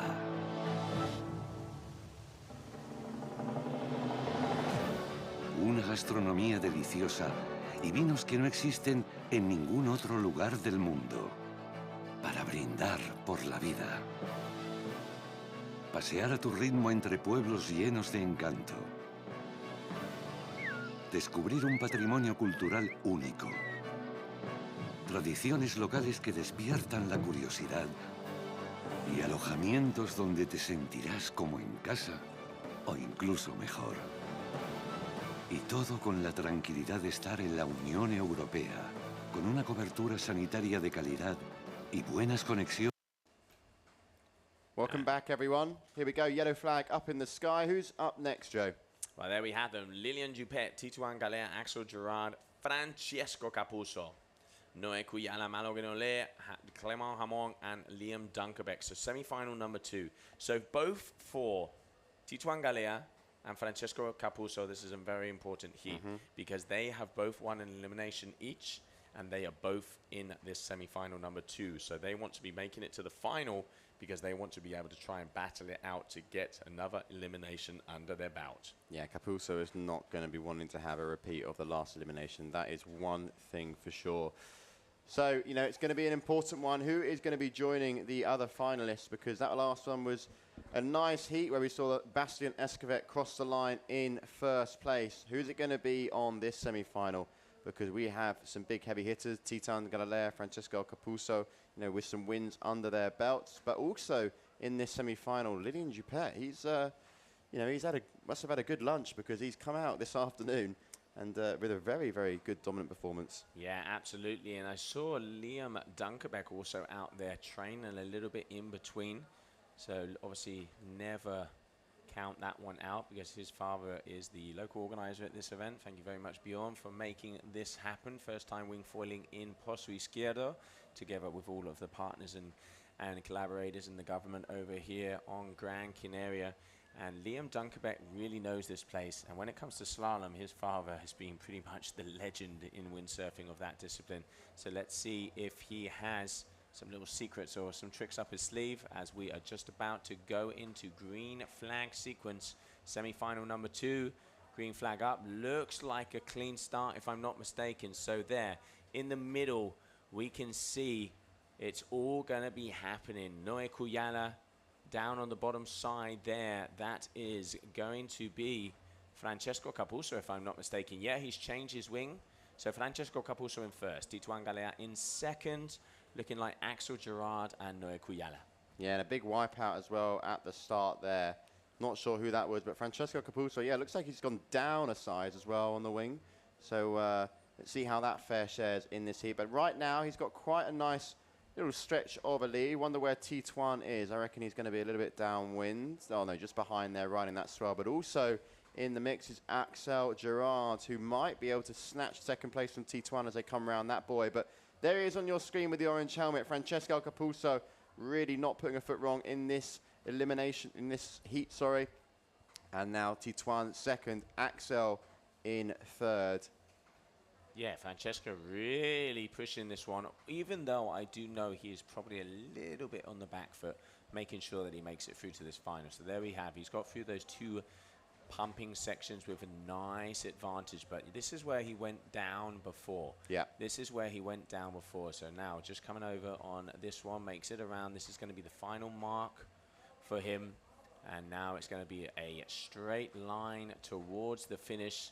So looking like, unless anything changes, it is going to be Francesco Capuzzo making his way in first position here in semi-final number 2, meaning that he has made it into the grand final. So he's going to be very happy about that one. So first position, Francesco Capuzzo.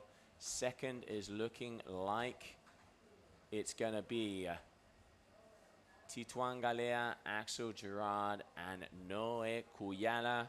But we will be waiting for confirmation on those just to make sure all of those are 100% correct. But without a doubt, that man there, Francesco Capuzzo, winner of semi-final number 2.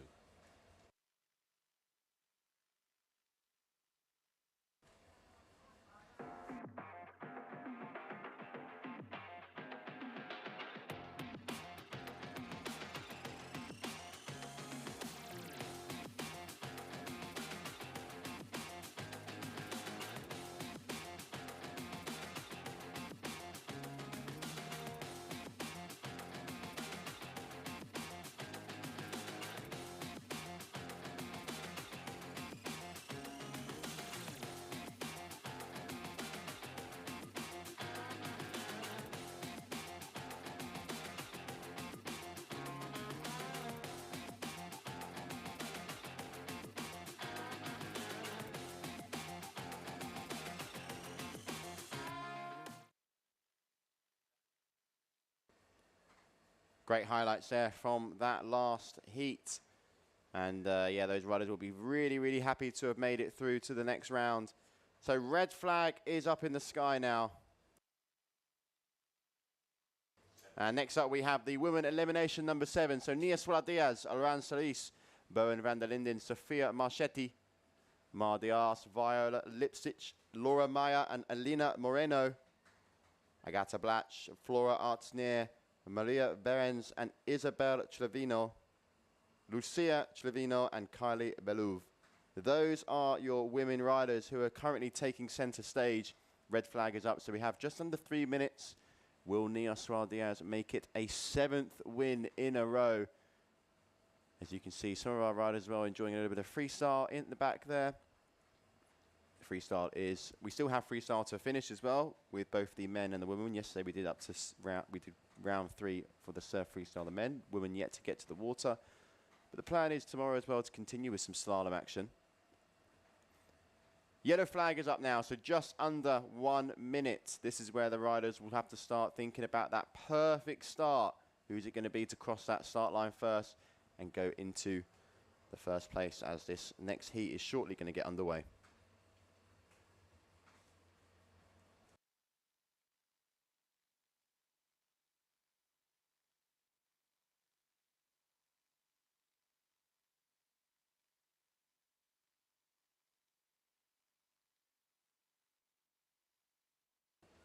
All right, so just getting ready here for the ladies.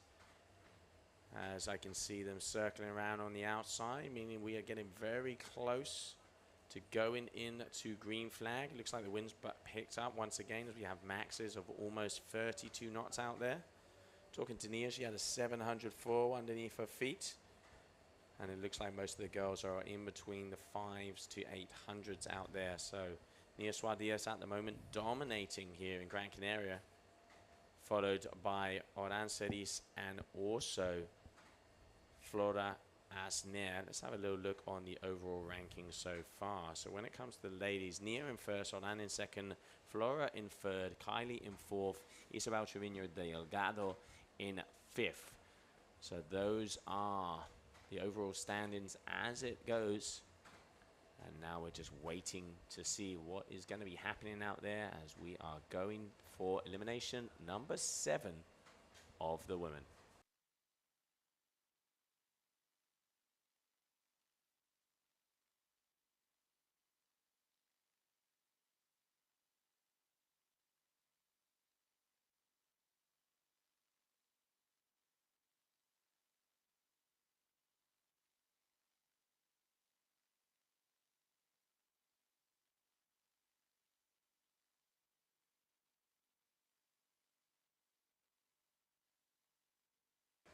All right, so it looks like Nia Suarez there, down.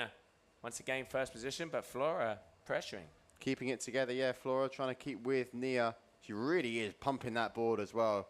You can see engaging the upper body as well, swinging the arms from forward and back, but Nia Suarez catching a nice bit of swell there. It just goes to show exactly there, Joe. I mean, Flora is always as well, one thing I've noticed, taking a much wider approach. Nia's definitely choosing the right waves. Yeah. Oran here as well has chosen the right wave. Yeah, you can see Oran, and then also Sofia Machetti there coming in as well. So Nia, once again, just cruising. She is very far ahead. She is looking like in a wave of her own throughout this whole event. A wave of her own, yeah. She's doing super, super well, Nia. And look at her now, just sort of taking it easy, enjoying it out there. Just got the right setup there. She's got the right kit underneath her feet. She's got the right wing in her hands. I don't think she would have changed the whole setup for today, but you can see in a little bit of a league of her own today.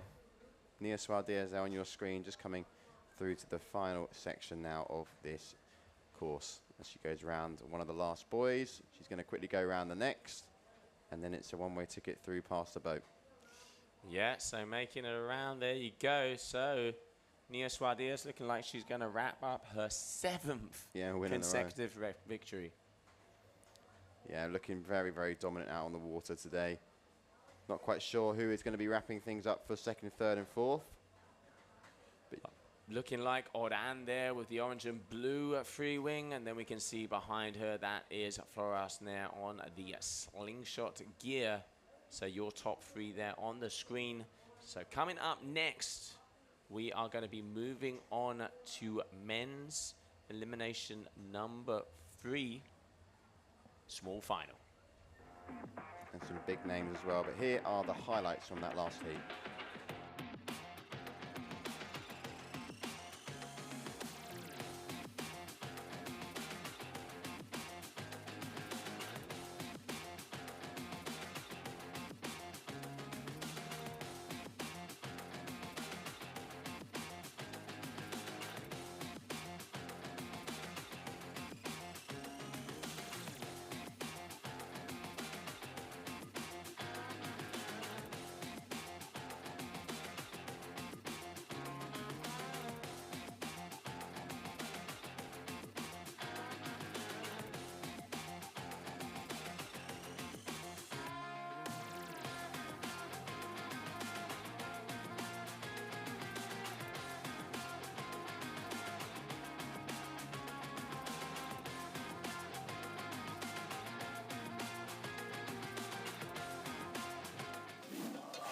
The beach?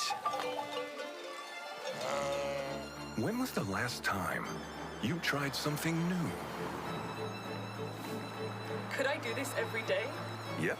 Could I cross the island hiking? Yep. Or riding, if you want. Hello, how can I help you, sir? Oui, bonjour madame. Cancel my flight, please. What is this? This is our unique nature. Oh. And there is more. A lot more. Could that be why we smile so much? Or is it because of this? Because every day is a new discovery. Start your vital movement.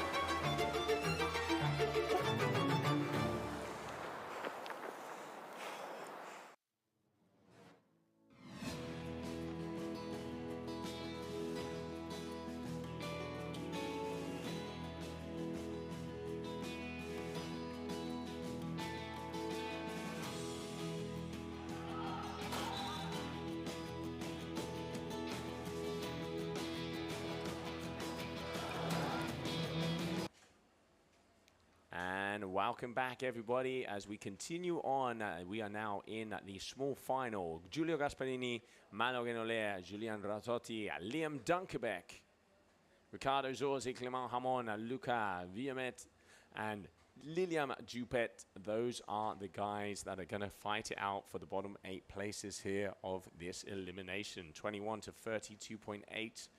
So it looks like the wind is kicking back in here. Day number 2, Pozo Izquierdo Gran Canaria GWA Wingfoil World Tour event. The first time wingfoiling competition inside what they call the windsurfing bunker of Pozo Izquierdo. Great to be here as well. And I think our wingfoiling athletes as well are really enjoying spending some time on the water. Great action the last couple of days. And as we come into the final couple of hours of competition today, let's see who can take a few more wins, a few more victories. As mentioned, we're now in the small final. And then we'll be kicking things off with the final of elimination number 3.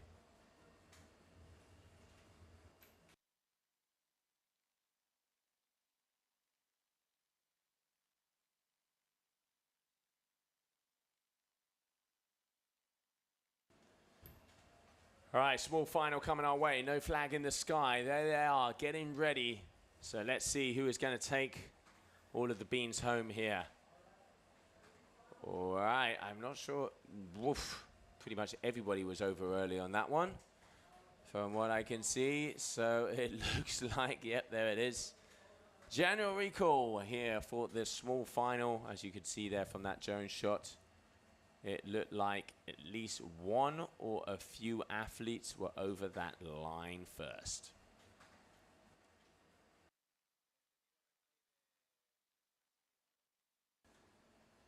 Let's have a little look at the replay of that start. Obviously, different angle for us, so we can't see it exactly, but pretty close. We can see that it looked like Lupet was way over, and pretty much all of the fleet, a big chunk of the fleet, were over early. So we're just waiting to see results on that. As obviously different angle here from us, but looked like a lot of people were a little bit too excited.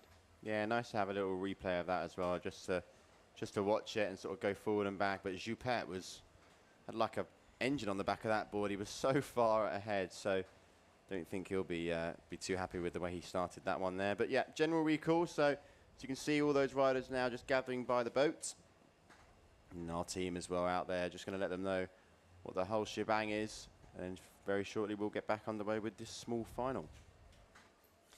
Yeah, so I can see a few guys being told, get yourself back to the beach because you were over early. So we're just waiting for those PMSs to be coming in here on the scorecards. And then we will be going back into sequence.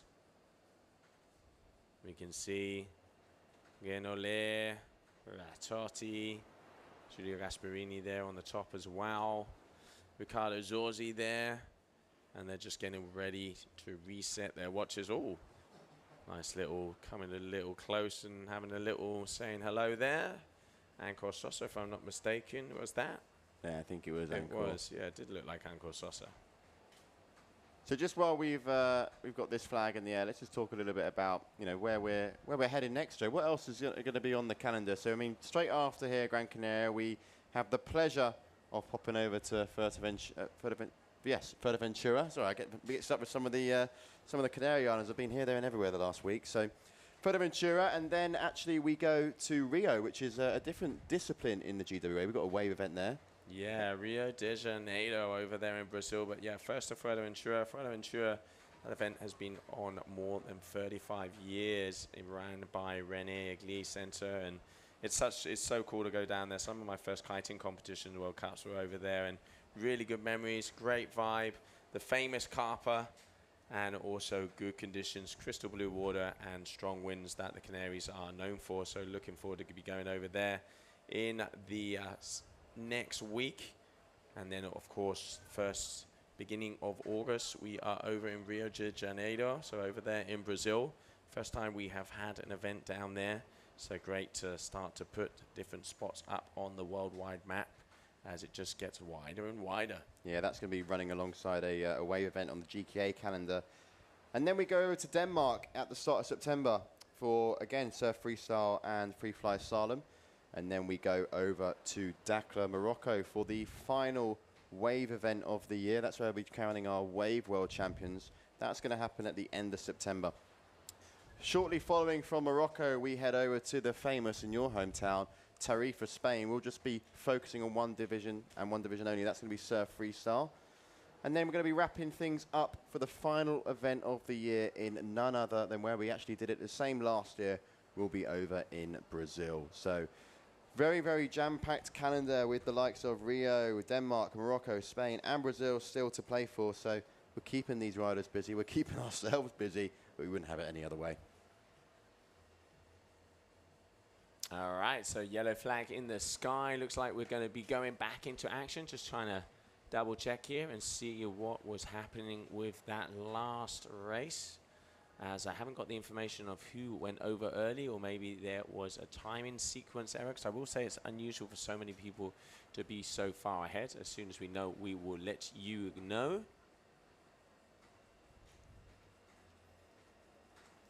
"25 knots out there, 32 maximum at the moment, so really, really handy to have that little feature in your top left-hand side of your screen. And small final coming up very shortly. Let us know where you're tuning in from. We'd like to know where you are in the world, whether you're over in Australia or if you're local to us in the Canaries. Where are you in Europe? Are you in my hometown? Are you treating yourself to some lovely time in the UK? Probably not, because it's a little bit grim out there, but it's summertime, so hopefully nice. Yeah, summer. That's what I say. All right, so getting going. It looks like hopefully we're going to have a clean start here. I can't see the general recall, so yep, we are good to go. All right, so now up and away on the bottom side. That is got to be Malo Guinaloa. Is it a green helmet or is it a black helmet? So Riccardo Zorzi in first position. Let's have a look at this helmet here. That's a black helmet, so that is going to be Julian Latotti in second position. Liam Dunkerbeck over there on the left as he has the free wing. Malo Guinaloa in fourth position together with Clement Ramon in the other black helmet. Then at the back, Giulio Gasperini also, and Luca Villamet over there on the F1. Yeah, Liam Dunkerbeck taking a nice approach on the inside line there and has actually sneaked his way into first position. Let's see how he fair shares after this boy. So Liam Dunkerbeck now in first position, probably a new one for him. I don't think he's led one of these Free-Fly-Slalom courses just yet, but he's really putting it all together here for the small final in elimination number 3. Again on the second pumping track now, closely followed by Riccardo Zorzi and Clement Hamon. We've also got the likes of Malo Guinaloa in there as well. So it's quite close, but Liam Dunkerbeck looking quite sharp out there. Yeah, great riding here from here. This is the best heat we've seen him do so far, as he is just making his way around, rocking out the hook keeper. Oh, a little bit of a wiggle, a little bit of a wobble there on that turn. And he is going to be hunted down by Riccardo Zorzi. This is the final stretch. just managing to keep that together, and now it is all out. But pushing that one and speeding along. Look at those boys go. So Liam Dunkerbeck is going to be the winner here of that small final. Second position, Ricardo Zorzi, as we are now going to be moving in to the grand final coming up next. And there we can see a smile on his face after taking that win. That's good to see. Yeah, nice to see there from Liam. Really enjoying his time on the water. Good result there. I thought Ricardo Zorzi might snatch it, but here we have some of those highlights from what was an exciting heat.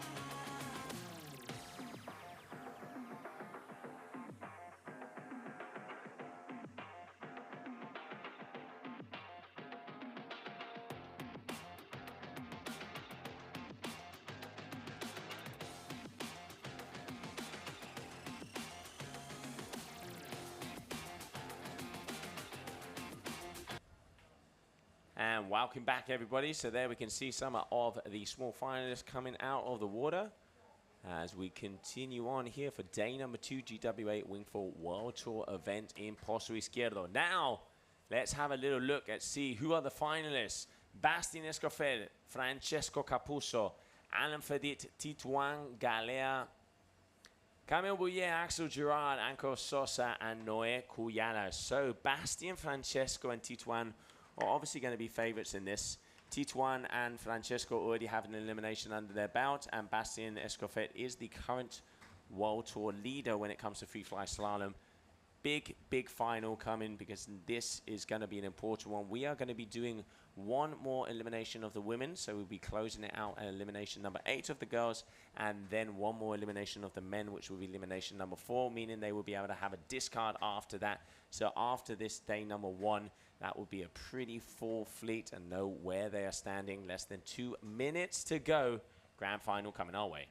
This is definitely going to be the biggest heat of the day so far, because they've all got results and they've all had, let's say, a few screw-ups as well. I mean, Titouan in the first elimination was in the wrong heat, I think he said. It was in Francesco Capuzzo went down in one of the semi-finals. Bastien Escofet as well went down in a final. So there's a lot on the line here, and this could really, you know, dictate who's going to end the day in one of the top positions. Let's wait and see. Lovely little view of the drone there in the sky, just shy of 30 knots. Elimination number 3. It is the final, and very shortly this final is going to be getting underway, because we're in the dying moments now before those riders are going to come zipping and firing across the line from all cylinders. All right, we can see our drone getting out there, getting ready to rumble as we are getting ready.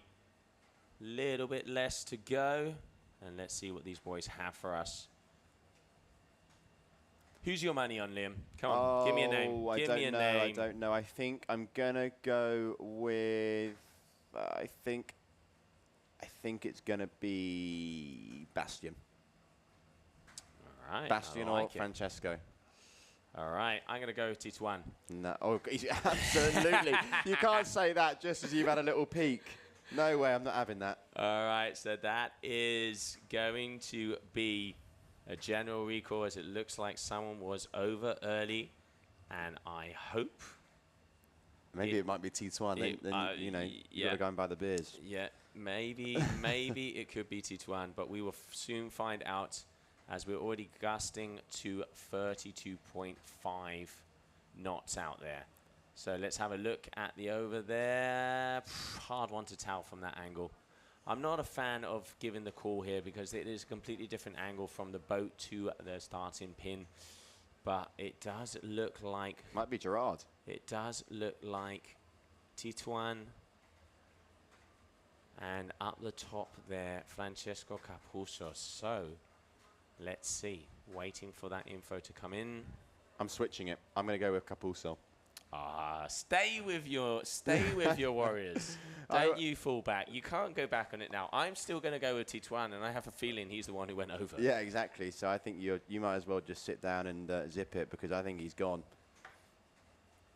But, you know, who knows? It might even be Axel Gerard.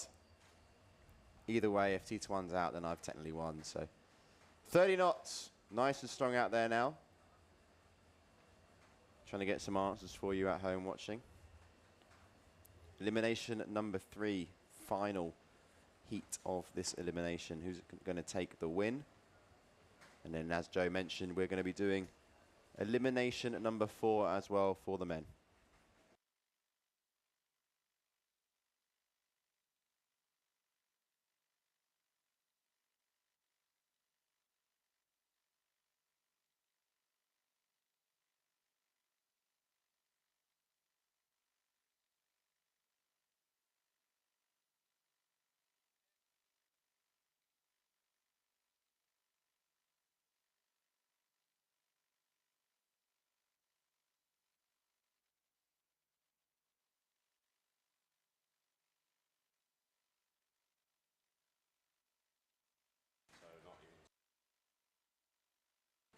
So here we go. We're back now as riders getting back onto their foils, waiting for that green flag. We've just had some news come in. The rider that was a little bit too quick on the trigger was Axel Gerard. So you're safe, Joe. Yep, no, I mean, like I said, I'm not a fan of calling it when you have a different angle from the boat, because obviously a straight line from the boat to the starting pin, and it does look like Axel Gerard was PMS. So now we continue on as we're going back into sequence for the grand final. So less than 2 minutes to go. Elimination number 3 of the men. Yellow flag now up in the sky. So that is now coming in towards the last minute before we get involved in this last heat.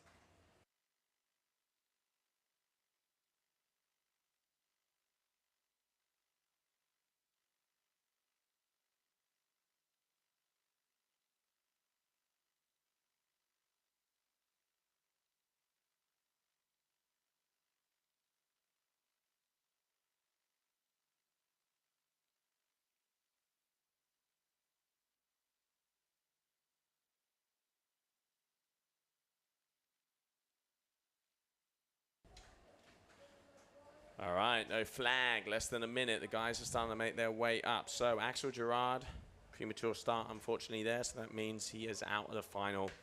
He is doing very well, Axel Gerard, but unfortunately a little bit of a eager beaver to get over the line. So that's him out of this finale of this elimination number 3. And now we can see it looks like the guys are going to be coming towards us. Just under 32 knots, 28, so quite sweet and constant out there, nice and strong. And let's get this going. Grand final of the men. Here we go now. You can see they're all sort of clustered together as we're coming now. They're waiting for that green flag to go, starting to engage in a little bit of speed as they're getting closer to that start line. All right, here they come, here they come. So let's see where that flag is. Green flag up, that looks like a clean start. We will soon find out. Yes, clean start. So we have on the bottom there, it looking like Francesco Capuzzo, Bastien Escofet and Tituan Galea. Look how close those guys are together. Noé Cuyana, we can see. Oh! Whoa! Bastien and Francesco going down. Oh, that is not what we wanted to see. Those guys were flying. Bastien very lucky not to get taken out there from Francesco. All right, Tituan Galea here in first position. And Francesco is going to be fuming. Yeah, he is going to be absolutely raging out there.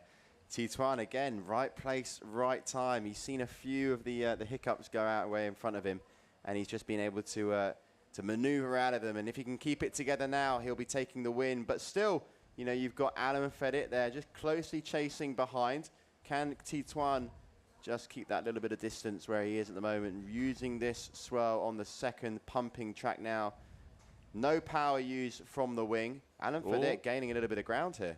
Yeah, there it is, coming in close. Oh, nice clean transition there. So now Tituan Galea flying away. Here we are, making his way past mark number 5. It looks like Bastien Escoffet is there out in front, if I'm not mistaken. And here we can see Tituan and Alan. They are flying. Let's not forget, Alan is first overall so far because he is going to end up second again. So that is second in every single elimination. Yep, second in every single elimination. Tituan crossing the line in first position. Nice little Rayleigh air as well to finish off. Alan Fedit in second. In third place, who's it going to be? Looks like an RRD wing is crossing the line. Is that going to be Francesco Capuzzo in third position? I don't think it will, but quite hard to see. But we can see here Tituan. Nice finish there, first place. Alan Fedit in second. Not sure about third and fourth. Yeah, Tituan is definitely going to be happy with that one too underneath his belt. So Tituan Galea, winner of elimination number 3 of the Freefly-Slalom here in Gran Canaria.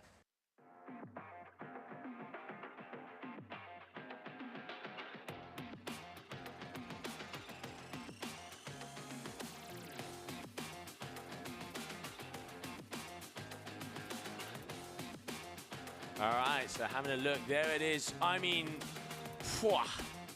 I hope Bastien's all right. Can we see if we can get the replay of that fall one more time?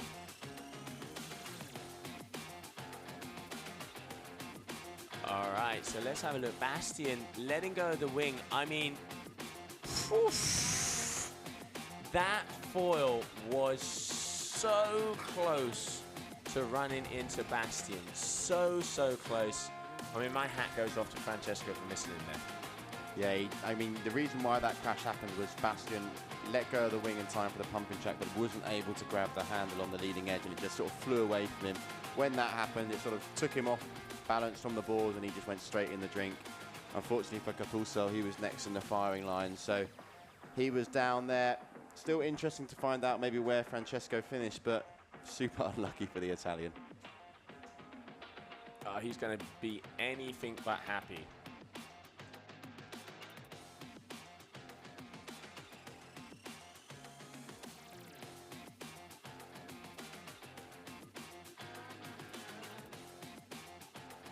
And then you can see just Tituan enjoying a little bit of airtime coming off of that. And now yellow flag. Next up, the ladies. Here we go, elimination number 8 for the women free-fly-slalom. Nia Suarez, Aran Cerise, Bern van der Linden, Sofia Malachetti, Mar Diaz, Viola Lipsic, Laura Meyer, and Elena Moreno.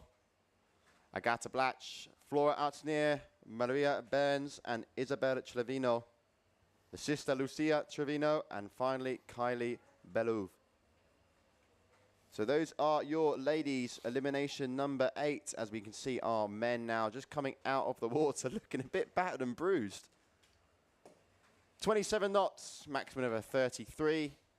Very shortly, we'll be getting underway. This is the last heat for the women today, and then we're just going to be firing through elimination number 4 of the men. So coming into the dying stages, I wouldn't say dying, sorry, but the last final stages of the day 2 action here for the GWA Wingfoil World Cup. We're over in Gran Canaria, the famous location of Pozo. What a place to be on this Wednesday, on this beautiful Wednesday.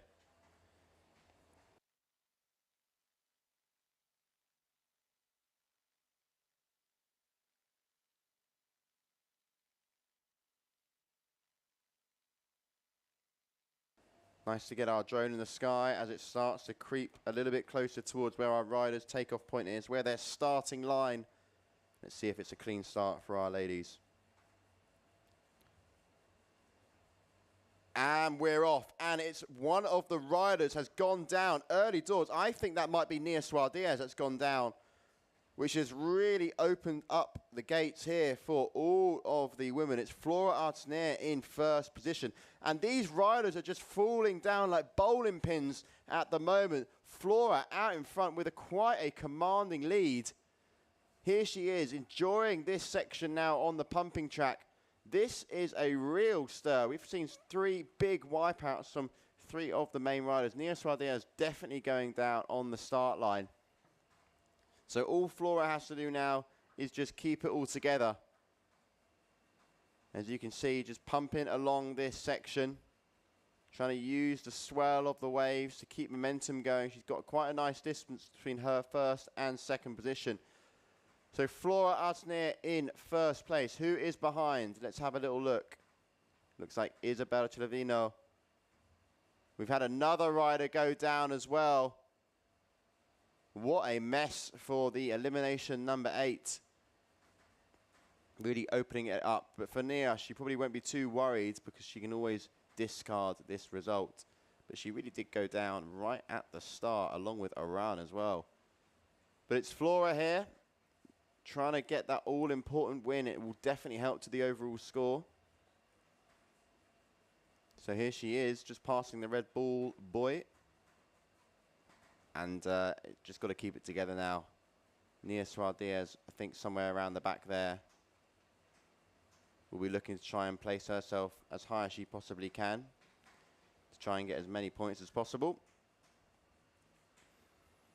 But Flora now just got to keep it together. Nearly lost it there, a little bit too much weight going back, but it's looking like a comfortable victory for her. As this is the last straight of the heat. Beautiful shot there, all the wind turbines in the background. It's Flora Artner in first place. Big congratulations to her. Who is going to be second, third, and fourth? Let's have a little look. Another wipeout on the straight. These riders really are making those unforced errors. I think that will be Kylie coming through in second place. Is that Nia Suarez in third? Has she managed to keep it together? Not quite sure. We'll get confirmation on this as they all start to cross the line now. But what an interesting and quite dramatic final heat of the day for the ladies. There she is on your screen, the last elimination winner, Flora Artner. We're now going to have a little look at the highlights.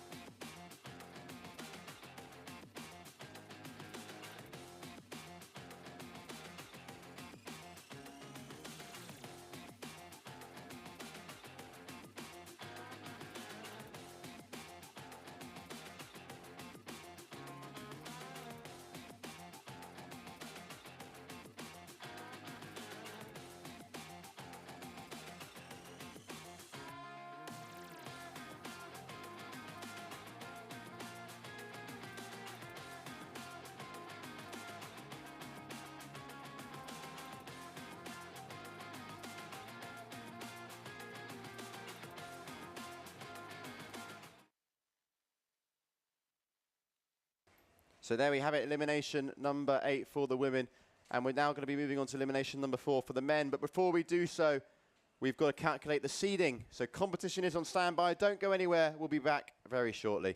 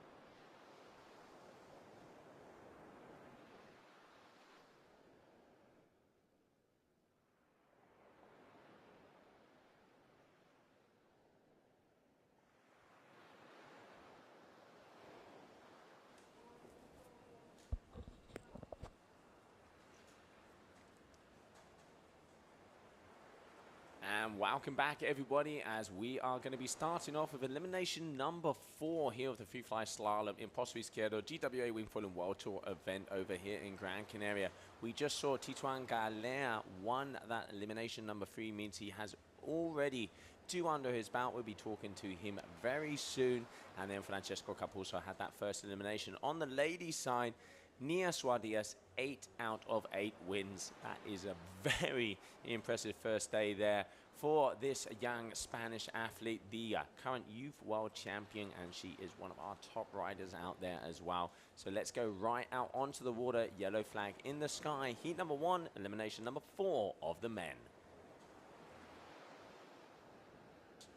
So it's going to be Camille Boyer, Francesco Capuzzo, Malo Guerrero, Giulio Gasperini, Jeremy Rodriguez, Oscar Leclerc, Paul Arsner, and Lasse Havasek. Those are going to be the 8 riders that are going to be going into heat number 1. Less than 2 minutes to go.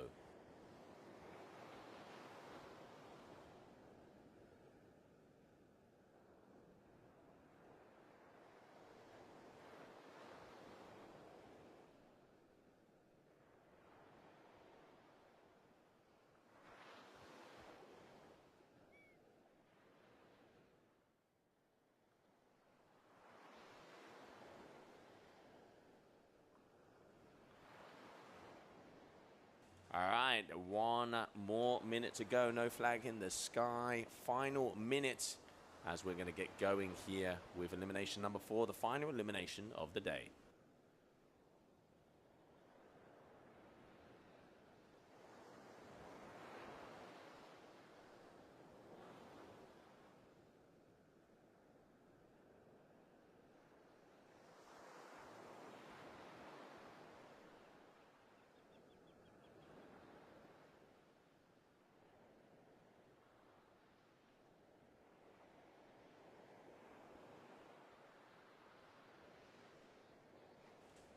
Okay, so we can see the wind is getting even stronger out there once again. 30.01 and a 33.2 gust, so plus 30 knots over here in Gran Canaria. It is just coming on up on 6 o'clock in the afternoon local time, and here we go.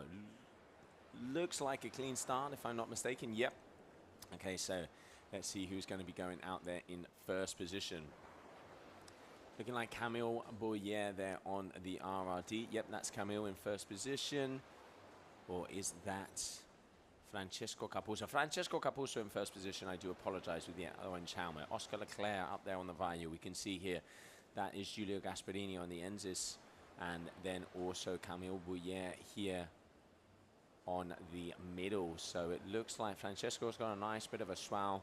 Very unfortunate that he had that crash of Bastien in front of him, costing him one of the top positions here in that elimination number 3. So he's looking to get back into the mix. Let's have a little look how he's doing on the overall ranking as it stands right now. So Alain Fadit is in first because he's had second at every single elimination. Axel Gerard is in second because he's had a 3rd, a 5th, and an 8th. And then we have Camille Boyer and Bastien Escoffet. So Tituan Galea already has 2 wins. And let's not forget, after this elimination, we have that discard. So they'll be able to mix up the table. But there we have Francesco Capuzzo just going around the last 2 marks, making his way in. As he's going to be going, that's mark number 5, coming towards mark number 6. And then it's a straight line to the finish here. Taking the win here of heat number 1 if he just gets across that finish line.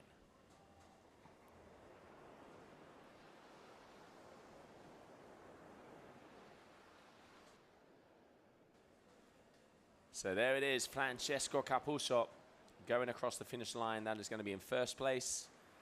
That is going to be Camille Boyer in seconds. And if I'm not mistaken, it looks like that is Malo Glenolé, if that is a green helmet. Yes, it is. So Malo Glenolé in 3rd. And waiting for the 4th place. Not sure who that was coming through. Waiting for confirmation on that. But definitely Francesco Capuzzo taking the win of heat number 1. Let's have a little look at the highlights.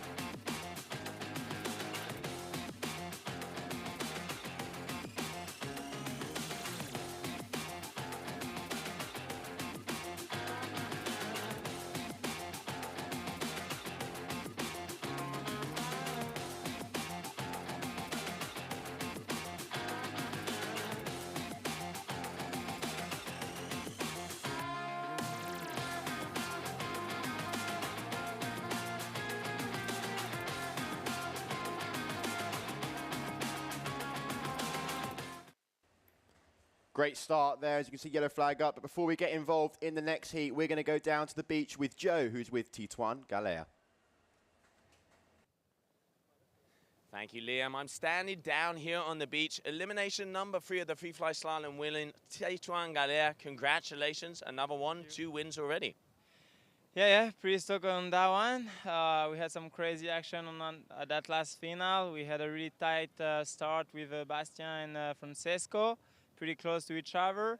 And rounding the first mark, like we were even closer, and I saw like we were going maybe too fast, like at some point.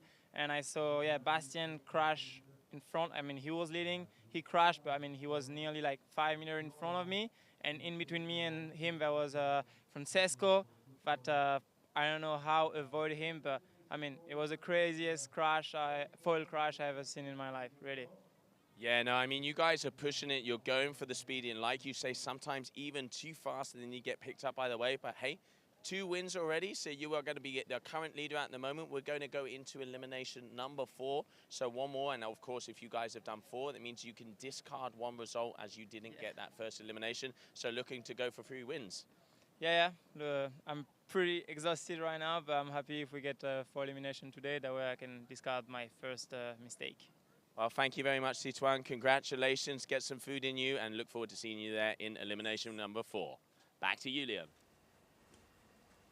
Brilliant stuff. Thank you very much, Joe, for that little insight with Tituan. Another one bites the dust. Good little win there for elimination 3 with Tituan. And like he said, he wants to get underway with elimination 4 so that he can discard his first result. And that's exactly what we're going to do. Elimination 4, heat number 2. We have Alan Fedit, Noé Kuala, Ricardo Zorzi, and Julien Ratotti.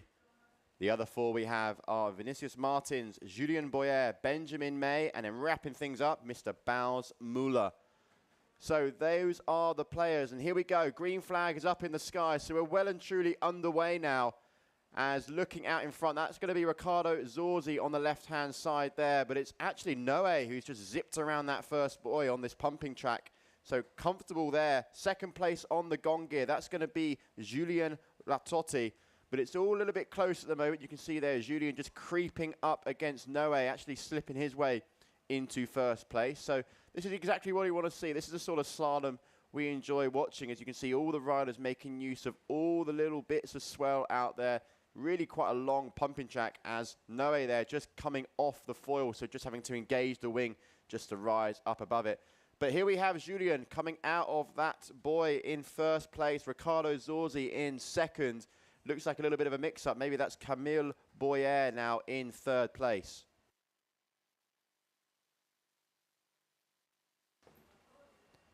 Julien now second part of the pump. First place, Ricardo now in second. But they really are chopping and changing things around as now that sun starts to set. A little bit of a glare on the water, but it's getting sort of the early hours of the evening now, 6:15, as these riders continue to pump through this section. Camille Boyer coming up now, as well as Alan Fedit, I believe. No, sorry, correct me if I'm wrong. That's going to be another rider. But there he is, Ricardo Zorzi going around that mark. Julien Ratotti again going around. So first position now, Ricardo. As he comes to the final straight, Julien in second place. And they're not sure who that is in third. That is actually, yes, that is going to be Alan Fedit in third, Camille in fourth. So it's a tight finish between second, third, and fourth, whilst Ricardo crosses the line. He'll be pleased with that one. And then who's it going to be? Tight finish there between second and third. Not sure who that was, but I do know that Camille finished fourth. Nice little opening heat there for elimination number 4. Time to check out the highlights.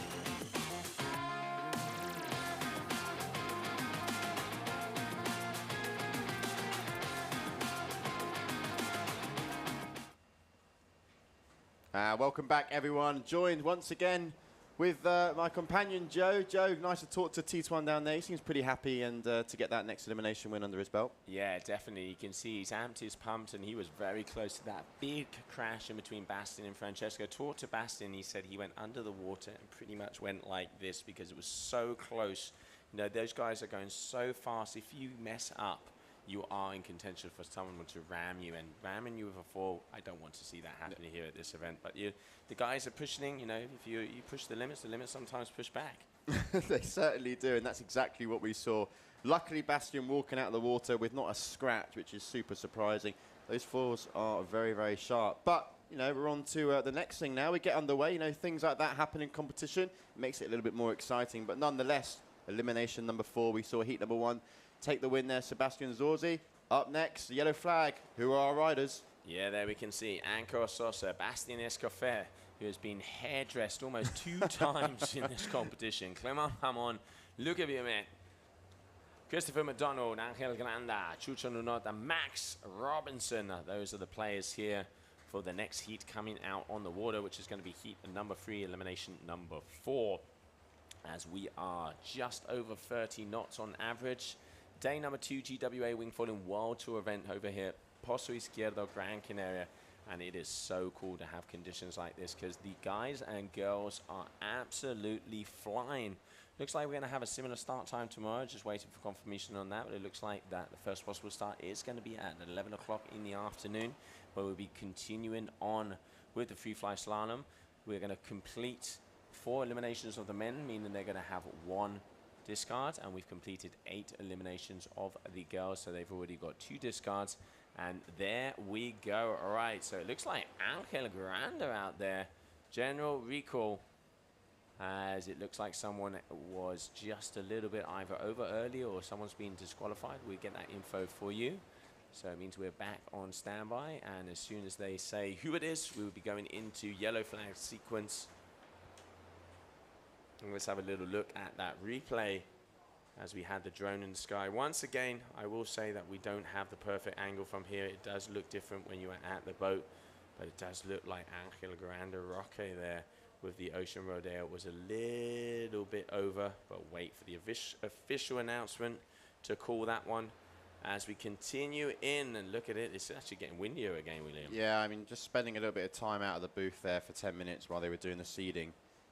It's cranking. Like, there's nothing shy of cranking out there. It's an easy, I mean, it says 27 knots on the wind reader there. It's got to be more.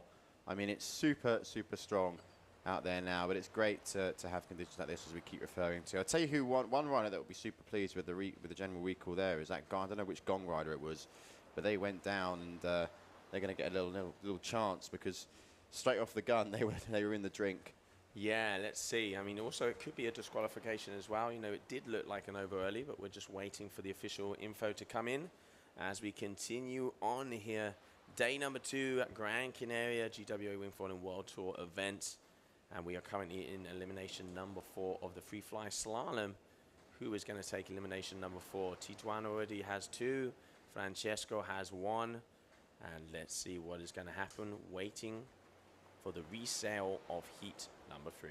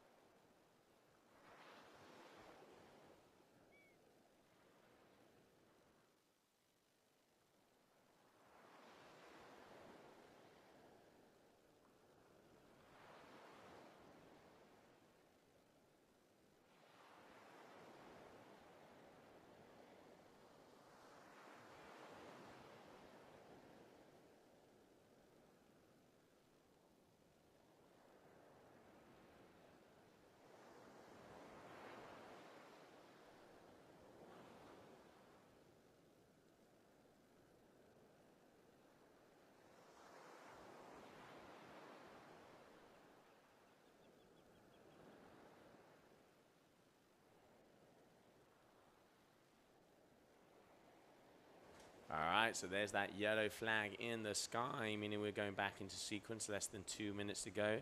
Just waiting for confirmation on what happened out there. So heat number 3, elimination number 4, about to start.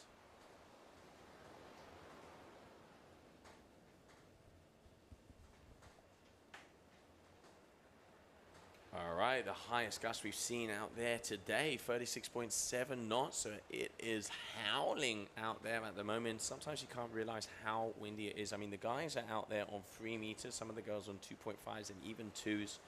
And look at that. There, you can see it's blowing.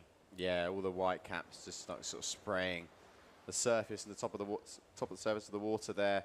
Super, super windy. You can sort of see as well on the camera, it's like it might have a slightly like hazy look to it, and that's just because there's like so much spray getting like just blasted around. Sometimes that sort of saltiness as well can go on the lens. So we're cleaning these lenses very, very sort of regularly, but it's yeah, very, very windy out there. But can't complain when there's wind. That'd be silly of us, stupid of us to complain if there's too much wind. No, we definitely can't complain about that. And the guys and girls are very happy, but they are saying that obviously extreme conditions really making a difference. And on the, you know, they've got 500-meter pumping legs all the way down, and they fly into them. We talked to Francesco early this morning. He's out there on like a 500 front wing, meaning that if he gets on the swell, he's good to go. But if not, he has to really pump that around. Different strategies, different equipment. That's what, you know, slalom is about. And it looks like we are going to be going in. Let's see if we get a clean start this time. Can't see a general recall flag there. Nope, so it looks like we have a clean start, if I'm not mistaken. Yeah, we are good to go. So let's see here. On the bottom side is going to be Bastien Escoffet. Up there in the middle is going to be Clement Ramon with the second gong. We can see Anko Sosa with the Cabrina and Chucho Nonot out there on the north mode. So Bastien, Clement, Anko and Chucho Nonot are your top 4 so far. And there he is, your heat leader, Bastien there. And then they're quite close, little pack behind. Another one of his teammates, Clement Ramon, as well, closely behind. And then, as you mentioned, Anko on the Cabrina gear there with Chucho just basically holding his hand next to him. They're so close together. Big pumping straight here. You get a good idea of it when you have that angle, and you can see the mark in the background as Bastien goes around the 3rd mark there. Nice, comfortable lead here. And we've seen Chucho go down as well. Anko coming off the foil. So those two are going to be losing a few positions there. Chucho not going to be happy with that. I think that's the 2nd time where he's gone down on that mark.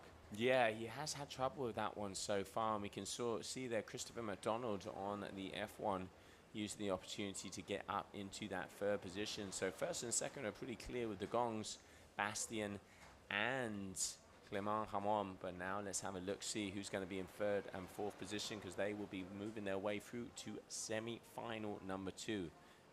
I'm waiting because we have semi-final number 1. Francesco Capuzzo, Ricardo Zorzi, Camille Bouillet, Alain Fedit, Malo Guinole, Julian Totti, Jeremy Rodriguez, and Julien Boyer already in that semi-1. Let's see who's going to be making it into semi-2.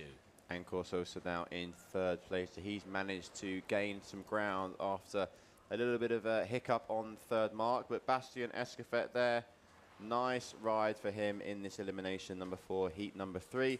He'll be crossing the line in 1st position. Wind is picking up, 34 knots. Look at that. So super duper windy. Clement Ramon 2nd place. Anko Sosa going to be in 3rd. And then a few of the other riders there, I believe that will be Luca there on the F1. And then the one of the other Gong teammate riders just going to be crossing the line towards the back end of the pack. But a nice little opener there for those riders as we go and check out those heat highlights.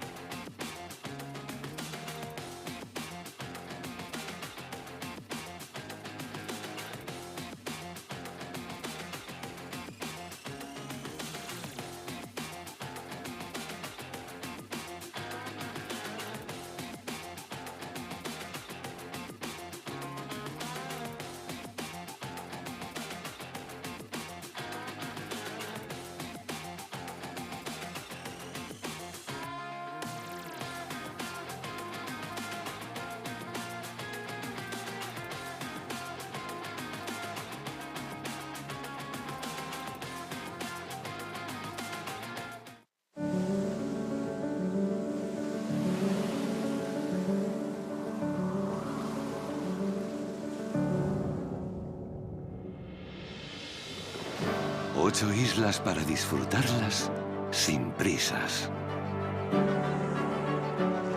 Con un clima que te llena de vida todo el año.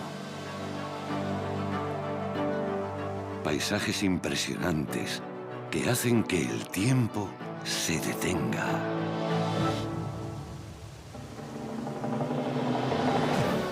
Una gastronomía deliciosa y vinos que no existen en ningún otro lugar del mundo. Para brindar por la vida. Pasear a tu ritmo entre pueblos llenos de encanto. Descubrir un patrimonio cultural único. Tradiciones locales que despiertan la curiosidad.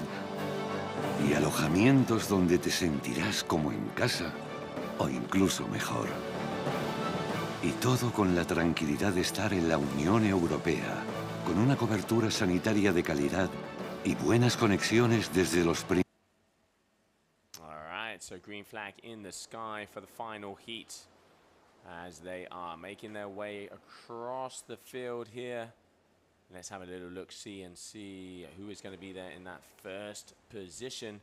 Looking like Tituan Galea there on the red, on the bottom side, Axel Gerard.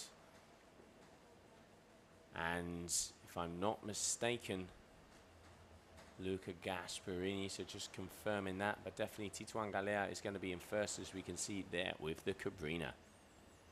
And just going around the mark there, Tituan, closely followed by Axel. Those two have quite a nice lead out at the start of this heat. We can see one of the other riders actually only just made it round the first mark. So very wide spread here in heat number 4 of elimination number 4. After this, we'll be going over to the semi-finals. So top 4 fighting for a place in the semi-final to join the top 4 of the last heat we just witnessed. And Tituan here just taking it easy. You know, he knows he's in first position. He's just cruising around. Yeah, he is. He knows he's got this one already quite nicely under his belt. That's mark number 5. Going to be coming around mark number 6. You can see Liam Dunkerbeck there also pumping away. Second position so far, Axel Gerard, but it is looking like Tituan Galea is going to be taking first place, meaning he is going to be going through to the semi-finals. Another solid effort there from Tituan. You just know when he's on the water, you know, it's very hard to put him off, especially when he's in this mood, when he's in the rhythm, enjoying some time out there, and takes another heat win here. He'll be making it through to semi-final, as will second place Axel Gerard. In third place, can't quite see what that wing is just yet. Let's see who that is. Who's crossing in third position? It looks like, I'm not sure, because it was against the sun. Yeah. I think it looked like Liam, to be honest. Well, that's Chris McDonald there. So that's Chris, and there is Lillian Lupet. So waiting for confirmation on that one. So yes, it was Liam. Yeah.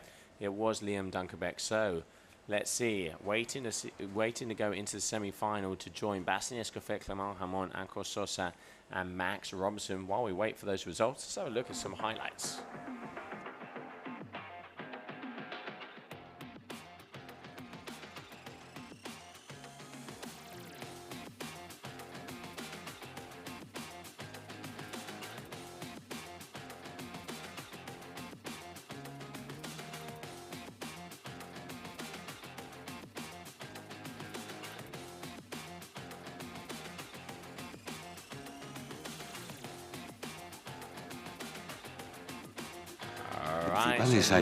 On and less than 2 minutes to go as we are going to continue on with semi-final number 1 out there on the water.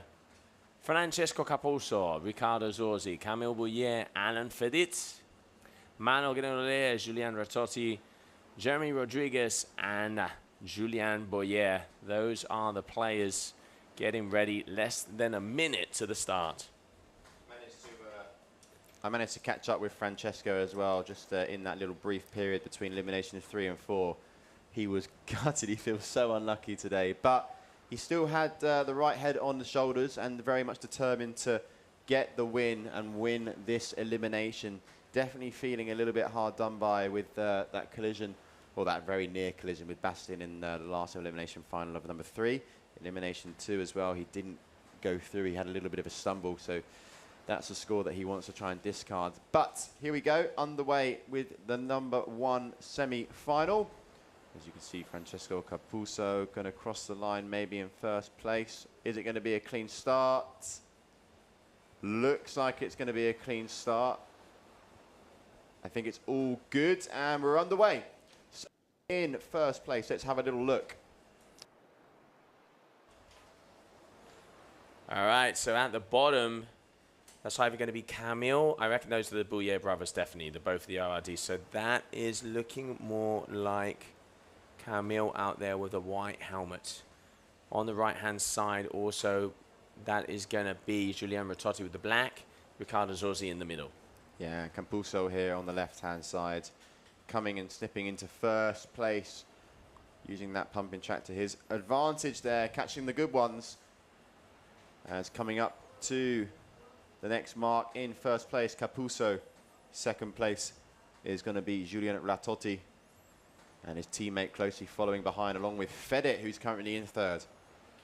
Yeah, we can see Malo there with the green helmets, but it is Francesco Capuzzo here on the second free fly leg, followed by Julien Ritotti, who's been doing a very good event so far. Yeah, he's been pretty solid, Julien, as well, finishing in the top half, and definitely his performance is showing it. He's enjoying the course out there and linking it all together. Currently, Julien is in 10th position, so he wants to go and make it through to the final, try and better that as we come into sort of, I'd say, the last, well, we're going to be in the last hour now of the day. Capuzzo now going around that mark, still in first position. Can start to take it a little bit easy because this is the last straight now. Capuzzo first, Julien second, Alan Fedit in third, Malo in fourth. So if it stays like that across the line, those are going to be the 4 riders that are going to advance. All right, so let's have a look. They're just getting to that finish line. So there it is. As soon as those 4 get across the line, it's going to be 1 minute until we go into semi-final number 2. So waiting for confirmation, but did look like those riders that you mentioned. And this man here, Francesco Capuzzo, winning semi-final number 1. As we continue on with semi-final number 2, let's have a little look at the highlights.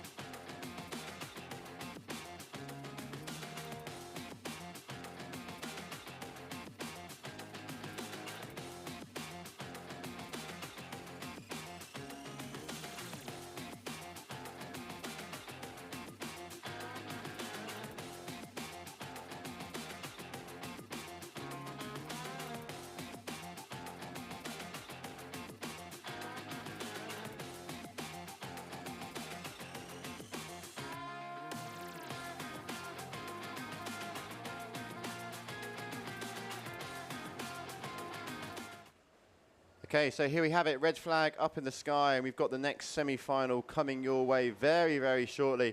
Let's have a little look at who is going to be in the lineup now for semi-final number 2 of elimination number 4. Red flag up in the sky. Just under 3 minutes to go until we're going to get underway.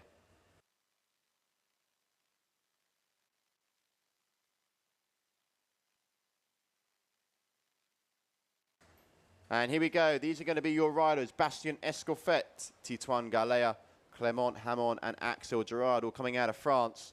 And then it's going to be Ancor Sosa, Liam Dunkerbet, Max Robinson, and Lilian Joupet. So 5 French riders actually in this semi-final as the yellow flag goes up. That means just under 2 minutes to go until we're going to get underway. Solid 30 knots out there at this famous wind sport location here in the Canary Islands, Gran Canaria. Great to be here as we're starting to come into the semi-final number 2. After this, we go to the mini-final. Then the last heat of the day is going to be the men's final of elimination number 4.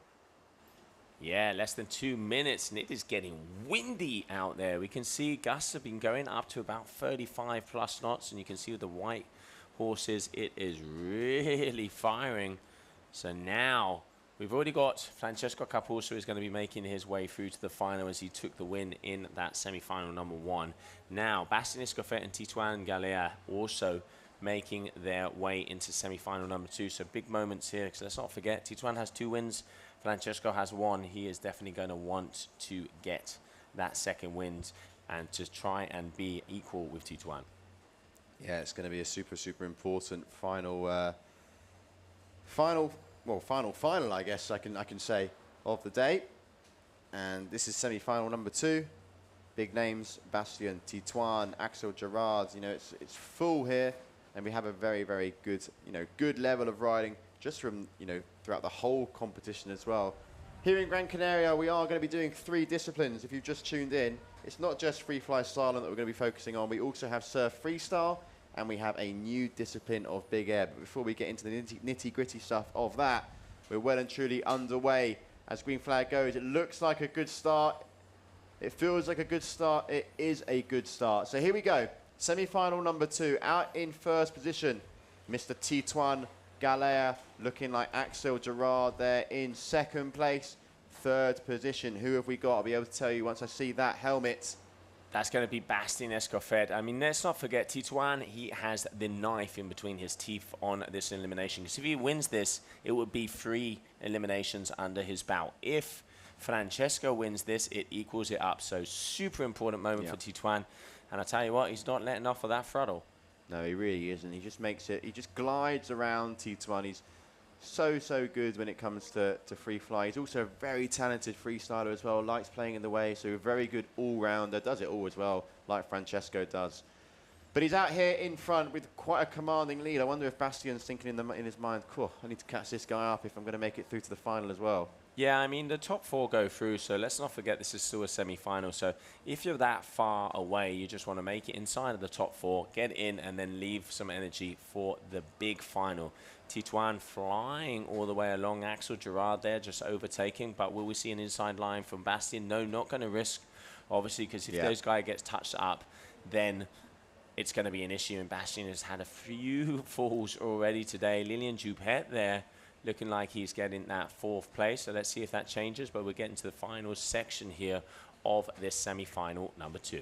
It's a good point you made there, Joe, actually. I mean, just because we're watching them, in these heats, it doesn't necessarily mean that they have to win every heat. It's just the top 4. So there's a lot of the tactical element that comes into it, because if you finish your top 4, you get through to the next one. Someone like Bastien, he just wants to make it through to the final.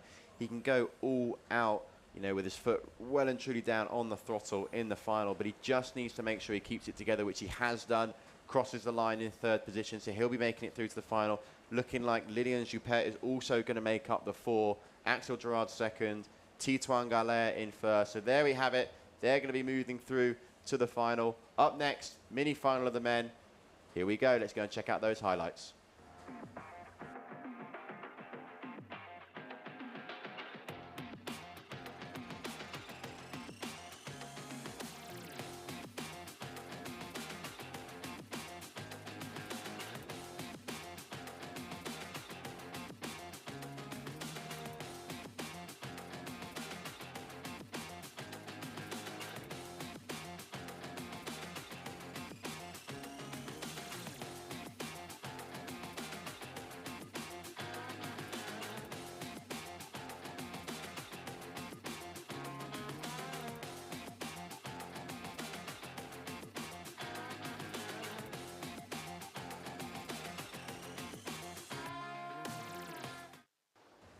All right, well, welcome back, everybody, as we're just waiting to see who is going to be going into the small final, which would be the heat that is coming up next.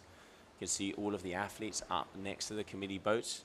So far, small final is going to be Ricardo Zorzi, Camille Boyer, Jeremy Rodriguez, and Julien Boyer. And then we're waiting for the results of that semi-final number 2, which I have a feeling is going to be Liam, Anchor, Max, and Clement. I'll be going into that small final, if my memory serves me right, but waiting for official announcements. Yeah, sounds about right to me as well. Those riders I don't think made it in the top 4 in that last heat, so they're going to be the players for the next heat, because small final, as you mentioned, then the final, and then it's going to be time to wrap things up for day 2 here at the GWA Wingfoil World Cup. Gran Canaria, that's where we are. Great place to be. And then we'll be back for some more action tomorrow. But still a couple of heats to go. Still going to give you some exciting action as we draw the day to an end. You know, local time now, 20 to 7 in the evening. So nearly time to wrap things up, Joe. Give us your insights, your overall feeling for today.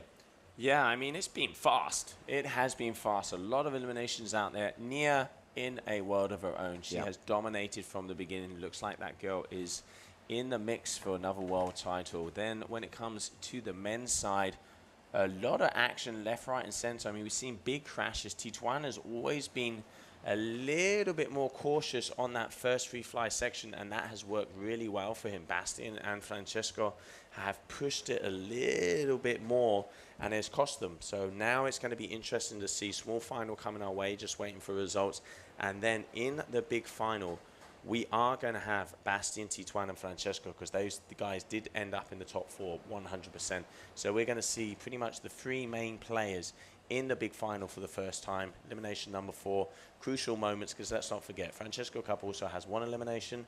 Tituan Galea has 2 eliminations. So if Tituan gets another, he is going to be setting one of the nails in the coffin, which is going to be very hard to be kicked out. If Francesco gets one, it kind of evens it out, and it's going to be keeping it even more interesting, as tomorrow is also going to be 100% free fly slalom, as it's going to be the second day. So it is, if I can ask for something to happen, I'd like for it to get a lot more interesting. But Tituan at the moment is looking very solid, and when a rider of his caliber really does lock in and zone in, it is very hard to get past him. Tituan already sort of, if he wins this, like you said, he's going to have one hand sort of stroking the trophy a little bit, and Francesco's going to have to do a little bit of work. Personally, I want to see Francesco here, you know, get the win.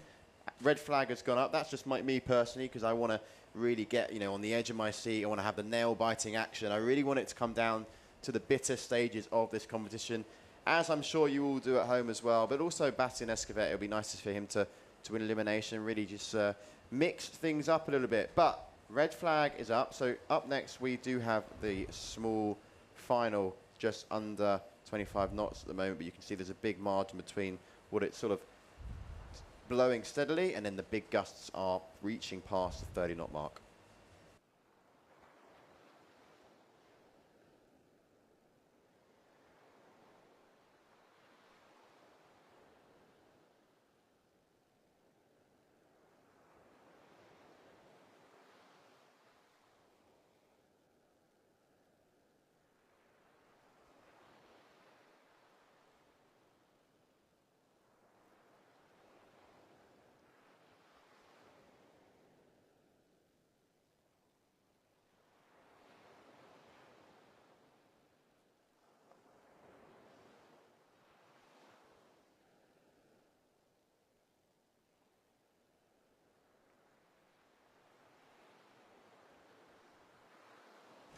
All right, so 33 knots. It is definitely the strongest we've seen it all day, as I've seen 36 knots up on a couple of the last readings, so it is definitely gusting away out there.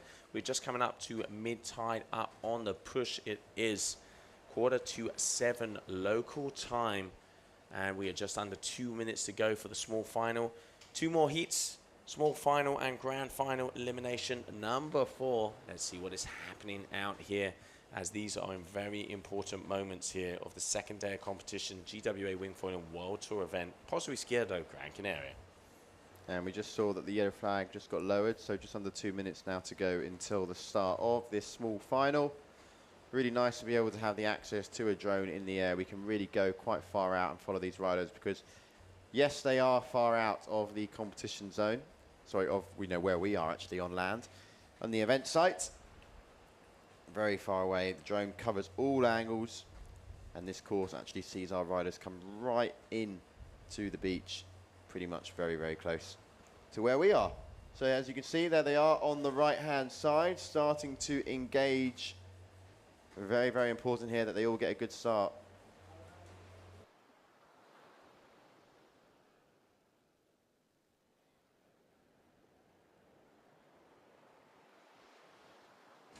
All right, so are we going to see a clean start? Waiting. Doesn't look like there's another flag. Yeah, just waiting to see if it was. All right, here we go. So, small final on the way. Looking like that is going to be Camille Bouillet. No. General recall. So, there was a flag up, meaning that someone has gone over either slightly early or someone has been disqualified. We'll get that info to you. It does look like they were cutting it close. Quick. Yeah, it looked like it was a quick start for sure. I was really certain that that flag was going to get raised, and yes, it has. So general recall. Not sure what riders were the ones that were a little bit too eager, but we're just going to have a little look now at the replay.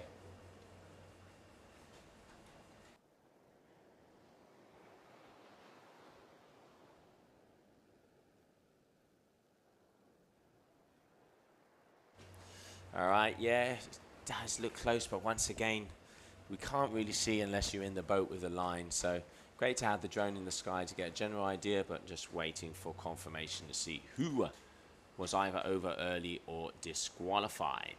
I think it's going to be a couple of riders there, but you know, we always refer to the angle that we see. Yep, so I've got information in. It is a few riders over. Yep. So now they're going to be telling them who they are.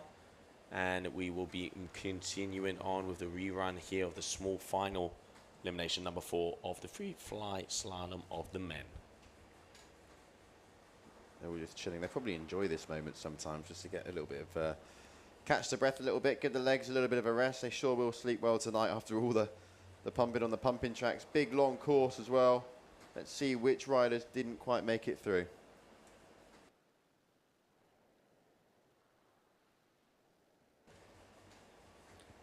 All right, who's it going to be? Who is it going to be?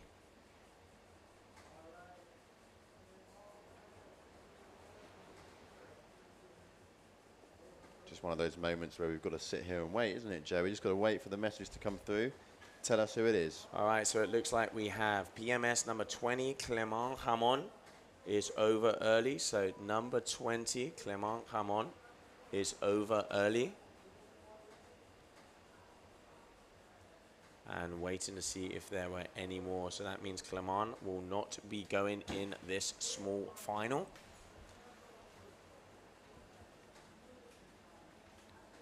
And there we can see the view from above, everybody chilling and just getting ready. So Clement Hamon is PMS, and I wonder if there's any more. It looks like we're probably going to be going back into sequence very shortly.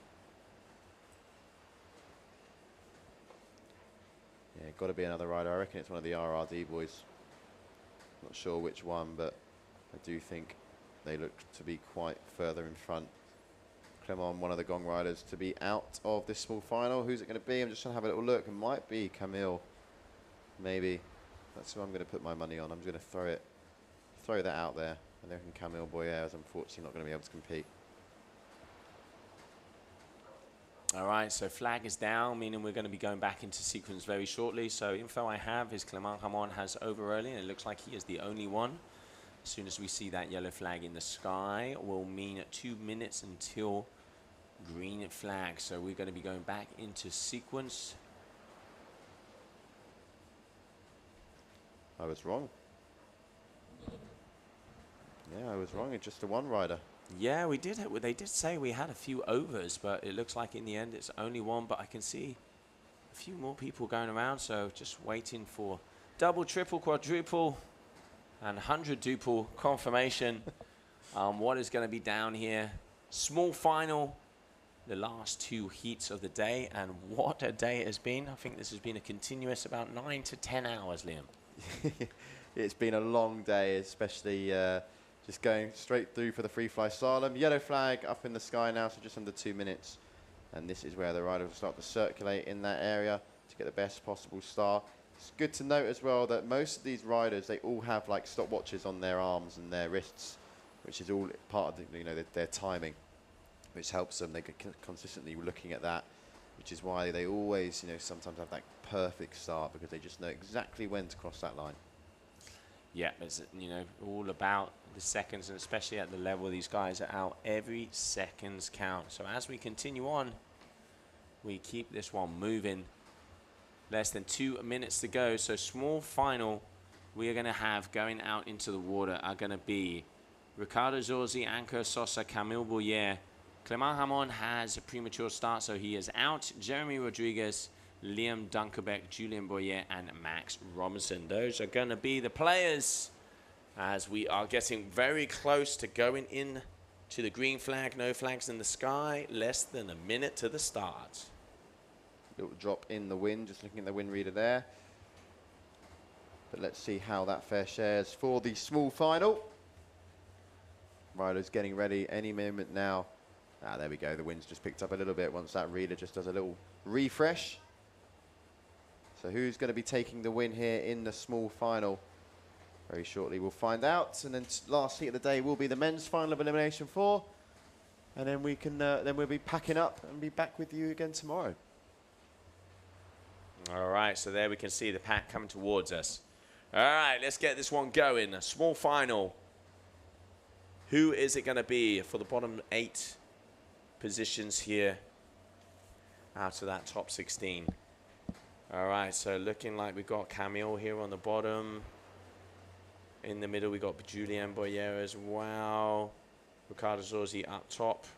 Is that a clean start? Is that a clean start? It does look like it. Yes, it is. All right, so Camille Boyer at the bottom, Julien Boyer as well. Ricardo Zorzi at the top. Liam Dunkerbeck, as you can see him out there in the middle with transparent free wing. Looks like he's riding one of the smaller wings as well, Joe, out there. It does look like he's gone down in a size. Let's see if that is going to work for him. At the moment, he is going to be going in 4th position, but he is going off to the right, and the other guys are going off to the left. Let's see what it is as the guys start to come together. They get so close on these downwind flows. First pumping section, 500 meters here of this slalom course. Real leg burner for our riders, but Camille Boyer is the rider out in front. Ricardo Zorzi, you can see just managing to keep it a little bit together, but there we go, going down. I think that's going to be Anko Sosa who's gone down. Yeah, Anko Sosa has gone down. I'm not sure if that was Camille or Julien because they have exactly the same gear. Exactly the same gear.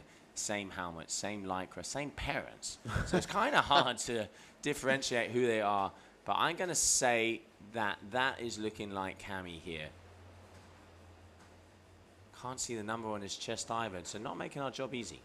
Liam Dunkerbeck, definitely the one at the back, and we're trying to get confirmation on who that is. So keep your eyes out, Liam. Let's see if we can get the number on his back. Here we have on this transition. Oof, I reckon that could be Julien, actually. Yeah. Julien is taller. Number 30. 31. 31, is that going to be... Yeah, number 30. That is going to be Julien. So that is Julien Boyer. He's a little taller than Cami, a little skinnier as well. So Julien Boyer in 1st position, Liam Dunkerbeck in 2nd. Both of these guys flying across the competition area. Ricardo Zorzi in 3rd. Now they're going in. Yeah, Julien. So Julien is your winner of that small final. Looking like 2nd position was for Liam Dunkerbeck and 3rd for Ricardo Zorzi. Waiting for confirmation on that. But let's have a little look at the highlights of that small final before we go through to the big final and the final heat of the day here for elimination number 4 of the men.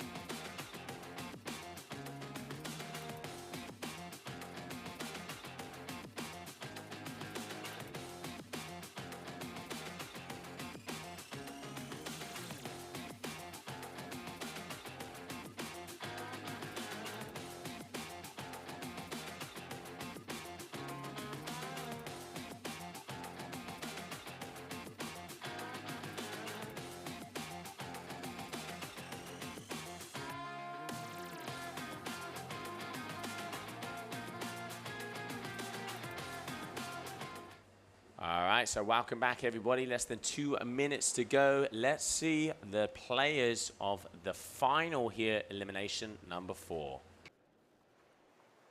Francesco Capuzzo, Tituan Galea. Francesco has 1 win, Tituan has 2. Julien Latorti, Axel Gerard. Alain Fedit, Bastien Escoffet, the current tour leader on the free-fly slalom, Malo Ganole, and Lilian Upet. So that is the big final coming your way, a little less than 2 minutes. As we were saying before, who is it going to be? Tituan has 2, Francesco has 1, Bastien is looking for a win as well. We have a battle on our hands because those 3 in that last heat were flying. Yeah, well and true battle in our hands. And we saw that when the 3 of these were in the last final, Bastien went down, Francesco got caught up, and then Tituan was able to nip right through and take the win. So what are we going to see in this elimination final? Because this is going to be the final heat of the day. It's all to play for, and it's a very, very important heat here. Really important result for these riders.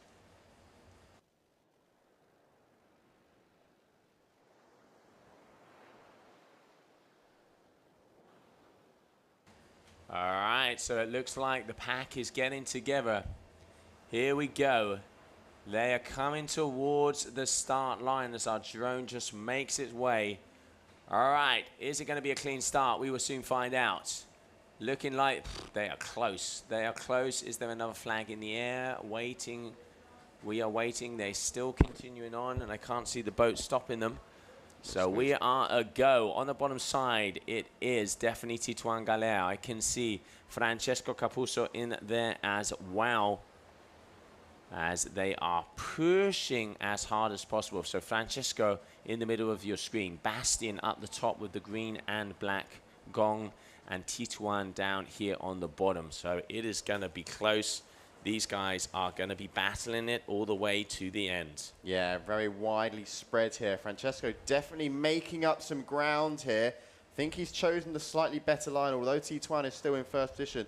Francesco's done very well there, and this is where Francesco's quick. But Tituan as well looking really, really fast. As now both of these front 2 riders enter the second pumping track. What's going to happen here? Francesco on the left, Tituan on the right as they come to the next mark. Tituan gaining a little bit more ground. Yeah, but you can see Tituan has got that wave that is taking him out front, and already a huge advantage.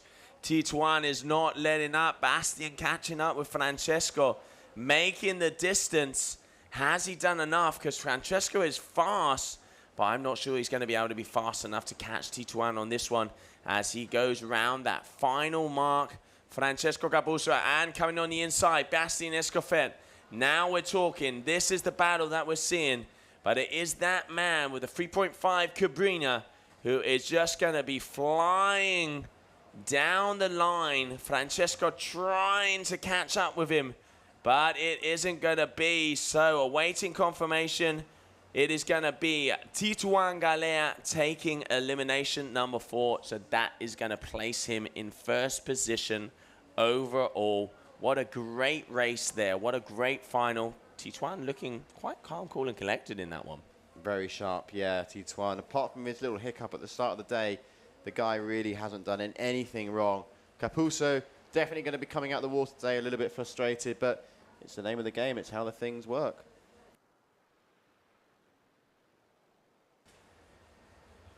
All right, so you can see Tituan making his way out. Like you say, Liam, you can see they are exhausted. They have been out all day long. Yeah. So many races. But after that win, Tituan is going to be able to discard that and have 3 wins. So he is going to be the current leader, waiting for confirmation to see what else happens, as Francesco Capuzzo was 3rd because he had a 1st.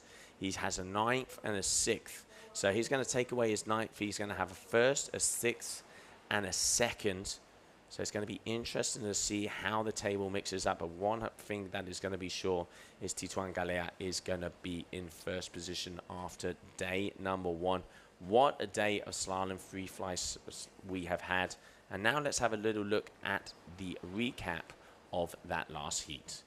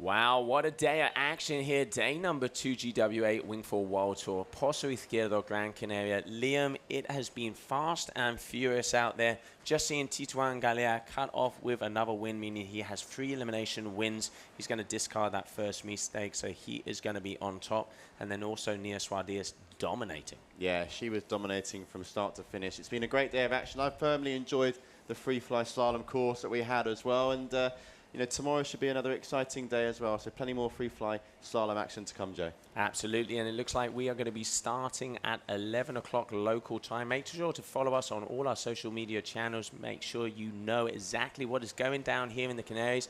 I'm Joe Shiasta. Joining me here, Liam Dredge. We will see you tomorrow.